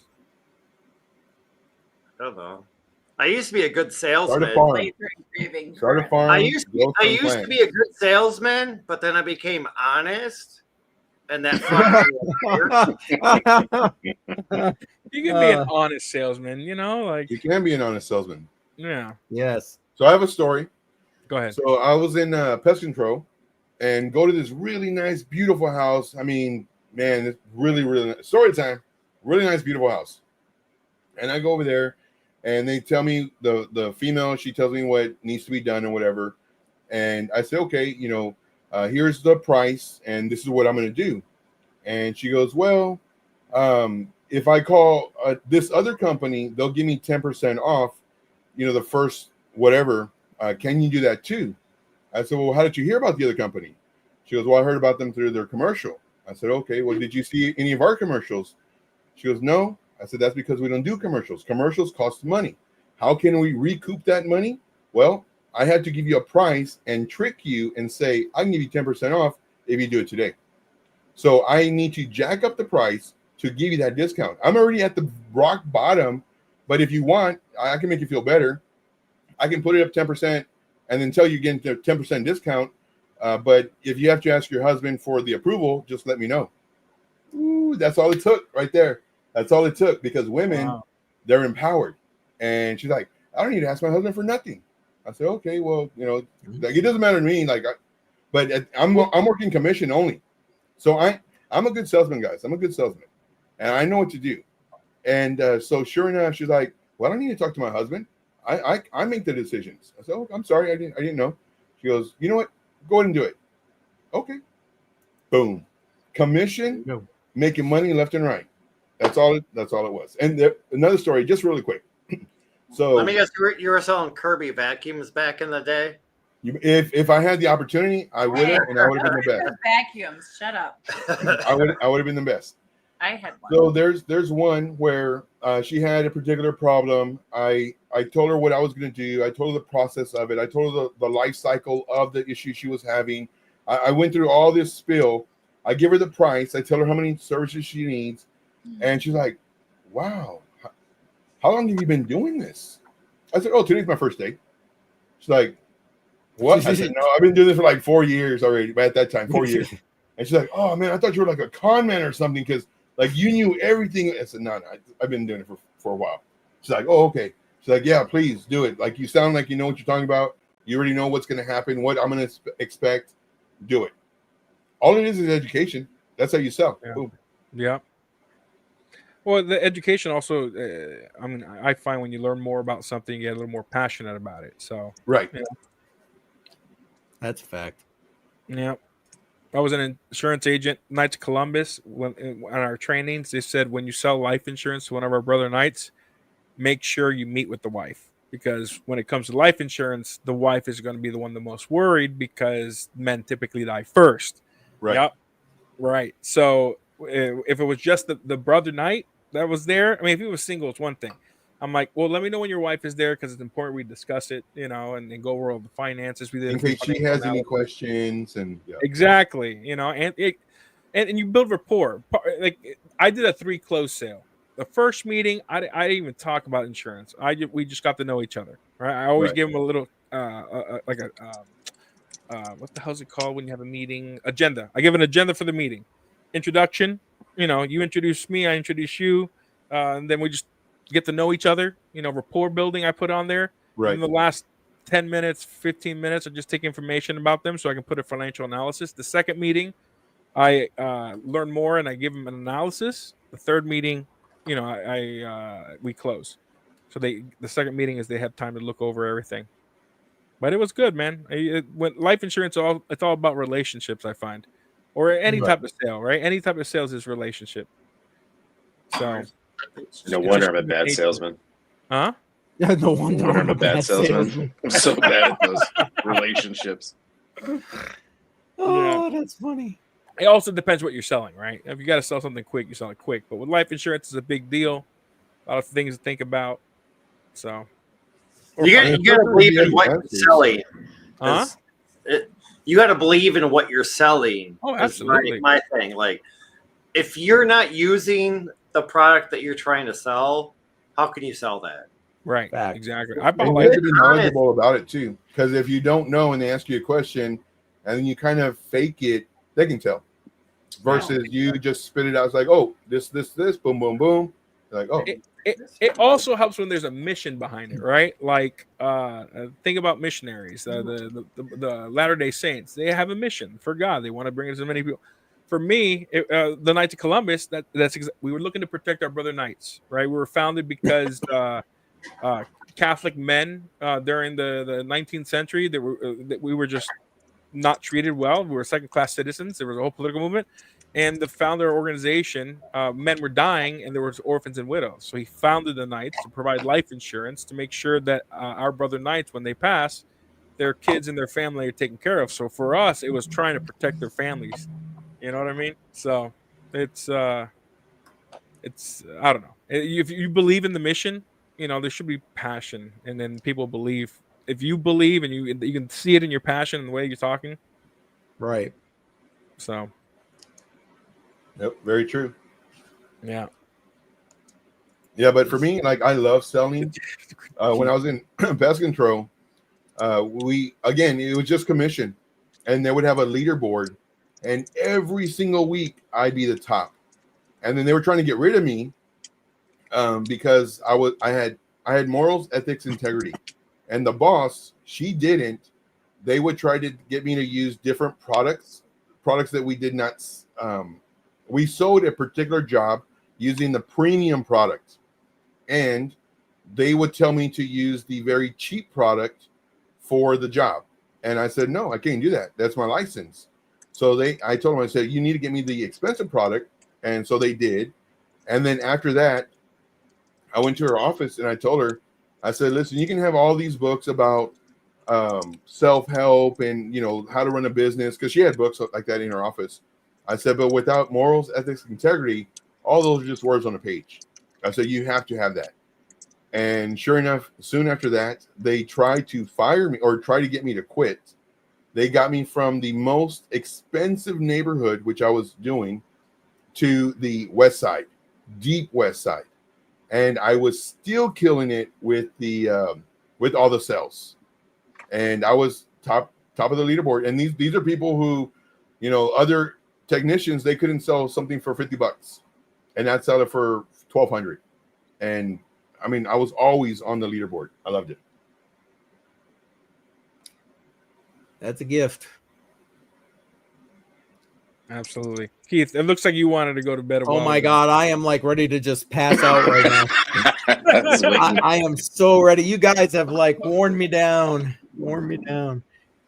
Not that. All right. Listen, Well, I appreciate you guys. I do. I love the fact that you guys are here. It just, the conversation goes in so many more directions than it would ordinarily. So I appreciate you guys. I really do.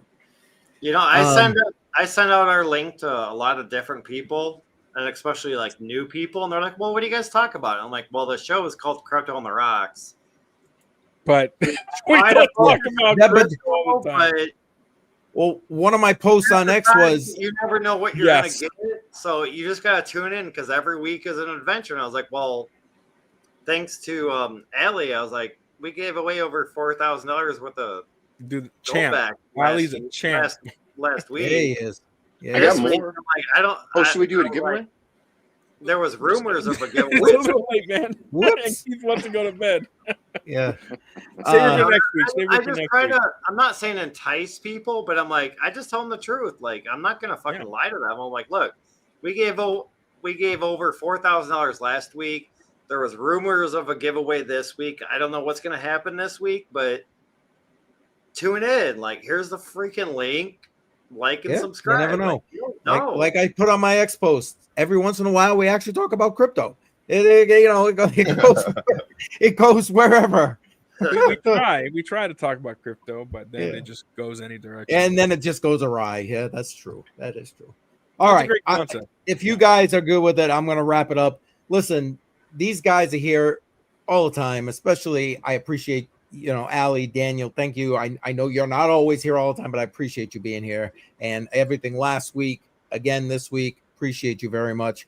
A couple of just housekeeping things. Every Friday night, 7 p.m. Eastern time, we're here, Crypto on the Rocks. Make sure that you come and check us out. It's, if nothing else, it's a fun time. And this Sunday, 7 p.m. Eastern time, catch the next episode in the educational series for newbies. It's going to be part 2 of BC Port Corp and I talking the history of crypto. So make sure you see that, because then the following week, Mr. Diaz and I are dropping that premiere. So make sure you're there. Guys, again, thank you. Have a good night. I hope you guys have a good weekend. I want to end off on with Joe's song, if that's okay. Joe, Yes. Make sure to listen to those 2 diss songs that I have on my channel, Trade Intuition. They are very funny. I know you're going to love it. And let me know in the comments what you liked about it. But yeah. All right. Sounds good. Yes, please do. Please do. All right. We're going to end with this. Where has the bull run gone? Well, I just want to say, don't forget, we got How to Line on Mondays.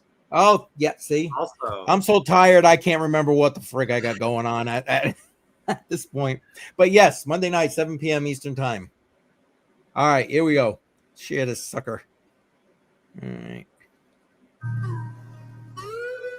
Stacking charts, stacking out. Where's the move they hyped about? Where has the bull run gone? Where or where can it be? Another fake pump, same old trap. Green candle teased, then WAP collapse. They said this run would break the chain. Instead, we'd be scrolling charts stuck in pain. Price action week, volume low. FOMO tweets got nowhere to go. Dreams of altcoin moons on hold, and portfolio just feel cold. Tales of 21 still ringing every trader's dome.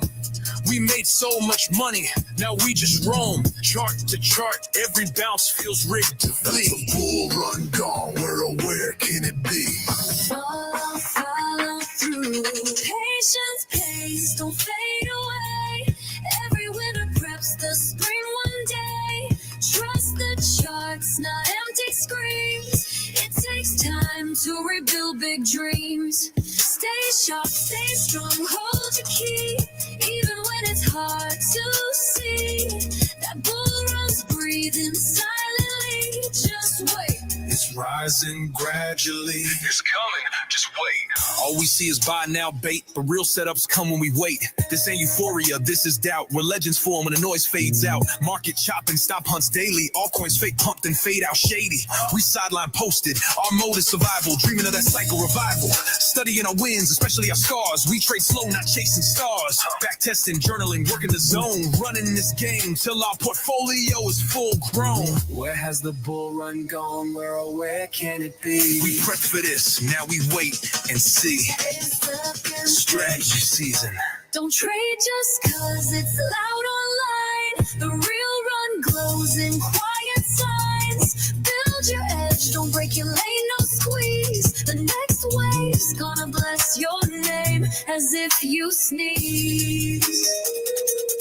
Stay sharp, stay calm, trust your read. Don't rush what your soul don't need. The market speaks, but whisper slow.